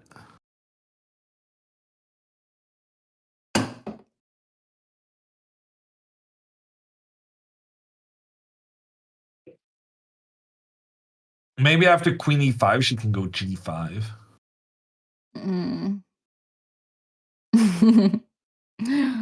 Okay. It's fine. But Queen E5 is the This is best. stressing me out, Dina. Okay, I understand that. Can we take here? Ooh, juicy. Ooh, look at that. Oh my god, what's that? Ooh, that's some beautiful mastery by Grandmaster. Oh my lands. If she does that, that's gonna be official. She's gonna be the Petrosian of Romania. You know why? Because Petrosian would always sacrifice exchange. Yeah. That exchange sacrifice would enter into the books. She's not going to do that with 16 minutes left, though.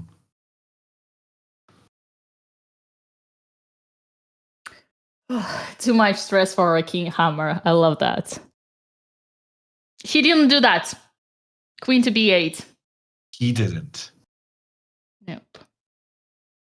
Rook F1.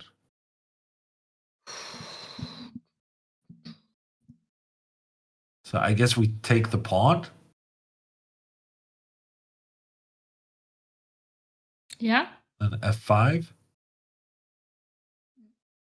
We go Queen D2. F6 and hide the king. Oh, Dina. I don't want to have my king in the middle of the board. I guess it's fine. It's only checkmate in 7 for black. I guess this is fine. Oh God, Dina, what are you doing? Oh, I have an extra letter for you, okay? I have an extra letter. You can take it. Oh, okay, good. No, please. Please take my letter. Extra letter. I think it's too heavy for me. Any way to win this that includes the king marching up to the 5th rank and sacrificing a rook? I'm not trusting that, Dina. I know you are not. I'm just having fun here with the engine. I was actually worried for this one for a moment. Because it's only a question of one tempo. We need to block this. I mean, this is, man, here you need to be precise. Like, this. Oh god. I don't want to see this. You know what they say? A rook with a pawn on the 7th is stronger than a queen. Yeah, I don't like this. Why did we end up in this?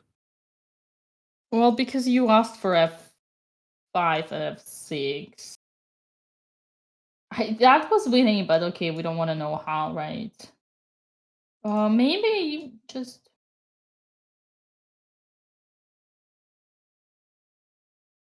No? Does Hammer need a break? Yes, he does.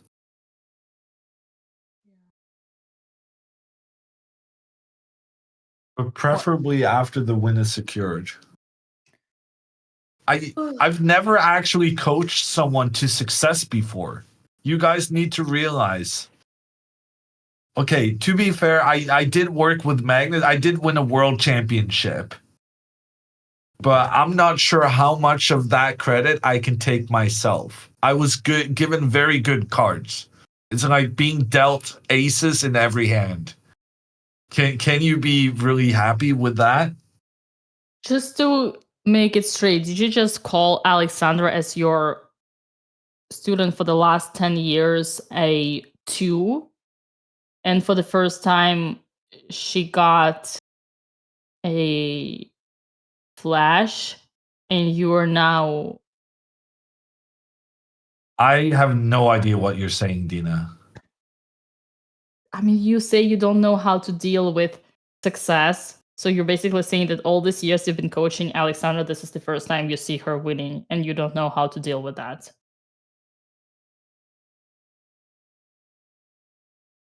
No, I'm not saying I don't know how to deal with that. I'm saying I would be happy for that moment to last just a little bit longer. Okay, that's a beautiful one. No, actually, on the serious note, Alexandra is oh my god, Alexandra is on fire here. I mean, if she continues like that, I might need to change my Twitter handle. And for the record, I still would love to do that, but I just want to make sure that it's legit. But I love that. Alexandra did make a move, which is... It did not take the pawn. She played rook to Played rook d3. d3. Yeah. Are we liking that move? It's fine. Computer doesn't like it. It's allowing a check with a double attack. Let's see that. I guess there's a knight of... You can go queen f7. I just want to see what's happening here. Oh yeah, this is the only move, knight g3. Yeah, this is not okay. Yeah, let's get away from this. Queen f7 protects the king, protects the pawn. That should be fine. And then pawn to f5, we're also nervous about. But then knight to g3. Knight to g3 is a good move. So we're preventing pawn to f5.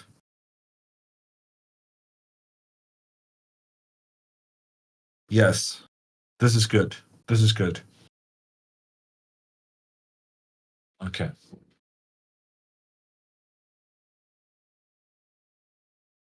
Coaching the girls is way harder than being a world championship helper. Yeah.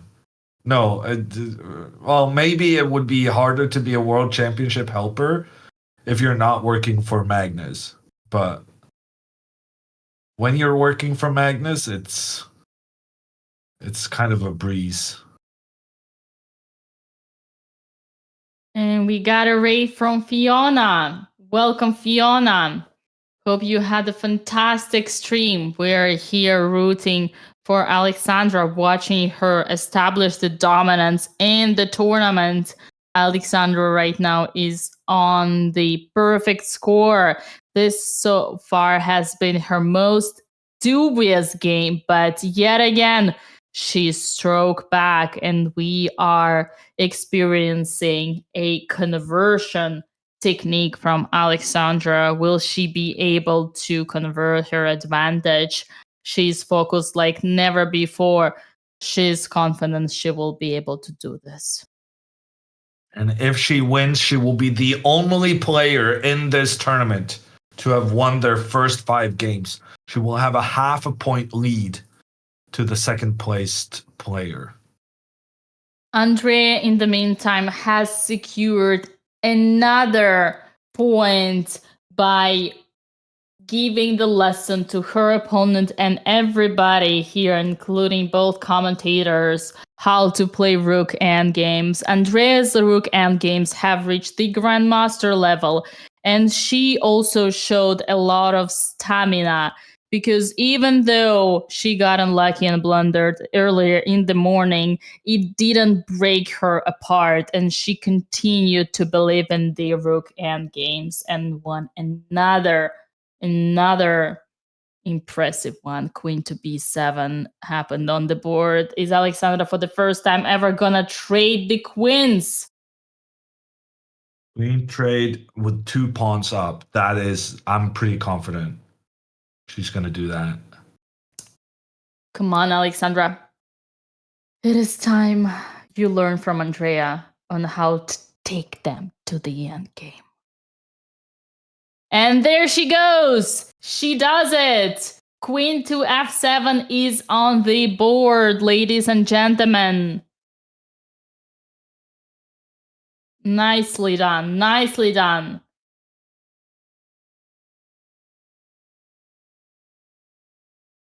Hammer, do you know this grandmaster Dmitry Komarov?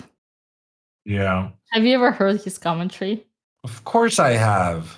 Do you see where my inspiration is coming from? Well, I mean, you sound nothing like him, I can assure you. Oh, really?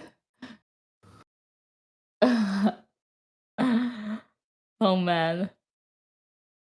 So if he goes for the queen trade now and tries to trade as many pawns as possible, Alexandra can just go pawn to g5 and thereby secure herself the f5 square for her knight. This is easy. Super easy. Yeah. So in order not to make it easy for Alexandra, he's going to have to go queen b6. He needs to defend this pawn. Okay, how about we do blockade knight g3 to f5. Well, Showing. if knight g3, then rook c1, and suddenly white is attacking with more pieces. Here we need but to... then we have queen takes f4. Yeah, but this is true, Hammer. We gotta kind of, that one of those moments we need to close our eyes and do it. Because it looks scary, but okay. There is no danger. He's gonna go king h6 here, though. She's not gonna take. Yeah, this is equally good. This is equally good. You It's sure? even better. Yeah, it's even better. It's the first line. It is the first line. Queen protects. We just take. We go here, maybe?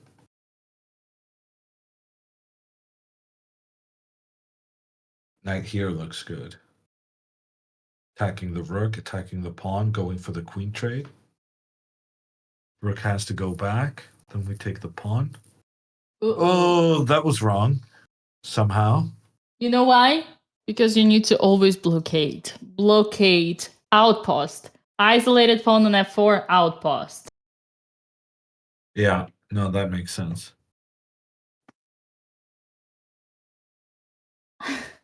I like how you agreed with some randomly squeezed in strategy of the early middle game into the end game. But hey, always works strategy. Once Alexander's down to 4 minutes, so he's gonna have to make some quick decisions here now. But Alexandra, for the love of everything, no more rushing the moves when you're winning. Take your time. He's under 4 minutes. No rushing the moves. Okay, he goes queen to b8. Now Alexandra can just capture the pawn. No problem. Just take the pawn. And then if f5... Damn, this is kind of scary. Dina. Oh god. Belows. Oh yeah, this is scary. Don't take the pawn. No, Hama. Knight g3. No. Oh god, this is also... Oh god. Oh god. I don't know. Oh boy. Hey, I don't like that. Can we do Just take this? the pawn. Just take the pawn. Hey, let's do this. No, but take the pawn f5. Yeah, What it's you a gonna bit do? scary. It's a bit scary. You don't. Your only moves are literally unfoundable. Queen e7. This is losing. Queen e7, rook d2. You're not gonna find this. No, Rook Alexandra, d2 strategy. was going to be my suggestion. No strategy. Let's go knight to g3. Okay, it was You gonna be your already suggestion. said this was losing. Why this is not losing. What do you Oh, it is mean? losing. Oh, sorry. My bad. Okay, she took the pawn. Okay, you're good. Now after f5, she needs to find the Rook d2. precise rook d2. Why is it so good, Hammer? Because if pawn takes, then now we can go queen takes rook, and the queen cannot be captured due to the rook pointing in towards the white king. I absolutely missed that. And Alexandra did not and will not. Beautiful. Yeah, a little tactical trick, but Alexandra has proven us that she sees all the tactics. And here it's important to know that we can take the pawn with the king, because had we done this, I mean, actually still works, even if we blunder. Yeah, no, everything works here. Okay, so one trick, f5, rook d2. And One move away from the win. Alexandra has 11 minutes and 50 seconds to figure it out. And she's also going to spend some time here to think on her opponent's move. He plays queen b2 instead. He plays queen b2 instead. And that makes the situation so much easier for Alexandra. Alexandra just needs to go queen f6 to keep the rook protected. And she's done so. And now pawn to f5 is no longer scary because of check. No. because of We can just everything, take. We can just take. yeah, because Worst of case, we anything. just take it. Yeah, but she's gonna check, right? She's gonna check because knight g3 is coming. Like even queen e5 and then I don't know. G1. He played rook a1. Yeah. So He he's clearly going for the queen attack. f4. No, but Oh queen boy. f4 you should not play because then you're still pinned. You should go king h6 here. King h6, get the king out of this diagonal, and you're still threatening to take here with the queen afterwards. Right, but actually everything works here, Hammer. I will disappoint you, but any move that Black does is completely winning. +5, knight f4, queen f4, king h6, whatever, rook d3, the worst. Queen f4 is the main line. The reason for that works is that you have bunch of checks. You have checks with a knight to g3. Yeah, you no, have checks with knight I'm sad. Yeah, I'm happy with that. Every Yeah. move. Impossible to blunder. Dina guarantee. Yes. So, ladies and gentlemen, this is that kind of situation when you are getting forced into doing the correct decision no matter what, even if you don't see it. And this is the beauty of chess. We have seen many moments so many times. Up, and she's done it. She has taken on f4. I don't like that. I hate that. Why are we not going king h6? Why Man, do we what still don't you have this like? rook? What are you gonna do? I'm gonna promote to a new queen. All right. Thank you. Give me your grandmaster title, please, right now. You got that one. Yeah, Man, okay, I never this felt is so fine. powerful before This is in a fine. E3 is good. conversation with E3 is Hammer. good. Well, anything, Hammer, even go back. Like anything. It's just all you want is to blunder. I don't know why you love blundering so much, but that's okay. That's okay. Like Queen just e3 is queen e3 okay? She Queen e3 did is queen e3. yeah, perfect. Okay. Protecting and checking. And then she does her And favorite now king king, h6. yeah, king h6. All Yeah. right. This is guaranteed. I predict the result. I foresee the future. Alexandra Botez is winning this game once and for all. Congratulations to Alexandra. GG's. That is a victory. Alexandra's going home with 5 out of 5. It's a good start to the tournament, but we're only halfway there.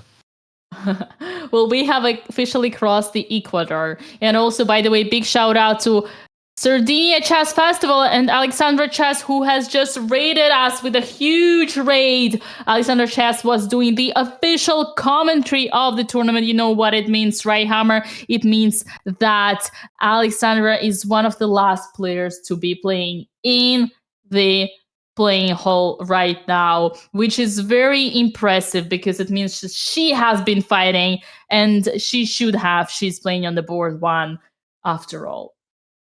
And she played King H6, Dina. Well, yeah, I am now happy to say this is a done deal. Alexandra is the only player with 5 points out of 5. The ugly wall has done it again. But let's not call her that during the interviews, please, and thank you. You are getting me into trouble. Yeah, you didn't have to pronounce that. It felt right in the moment. Come on.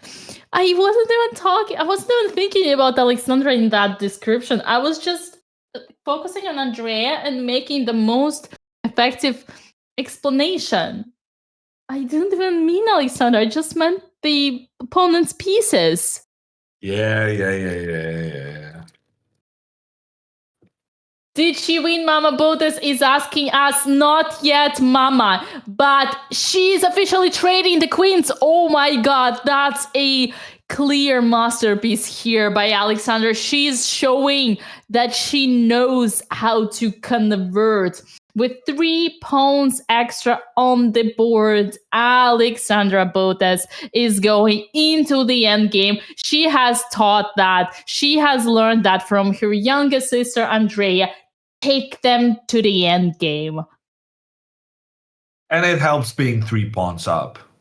Also true. People used to always say, "Oh, Magnus is so amazing at the end games," and I kind of like my comment to that. I said, "Well, it helps being up a pawn in every end game you play."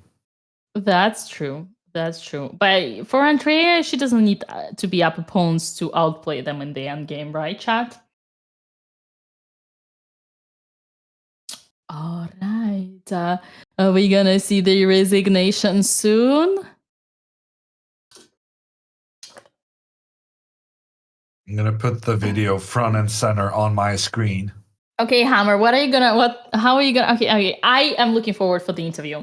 I'm not gonna say anything. I don't think on one side what are we complaining about, right? We should just praise everything. On the other side, it's a question how much this B6 move is getting some, and the F6 move. There's a couple of pawn moves where I have some aggression. Yeah, what about rook to B7, Hammer? I'm fine with that. What about rook to A7? You're fine with the rook. I'm fine with that as well, yeah. Okay, just making sure we got that clear. And the knight on B8. Maybe C takes B5. C takes B5 I also wasn't a huge fan of. And what about yeah, and what about D? What was it? I think leaving the D5 pawn. Yeah, just allowing C takes D5, E takes D5. Yeah, that was C takes B5. What about what about the knight on B8? Were you proud of that? I think that's your domain. Right, chat. Whatever we say right now. I'll teach her about pawn structures, and you teach her about development. Deal. 12,000 people are watching Alexandra Botes crushing the tournament with 5 out of 5 on Twitch. And yet another peak moment for YouTube. We've got almost 7,000 people watching us. Let us remind that we are also live on Instagram. I'm actually curious if we're live on Twitter. After yesterday's experience. And we are live on Twitter as well. 14,000 people, 15,000 people already. Don't say anything, Hammer. This is the absolute pride we are taking home for the family with double win in today's tournament. And I am so confident I'm not gonna be jinxing anything here because this position is unjinxable.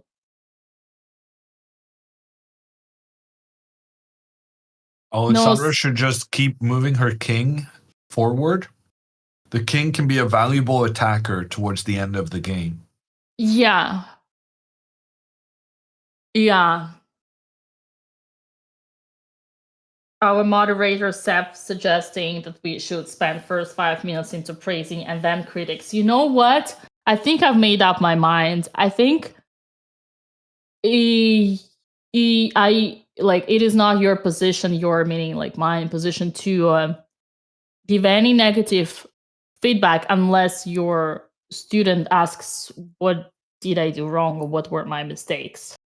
So I'm gonna I disagree with that assessment, and as the coach, I will do what I believe is most fitting for my student. Thank you. Well, that's actually great, Hammer. I am so happy you say that because I really want you to take all the blame today. That's fine. Because there is a lot of talk. I mean, honestly, this stays between us. But so far, this has been the worst game by Alexandra at this tournament. Now, being objective... I mean, but that's because she's only played good games. Like, yes. This has not been a bad game. Yeah, and also a certain part of this game has been the worst, right? The certain part. But then she resurrected herself. So there were also great moments. Obviously, she deserved the win because she cooked her opponent. She overcame her opponent. She was stronger. But just because the opponent played even worse doesn't give you the credit fully for the mistakes that you've made. Okay, now it's important Alexandra sacrifice her pawn on h7. We don't care about this one. Give the check and then move the rook away. Allow the white rook to capture the black pawn, and then you come in with the king and the checkmate. This is the key. Agreed. Here it's time to do some charity, Alexandra. Another giveaway, this time not by Ruffle or Coinbase, but she plays e3. I don't like that. That is not a good move. Her pawn is now blocking her king's entry. Oh, something happened. Here is... She's asking for more score sheets. Oh, wait, I know this guy. That's a French arbiter. I know this guy. I do not like this move from Alexandra. Yeah, strategically it's bad, chat, because this is simple explanation. See this bishop out here? It's on the light squares. So whenever you keep your pass pawns on the same square as the bishop, you restrain them. Whenever you push them on the dark squares, you open new light squares for the bishop. So that's why also. But I mean, the cushion here is so big that, man, you don't want to know what plus it is right now. Well, she's not going to go rook d2. She's going to go either knight b g3 or rook to b4. Yeah. But if rook to b4, then bishop d3, and this brings up the point you made, Dina, right? That if this pawn had been further back, she would have prevented this from happening. Yeah. I mean, she now gets she away kind of with it. needs to reorganize because she needs to have her knight come into the f4 square, which is slightly inconvenient. I don't know. I think e3 kind of makes a mess of this. It was quite unnecessary. True.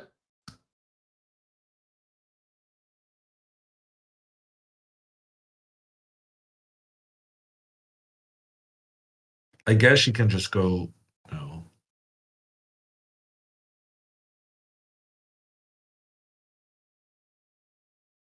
Yeah, no, she's making a mess, Dina. She's making... Now she's not protecting. She's losing this pawn. She's losing this pawn. Why are you caring about this guy when this one is more important?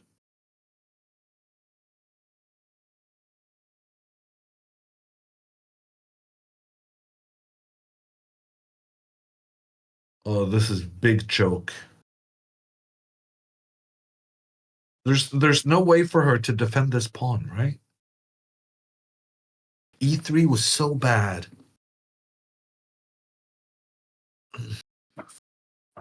Oh, rook Here. f4. Rook f4 is good. Okay, rook f4 is good. That's a nice one, Dina. You're welcome. Okay, listen, chat. It all comes down to basics.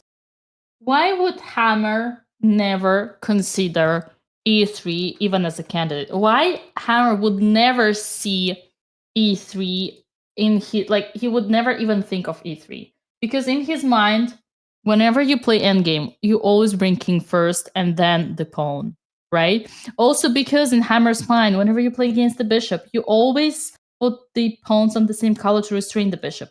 That takes how much? 1 second it takes to make the decision. That's why Hammer is a grandmaster. It's because of the strategical pattern recognition. Is that a complicated thing to master? No. All it requires you, Chad, is to listen. She just needs to find rook f4 now. Rook f4, and that's... Oh no. Dina, computer is saying it's a draw now. No, it's not a draw. Don't panic. It's just a... Oh yeah, no, sorry, I went wrong with the... I messed up what the moves were. No, you were there. It's king here. Okay, here, yeah, I'm here. Okay.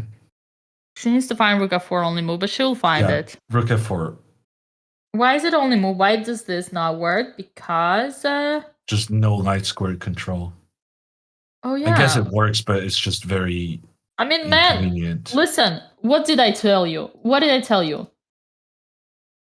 You gonna call me a job gambit after that? She's going for the rook. Rook f4. Rook f4. She found it.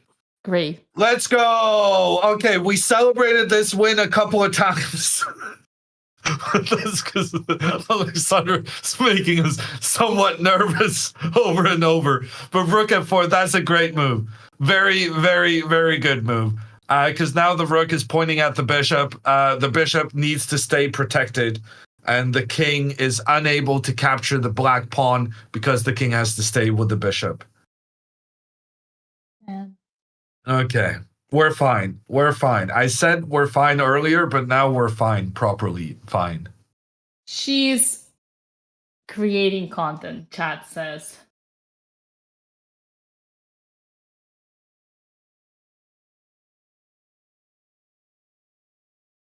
Okay, and the guy doesn't have a lot of time. 2.5 minutes. Alexandra still has 9 minutes. I can't believe I spent 10 hours today of my night here, but you know, 3.5 out of 4, it was worth it. The king backs up, and now Alexandra can just go d4. And the pawns are protecting each other. The rook is protecting this guy. The king is protecting this one. And then the rook is protecting this one. And this one is protecting this one. And that one is protecting, like, everything's protected. We're fine. It's all working together. Check. Oh, wait a second. How did that check happen? Ah, right. It's because of the e3 pawn push. Got it.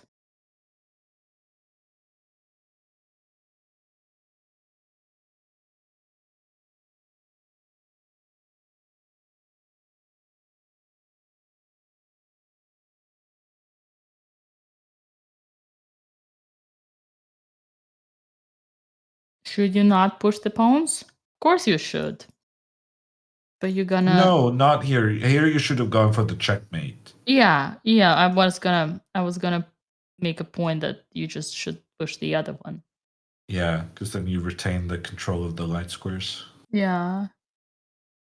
Basically, just imagine this pawns on d3 and e4 instead of e3 and d4. Okay. You should resign already? Are you kidding me? He came kind of close to saving that. Yeah. You guys have no idea how chess works. Chess is a lot more difficult than you make it out to be.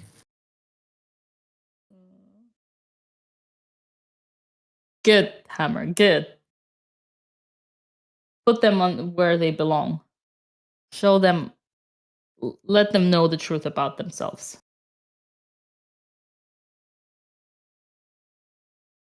Now we just go after this one with the king. Yeah, this rook is protecting everything. The rook is protecting the knight and the pawn. The pawn is protecting the other pawn. The knight is protecting this other pawn. And then we have a third pawn protecting. Everything's protected. We're good. We're good. We're Gucci. Never resign, chat. Your opponent can always make a mistake. You are there to fight. Chess is a war. We do not resign, especially on your level, because the chance of a stalemate is just as high as the chance of actually winning or losing the game. It doesn't matter that he has no chance. You don't know what's gonna happen. Alexandra can just, anything can happen. Dude, they have been playing chess for 10 hours today. She can just put the rook on the square that bishop is controlling and not even see that. Even though, in that case, she would still have chances, but yeah. Also, people have literally died playing chess. Oh, come on. No, it's true. I mean, I can't believe you were the one saying this and not me. God.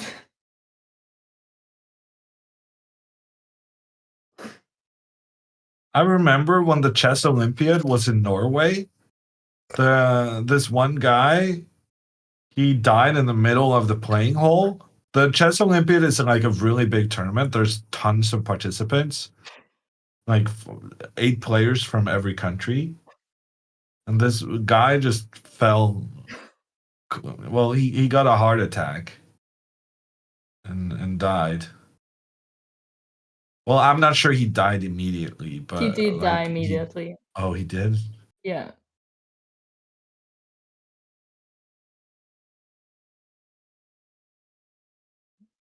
This is bad, Hammer. This is bad. No, I think that's the reality of life. Yes. Anything can happen at any point. Don't take a second for granted. Yeah. Never resign. That was an example to explain you why you should never resign. Somewhat morbid, perhaps, but sometimes chat really needs the most extreme examples to fully understand.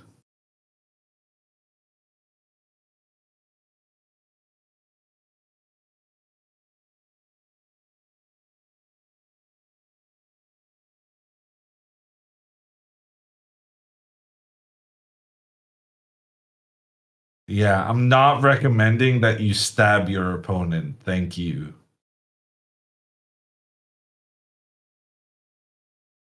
I should have known that's where chat would have gone with that.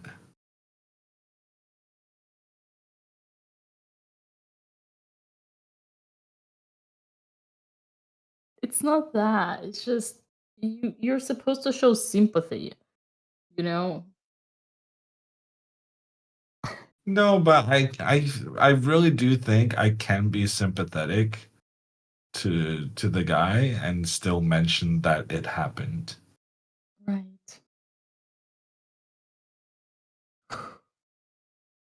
Okay, chat. Let's focus on the positive. Alexandra's winning. Andrea has just won. Alexandra is leading the tournament 5 out of 5. Life is the bed of roses. It's official. Not a huge fan of G5, but okay.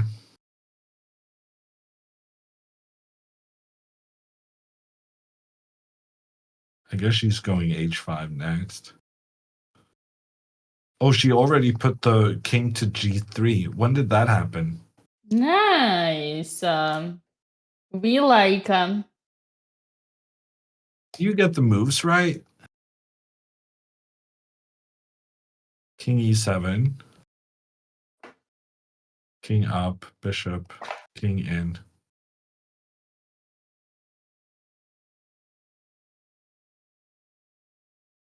Wait. Look back.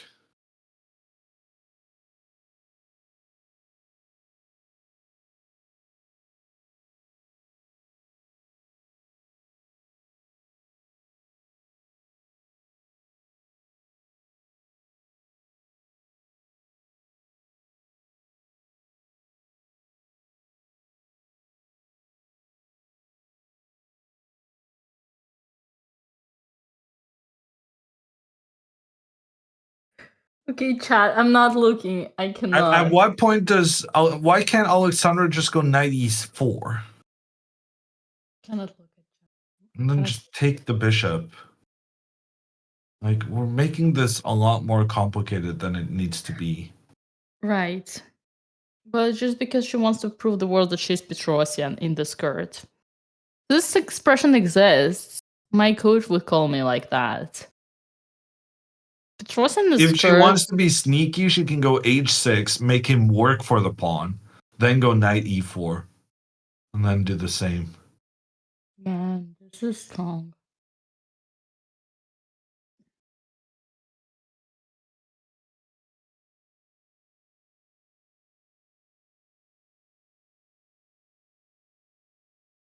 Okay, now I'm nervous again, Dina. She's got 6 minutes left, and she's spending a lot of that time, and suddenly she's having undefended pawns. One of the things I liked about her position was the fact that everything was defended. Do you wanna have fun? I'll show you fun. Oh God, Dina. That's not okay. Got him.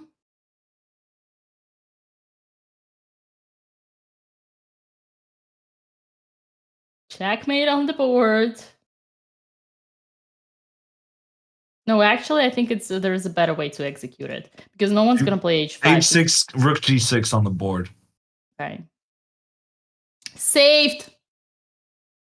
Chat. Saved. And now she's actually losing the pawn. Dina, she has no way of defending the pawn. But on the other hand, I did want her to play this because I wanted knight e4.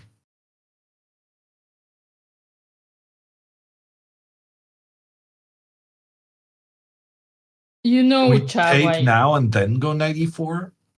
she's not gonna sacrifice. This is also winning, but you know, Hammer, there's unnecessary. this rule. Don't sacrifice when you don't have to. Well, if she can't see a way through, she's gonna have to sacrifice. And you know why she has to sacrifice? Oh yeah, because she played d3. She played e3, and now she has no light squared control. And in order to regain control of, in particular, the d3 square, which she completely abolished by pushing that pawn forward, she may have to give up her rook against the bishop to help the pawns proceed further forward.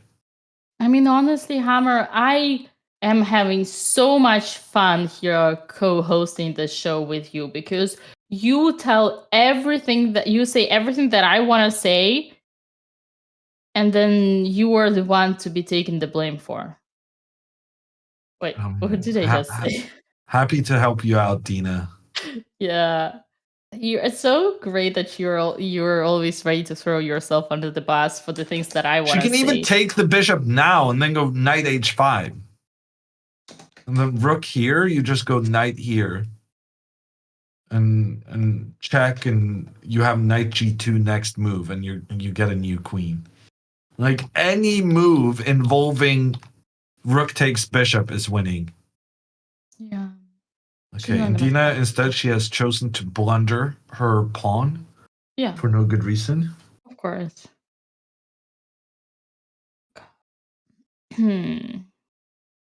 She's going to f3, right? Yeah. Oh, it also works. I guess. I don't know. Probably also working. The cushion, chat. She's got the cushion. And she's going to g1, I guess. I'm not a fan of this.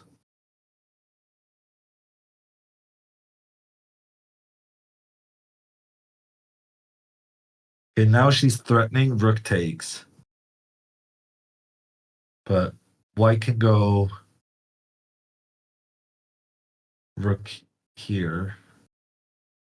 But Hammer, if you're such a positional player like you present yourself, Because I in can your calculate, Dina. commentary- It's not that complicated.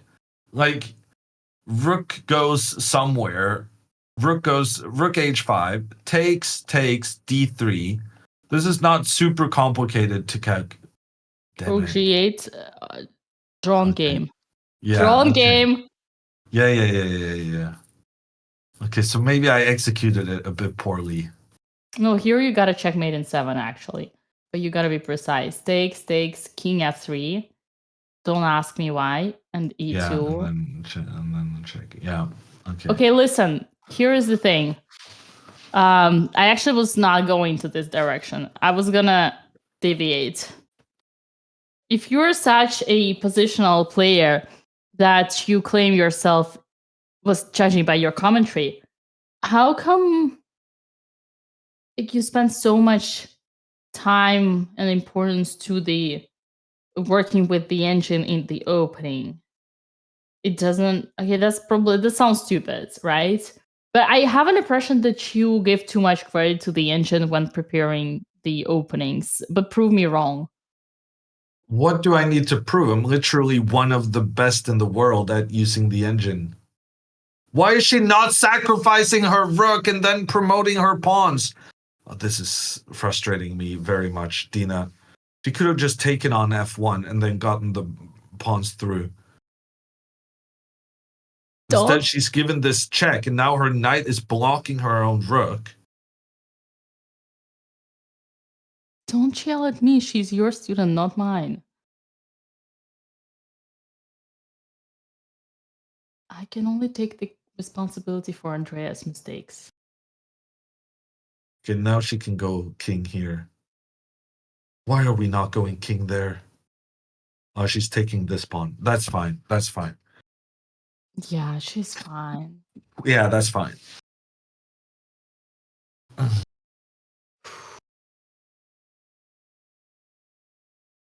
The cushion. Heard of this? Yeah. Complete chaos. Welcome to the BotezLive. Well, the good thing is that now when she takes the pawn on h3, she's also moving the knight to f2, where it will control some important light squares. But yeah, this is not the Russian school of endgame technique from Alexandra here. Man, As never long as felt it so gets the good. job done, it's Yeah. okay. What move are we on? Gosh, we're on move 75.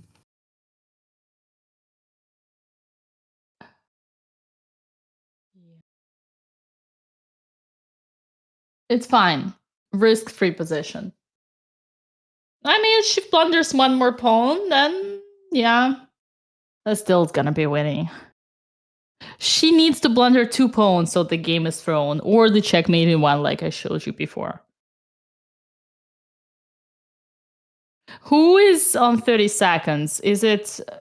I heard that the clock was reversed, but I don't remember if that's still the true or Becker not. has 20 seconds. Alexandra has 6 minutes 20. Okay, good.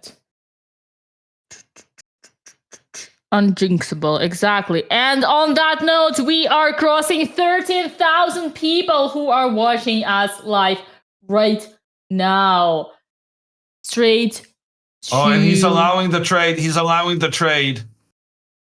Thank God. Thank you, Lord. 7,000 people watching us live on YouTube. We are also live on Instagram and X. And Alexandra Knight is comes trading. in. Check on the king. King moves up. Take the damn bishop. Please. Yes, bishop has been captured. And now we don't even care about these pawns. Just have this one guide us home. clear path with the king close by.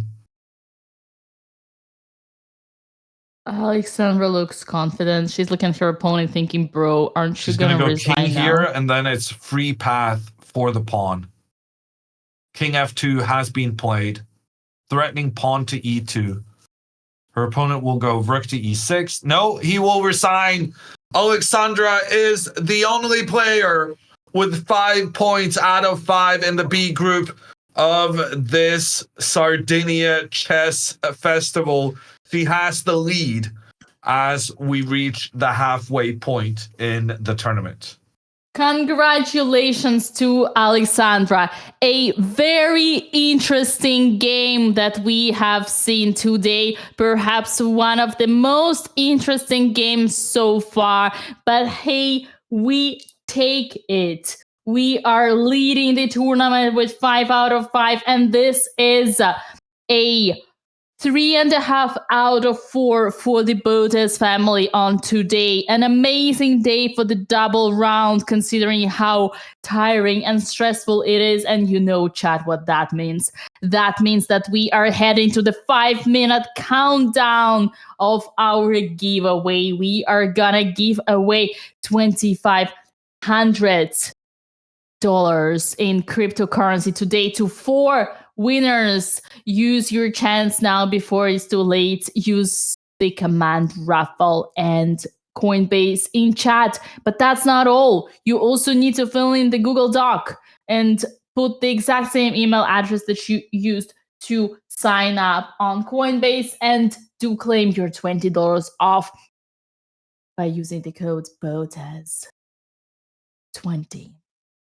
Coinbase is the sponsor of our event. Once you submit it, you are enrolled for the whole tournament party, the whole 8 days. If you already submitted that before, you do not have to do it twice. You are good. 4 minutes only in the countdown, and right after that, we're gonna have the sisters joining us for the interview. I am so excited. I don't know what I'm excited for the most, the winners of our giveaway or for Hammer giving Alexandra the breakdown of her game. But I am excited, yes. Sorry. Yeah, no, I don't want to be hangry for the interview, Dina. So if you'll allow me 2 minutes to just get something to eat. Of course, be my guest. 3 minutes, we got you. Go get out of here before it's too late. Listen, guys.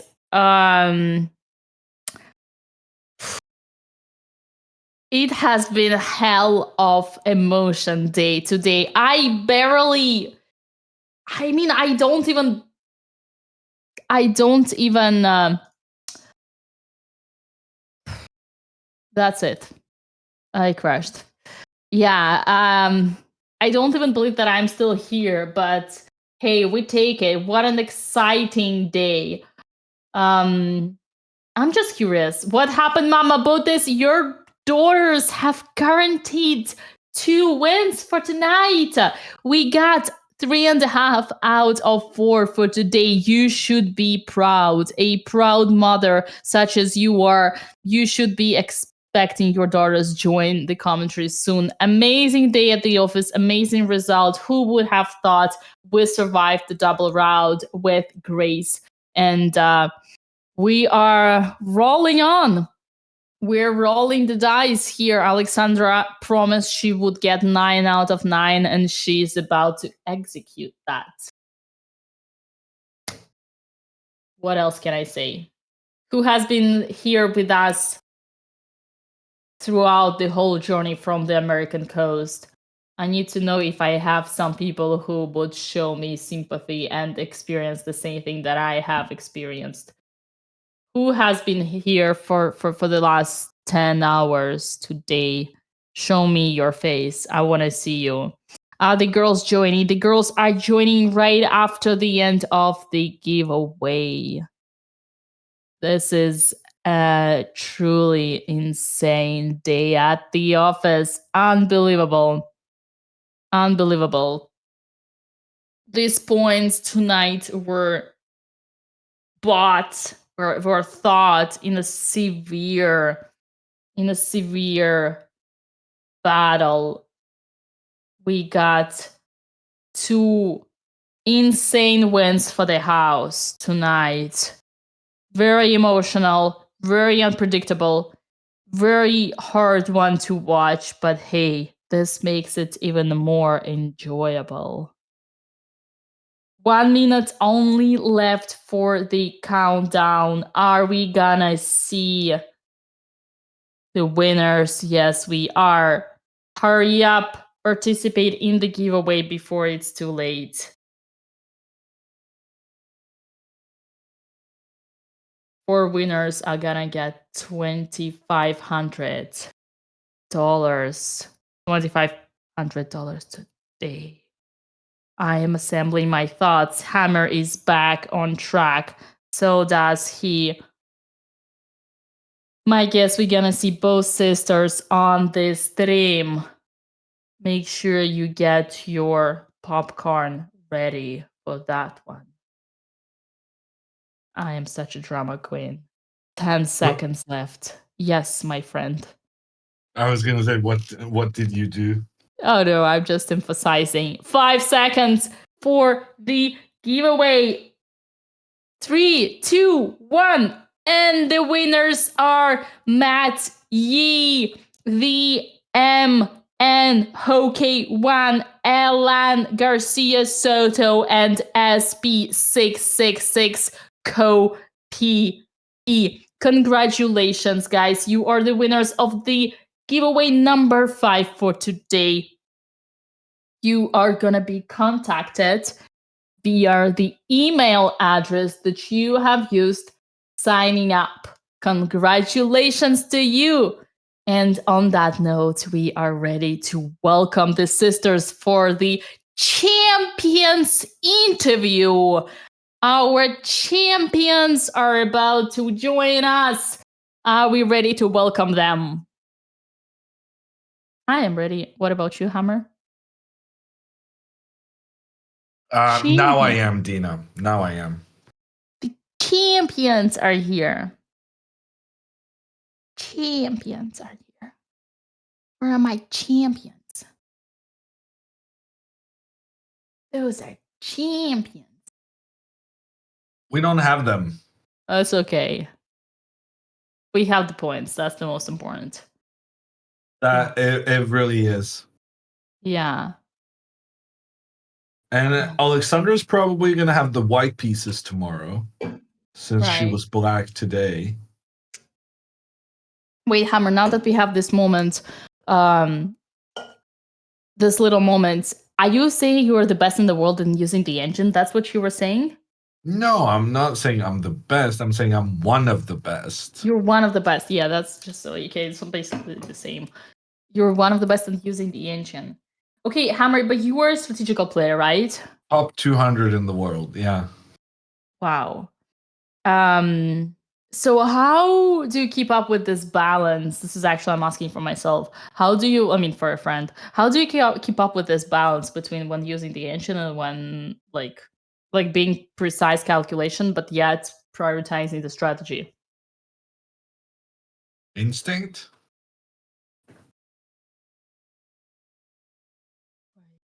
I mean, you working with the engines, you develop an instinct for what you're happy with and what you're not happy with, and you also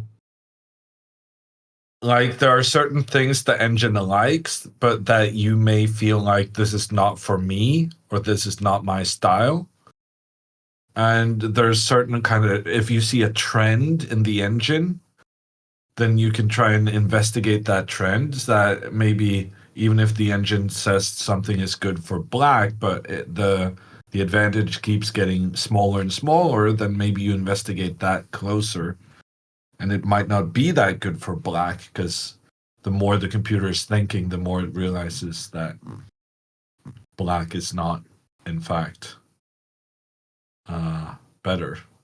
Yeah, I get that. I get that.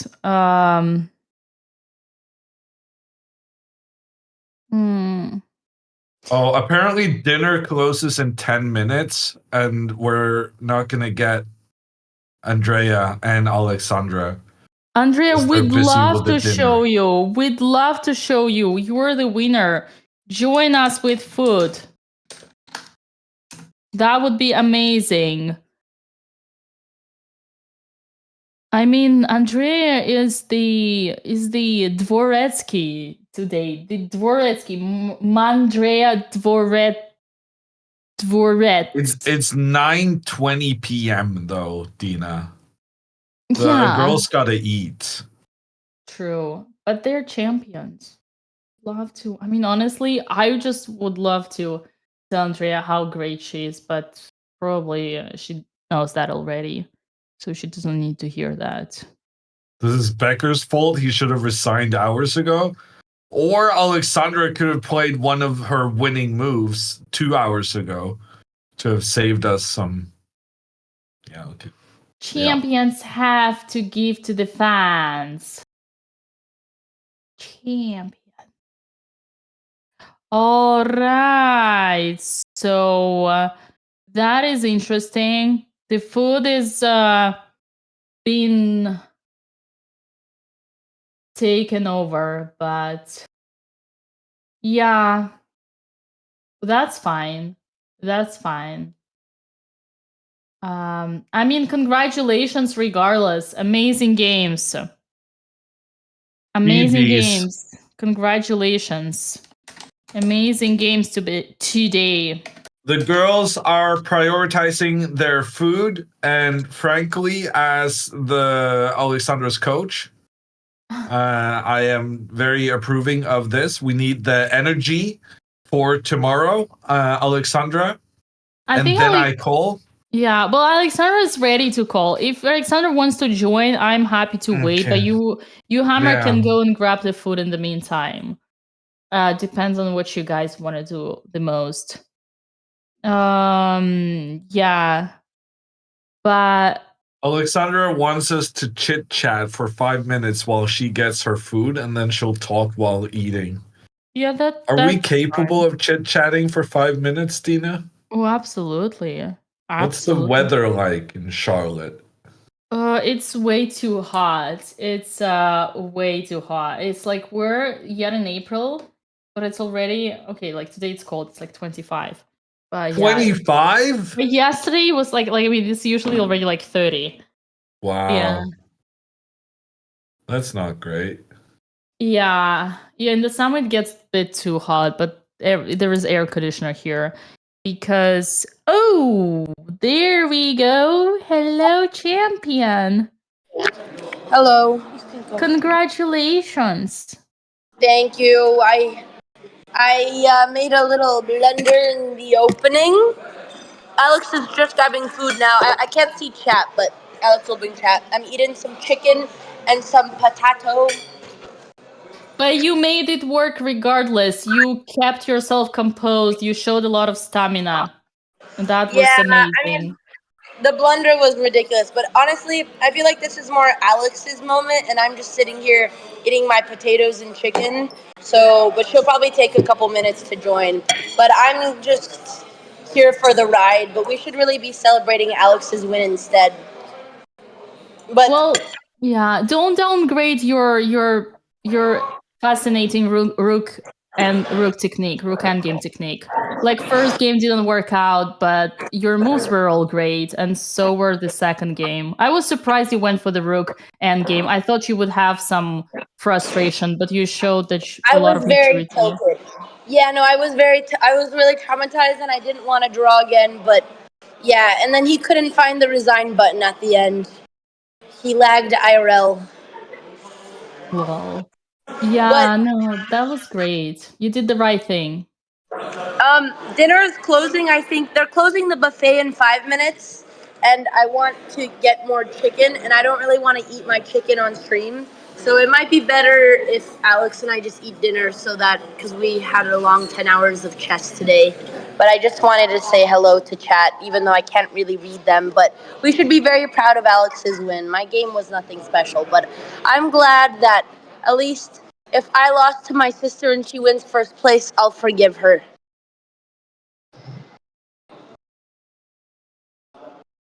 Dina's face. Why that face? Well, because how can you so disregard your personal growth and the great quality of the end games that you were showing? Why are you downgrading your achievements? I hate this. I don't know. I'm not really. I mean, I was so tilted after this morning. I wanted to drop out of the tournament and I didn't want to play anymore. And I had an existential crisis and just thought, why am I here if it's just to suffer? But then I won and I felt a little bit better. But I don't know. I was so frustrated. It's demotivating because they're so low rated, and I want to gain a lot of elo, and I really want to reach 1900. And then you make one mistake, and you play a perfect game, and you play 10 hours of chess, and I don't know. It wasn't exactly how I wanted, but One move blunders will always happen, but it shouldn't smash all the perfect game that you played earlier today. You really need to focus on that. You're being way too perfectionist. Like literally you lost half a point unjustified, and you already like think that, oh, instead of winning 40 points, I only win 20 points. Like your chess is great here, and like you've proven so much. I mean, I tell that because we talked millions of hours on this, and for me personally, yeah. it's hurting when you don't see how much you improved. Yeah, well, I mean, I don't know if today's game, I mean, I guess the end games were okay. I can't even, I've been playing chess for so long that it all feels like a fever dream, and I don't know if I'm actually improving or if I'm just in a cycle of just endless suffering. I don't know anymore. But if you think I'm improving, then I'm happy. But I am I've so been proud of you. away from home playing chess for so long that I don't know anything anymore.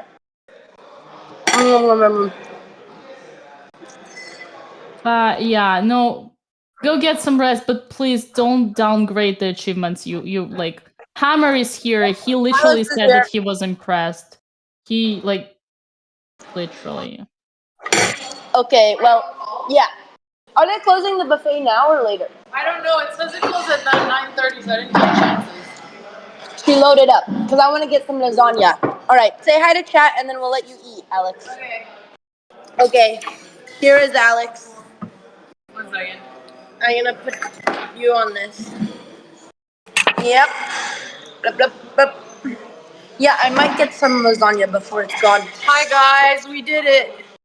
Dina, the banner is coming, Dina. Oh God. Be my guest, Alexandra. I am officially agreeing to make a bet. Whatever it takes to motivate you to win the tournaments, I'm ready to sacrifice my own Twitter profile. I appreciate it, Dina. Thank you. You know, I really didn't think I was gonna pull off anything in that game. So the fact that what, Andrea? I just want to make sure they don't take the lasagna. The lasagna is delicious. I know, but I don't think they're closing. I'm gonna keep my. Sorry, I'm very Hammer, focused on say the it. buffet. Hammer, say what? What is it, Hammer? Hi, chat. I can finally read you guys now. I don't know what they're talking about. No, I know what they're talking about. No, okay, Alexandra, I'll be very nice and very honest. You deserve the win because you were much better in many moments of the game. But there were certain moments today in your game where both you and your opponent played really, really interesting. And like one day it's worth studying that because you could only improve from that. But you still deserve the win, and absolutely. But yeah, there were some things that were it's discussable. But other than that, you're sole leader and you're showing a great like dominance that you have been doing on and off the board. All right. You know what? We'll take it. What was Hammer mad about? I'm not mad about anything. You have 5 out of 5. You kind of stressed me out with your technique on how to win, but that's just me being nervous because I want you to win. All right. Yes, we have 5 out of 5. Let's go, Andrea. Do you feel better now that you won? No, but I'm happy for you. Okay. I still think this is a stupid, pointless game, and I don't know why we're doing it. And it's just an endless cycle of suffering, and nothing really matters. But I'm very happy that you're winning. Well, guys, I'm very hungry. It's been a very long day. Thank you, Hammer. Thank you, Dina. Thank you, chat. Thank you for the amazing games. The optimism has died. Remember when I was an optimist? Also, chat, I'm not gonna lie, the double round was just so rough. I think we played like 10 hours of chess today, and none of us got any sleep. I took a nap. Yeah, I got like a 15-minute nap, so I think I'm extra cranky because of the 2 games in one day. I don't know why they put us through this, but tomorrow will be much better. Alex will What do keep you up with mean? the win. Oh, this was a great day. What do you mean? I mean, you literally took 3.5 out of 4 for the family for the 10-hour of chess day. Yeah, I just wish I didn't draw that kid. It's not his fault, but I really wanted to beat him. He looked very beatable. Wanted to beat the kid, but Okay, couldn't Andrea, beat you'll the beat kid. kids tomorrow. Yeah, but I wanted to beat that kid. He was extra annoying. But it wasn't his fault. But Okay, so guys. annoying. All I can think about is food. So, Andrea, do you have anything else to say? No, I hope to God I don't get paired against another kid tomorrow. That's all. That's all, chat. Andrea, whatever you're doing, keep believing in your endgame technique. Even if blunder happened, your technique is truly amazing. So just please remember that. Thank you, Dina. All right, chat. Well, I'm gonna go get some lasagna before it's gone, and we will see you guys all tomorrow. Bye, guys. Make Bye, sure to Hammer. Bye, sleep Dina. in. Good night. Congratulations and good luck for tomorrow. Thank you, guys. Bye. Oh And they're God. gone. Okay, I'm surprised, bro. You didn't say anything. What do you mean? You didn't say anything. Yeah, but why are you saying all the negative stuff? I thought you agreed that you were gonna be positive. But I was positive, was I not? Well, with Andrea. No, but I told Alexandra she played a great game and she deserved to win Lots of over interesting moments you highlighted, and I don't know. I'll talk to her tomorrow after she gets some sleep. But talking about chess after 10 hours, it's just not the right timing. Right. Hammer failing as a motivational coach? No, you don't need to motivate her when she's on 5 out of 5. Then you smile and you nod and you're like, great, Alexandra. You're amazing, Alexandra. Let's go, Alexandra. It's super easy. But apparently I needed to take charge more before Dina started with her interesting moments. Well, they were interesting. I didn't even use the negative word. I just did what you told me to do. The You word said- interesting has been ruined by Kramnik. That's how it is. Oh yeah, basically interesting means that I gave Alexandra an extra compliment because I suspected her being so good as if she was cheating, right? That's how we gotta get out of this. Okay. We're tired, guys, but we'll still be here tomorrow. It's 9 a.m. Eastern, 3 p.m. European time. We'll be back. Dina will be here. I will be here. And Alexandra will be on board 1 as the only person with 5 out of 5 points. Congratulations, we are heading to Chess Gamerin with the raid. And for those of you who are looking for some action, I'll be live later tonight in a couple of hours. So if you want some night stream, you can stick out. But otherwise, we're going to be back tomorrow on the normal time, 9 a.m. Eastern. Bye. You don't need to sleep, Dina? Who needs sleep? Okay. I'll See you tell you tomorrow. later. Yeah.